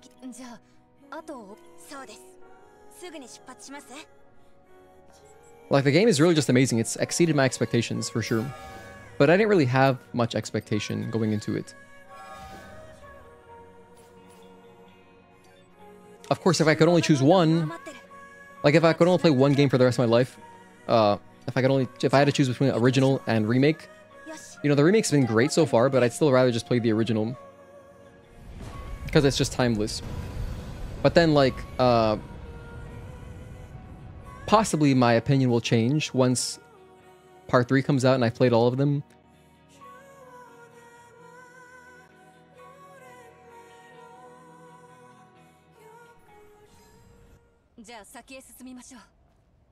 It's like, it's just hard to... I'm glad that they made it so different. It really makes me happy. I'm glad that they made it different in, obviously, it's action combat. But then, I'm glad that they've changed some things about the story so that it's not the same game, because if it was like too much trying to be like the same game, then I feel like it was just an automatic flop. Because you can't really...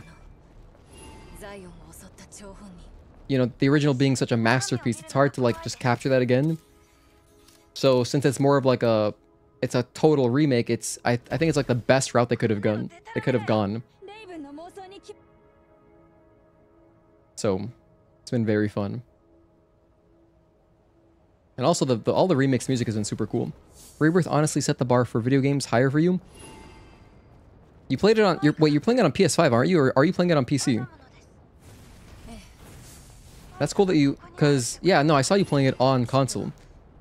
That's cool that you're also enjoying like the console version, because I know that the console version had like some graphical issues on launch. I don't know.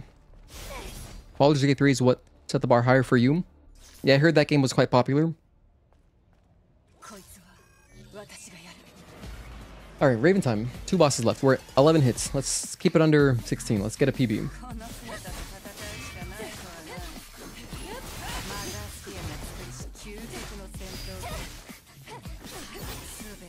One, 2, and 3.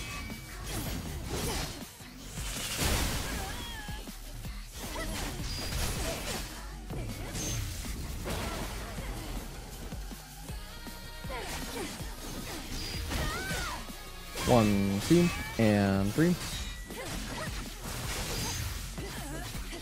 1. 1, and dodge. I wanted to build up a little bit of energy there. That's why I did it that way.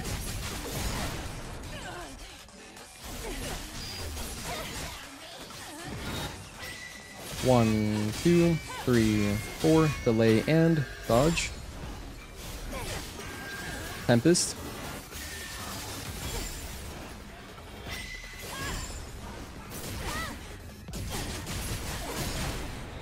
Charge up some energy.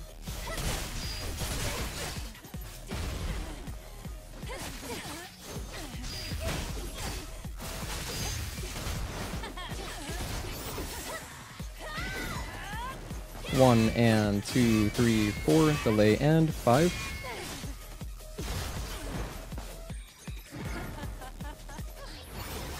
One. And that's basically the fight. We'll spend like a, I don't know. I'll down her one more time. And then just shoot her a little bit. 1, 2. Flash. Oh, that's a cool way to end it. Will this kill? No, but that would have been hype.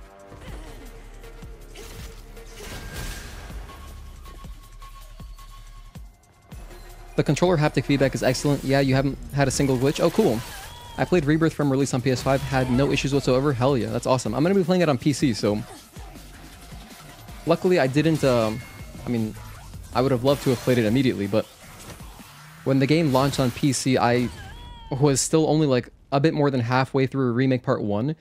So I'm going to end up playing it like a month or so after it comes out, after it had come out. So that'll kind of give them a time to maybe patch it once. I think we'll get a patch probably. But yeah, I'll definitely be streaming Rebirth as well. I'll stream the most of my playthrough. At least all the chapters, like the story chapters. But we'll probably keep that just for members only. Raven PB, nice, thank you.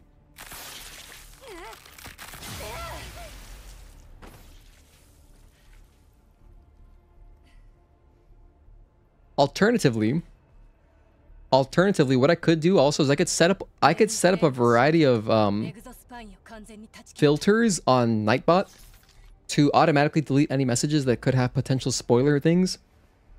And then I think we might, I could maybe play Rebirth just for everybody, like publicly. But, I don't know. By the way, if anyone wanted to support, if you enjoy the streams, and if you'd like to support a tiny creator, I do have a channel membership, which you can join for $2 a month if you want beautiful emojis. But of course, it's very optional, and I appreciate just viewership as well. But yeah, that is the link to the channel membership. There's a $2 tier, which is the cheapest. There's also a $5 tier. But even just with the $2 one, you get all 13 emojis and you get member badges. That's the best way I can describe Rebirth. Literally felt like a kid again. It was effing magical. Hell yeah. Yeah, I'm excited to just see how they evolved the combat. Because I really like the combat in just the first Remake Part 1.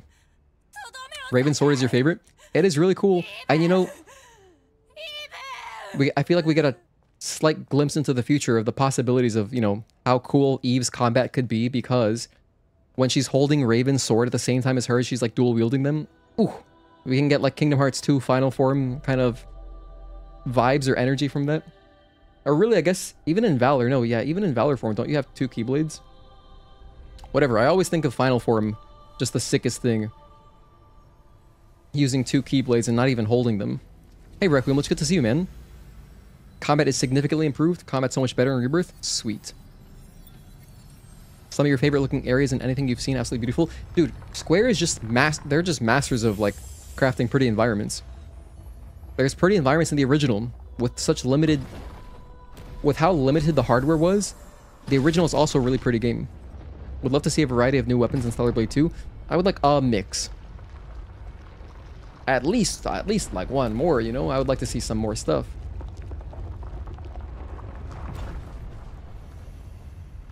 Or like another character. Like, even if we didn't get another weapon as Eve, like maybe you could redo Taki Mode and make Taki Mode something more like hype. Where it's like, it plays closer to Eve normally, but you just get like a second sword and you can do different combos. And like, but you could still do all of your stuff. Like, you could still do your beta chains and your different abilities, and maybe you just get like powered up versions. There's so many possibilities, dude. So many possibilities they could do. The music, the areas, the fighting, the story, all unbelievable. Kind of like Jedi Survivor has different lightsaber styles. Yeah, speaking of Jedi Survivor, you know, I know because they just added it to PS Plus. Or no, it's coming like later this month, in a few days. I'll be playing Survivor well, soon. I don't know when, but I'm gonna be playing it while it's on PS Plus. I got bored of gameplay loop and remake, but Rebirth is very entertaining. It never lost you, but you stopped your playthrough. Probably will rebuy on PC. Wait, you didn't finish Rebirth? Oh, interesting. Okay, okay. 本来の生き物はこういう場所で生まれるの。この先にエルダーがいるんですよね。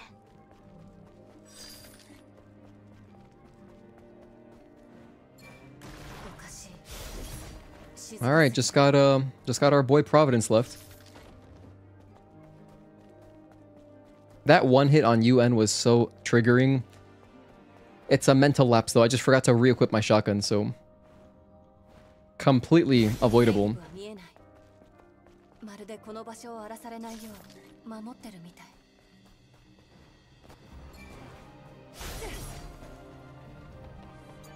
All right, let's buy some ammo. I'm gonna buy ammo and use my weapon core, and then we're good to go.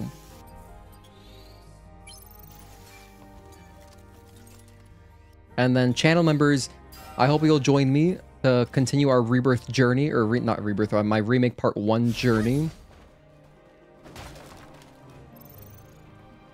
I'm going to be doing at least Chapter 16. We'll see. Maybe 17 too. I don't know. Possibly. Maybe I'll do both. Or maybe I won't. Maybe I'll just do 16 and then 17, 18 together to finish the game.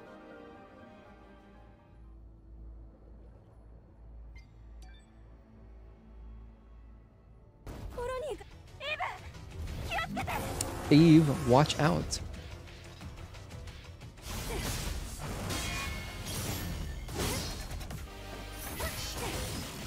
One, two.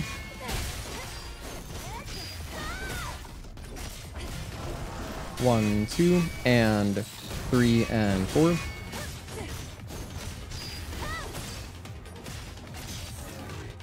One dodge. 1, 2, delay and 3, delay, and blink.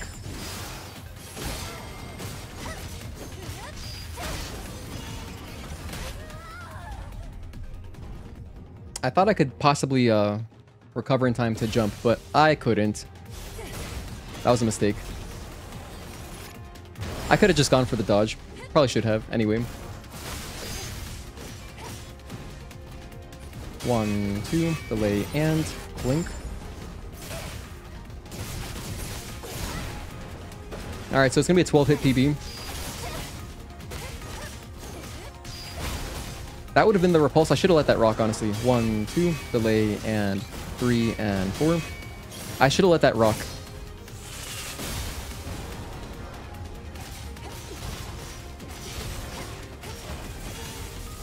The blinks and the repulses are always like literally the best thing you can get because you get so much energy from them, so it's just incredibly valuable. 1, 2.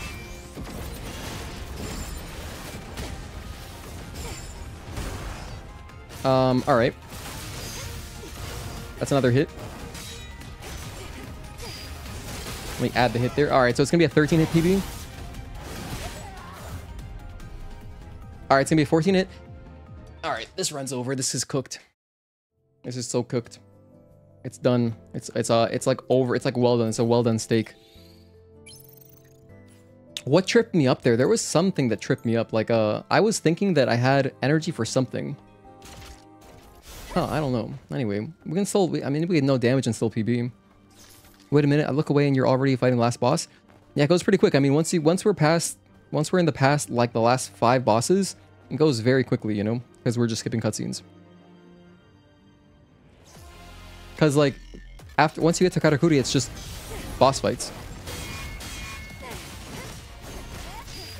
Anyway, not bad for a first run of the day, but it's not like I'm doing multiple runs per day. 1, 2, delay, and 3 and 4.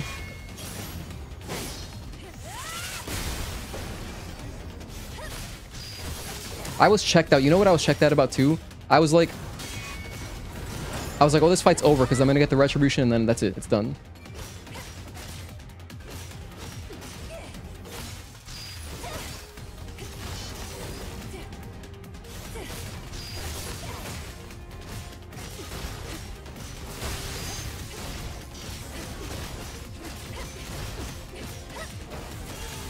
Phase 2.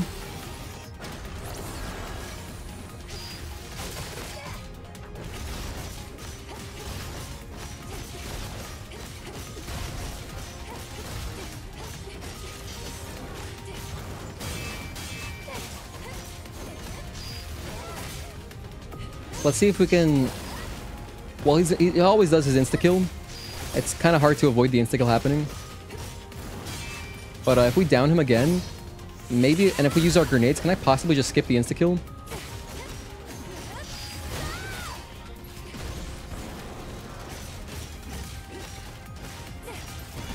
No. I tried. I tried really hard. Because I knew it was coming.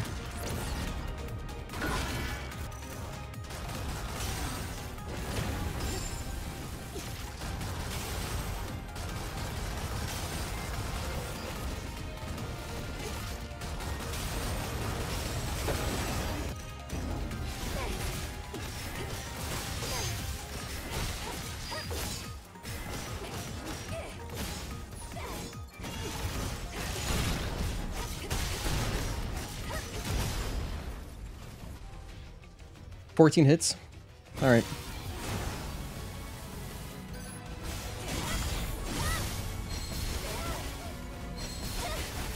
Well, what did we learn from this run? I learned a couple things. It's mostly on the hits on the enemies. We did learn some stuff. It wasn't like just a, you know, a fruitless PB. We did learn stuff.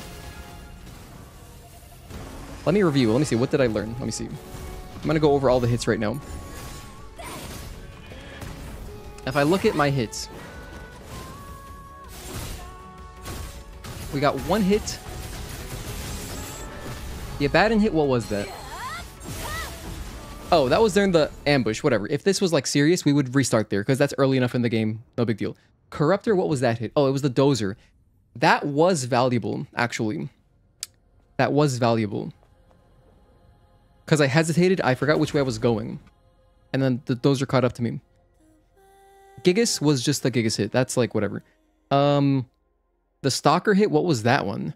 The Stalker hit, we took one hit on Stalker split. Oh, I think it was just on Stalker, which is like whatever. Maelstrom 2, that was like the most... It was in the same hallway as the other time, as Tuesday. I can't believe I got hit there twice in subsequent runs. Belial 1. Okay, hang on. This was the Belial 1 hit. The Belial 1 hit was... Oh, I got hit twice on the Hypertube. Yeah, the Hypertube was a disaster. And then I took one more hit from Belial? Wait, what hit me? I got 3 hits in Belial 1. By the way, if I actually got the hitless run done, I would just fight these enemies. I would just to celebrate, but I'm just showing that you could easily run around everything if you wanted to include this, which I think would be really silly. I wouldn't include this in a hitless rule set just because it's like, who cares? You know, the last boss is over. But as you can see, it's very trivial. Just walk in a circle, or run in a circle rather. I got hit 3 times on Belial 1. Maybe, was it 3 hits in the Hypertube? Maybe. After that, I got a hit on Belial 2. I got 2 hits on Belial 2. Oh. One of them was a turret. Oh yeah, that was tragic.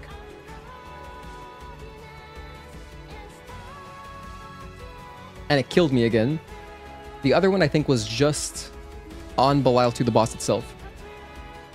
Katakuri, Democrawler were chill. UN was like a pretty free hit to miss. Like, it's easy enough to dodge it. I just thought I had my shotgun out. Nest boss was fine. Providence, as you can see, was whatever. Yeah, so overall, it was okay.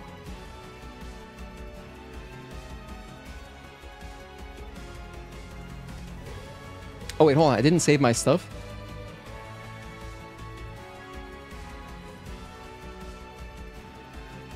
Record run as personal best. Oh, wait, that just threw away my... Goodness, I'm just, I'm gonna have to redo my PB right now. Hold on, I think I know how it went. Let me see. So, Brute. Reset the current run. Okay, so Brute. Abaddon, I took a hit. Corruptor, I took a hit. Gigas was 1 hit.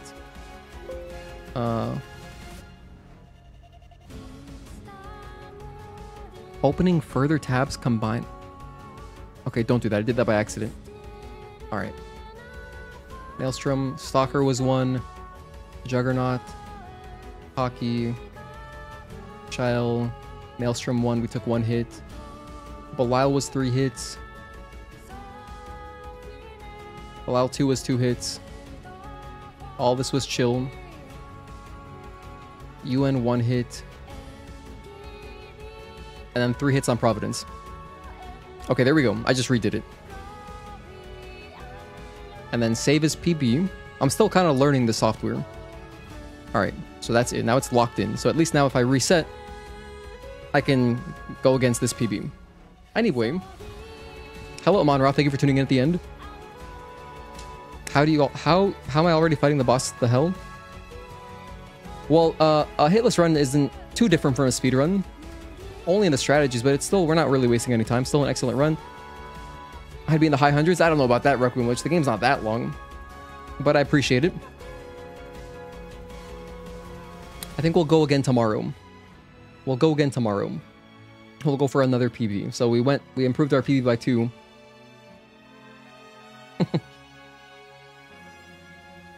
Hey, single player enthusiast, thank you for tuning in. Missed the whole stream. That's all right. We'll be back tomorrow. We're here 3 days every week. Sometimes 4. So again, to recap, for anyone who wants to hear most of the discussion around the Nikke DLC, that was at the beginning of the stream. I'll be timestamping it by like the end of the night. But it was at the very beginning. And also, we're doing a giveaway on Discord. So if you like free stuff and you like writing, if you want to write a short story for some free stuff, check that out on the Discord. It's under the Giveaway 3 text channel. It's free to join. Link to the Discord is in the description. And what else? And if you'd like to support me, I have a channel membership if you want cool emojis. But yeah, that's this stream. Am I about done with Remake? Yeah, I'm on chapter 16 right now. I'm on chapter 16. But yeah, thank you guys for tuning in. I'll see you next time. We'll be back tomorrow. I'm going to do another playthrough tomorrow. But channel members, I'll be right back. I'm going to restart the stream. We're going to play FF7 Remake. So if you'd like to be a part of that, stay tuned and I will post when I start the stream on Discord. Yeah, so take care, Seekensu, Wake, Hedgehog, C-Newt, Single Player Enthusiast, Anand, Amon-Ra, Shikasu, Requiem Lich, Magic, Leo Jackson, Nightbot's not a real user, Tazel, Mario, Mills Omas, Juan, who went to bed, Max Cannon Stunner, Mark, who went to bed as well, Django Uni, Blankets, Javer.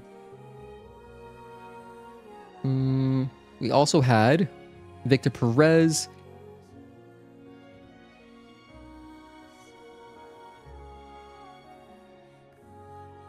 no HP, and that's it for as far as I can scroll up anyway.